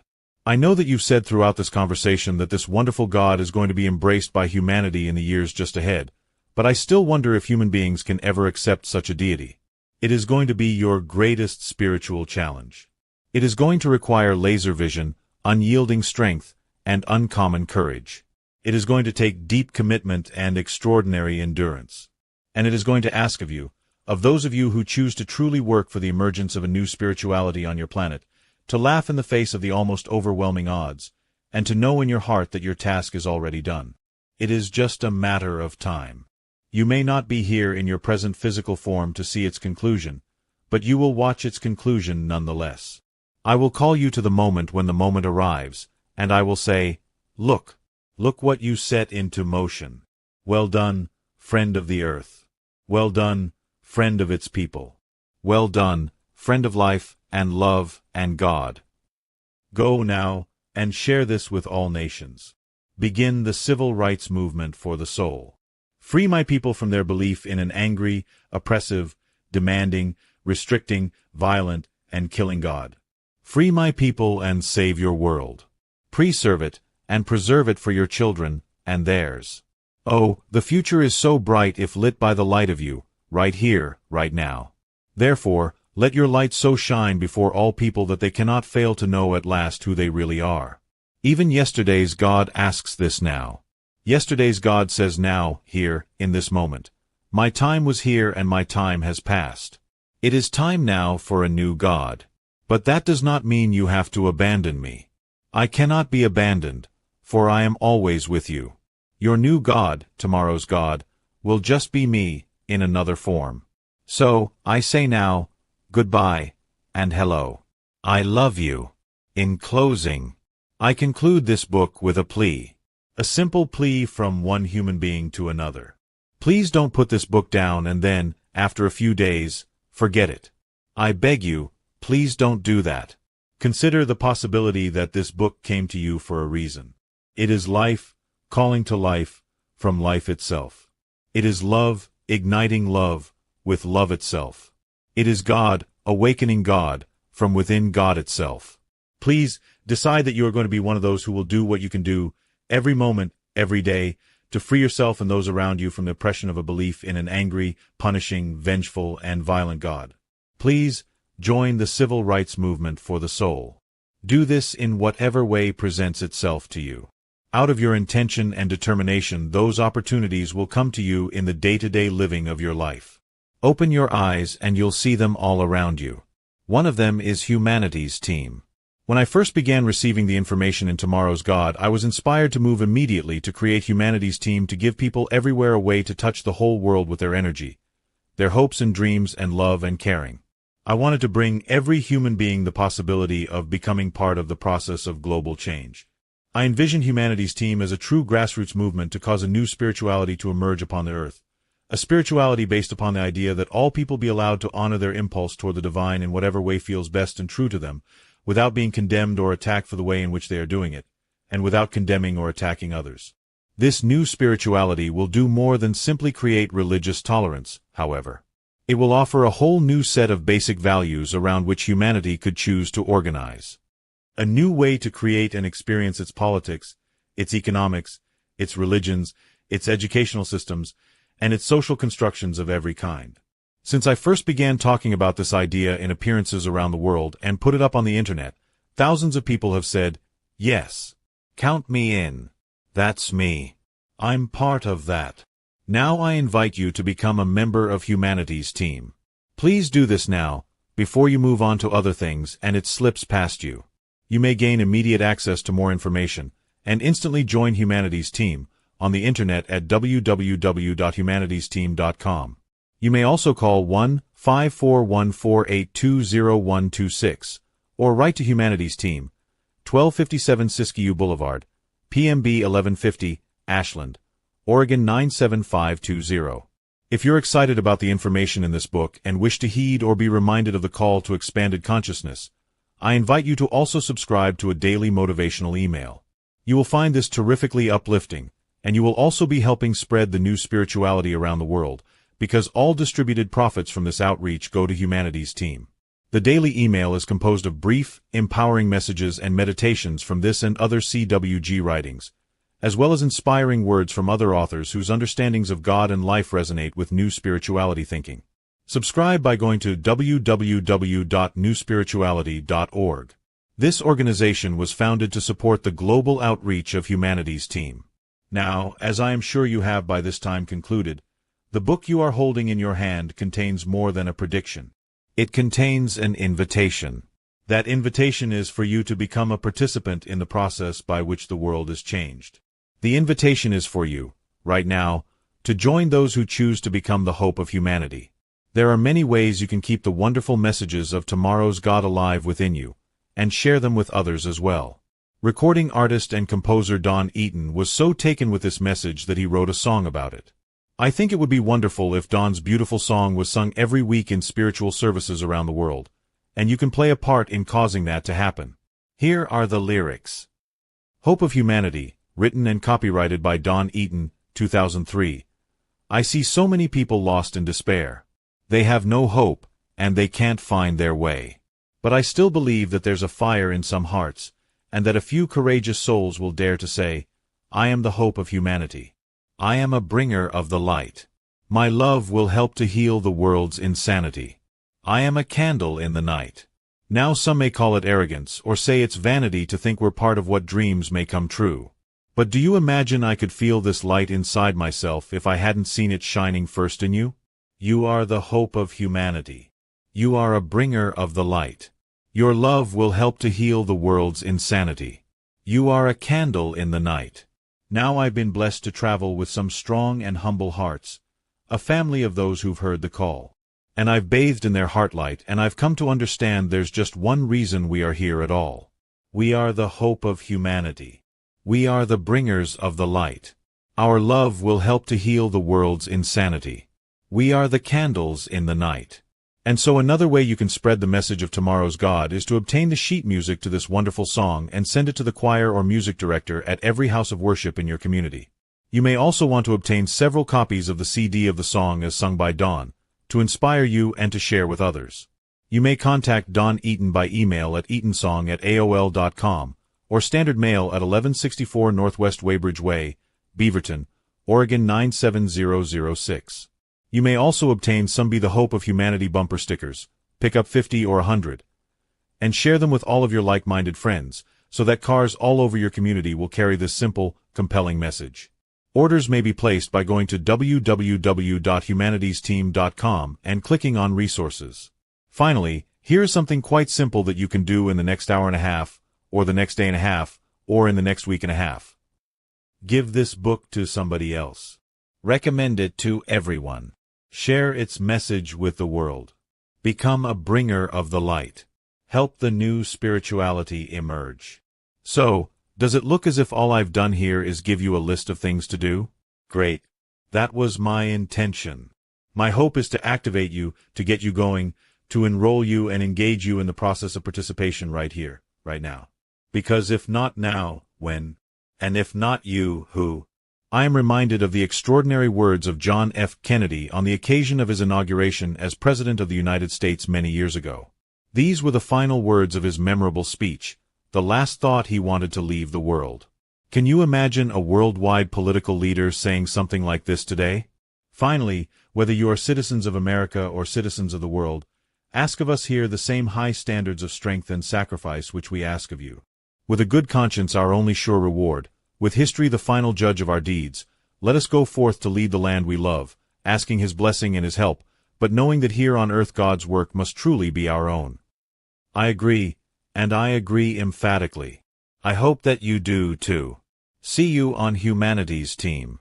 Neale Donald Walsch, Ashland, Oregon, November 2003.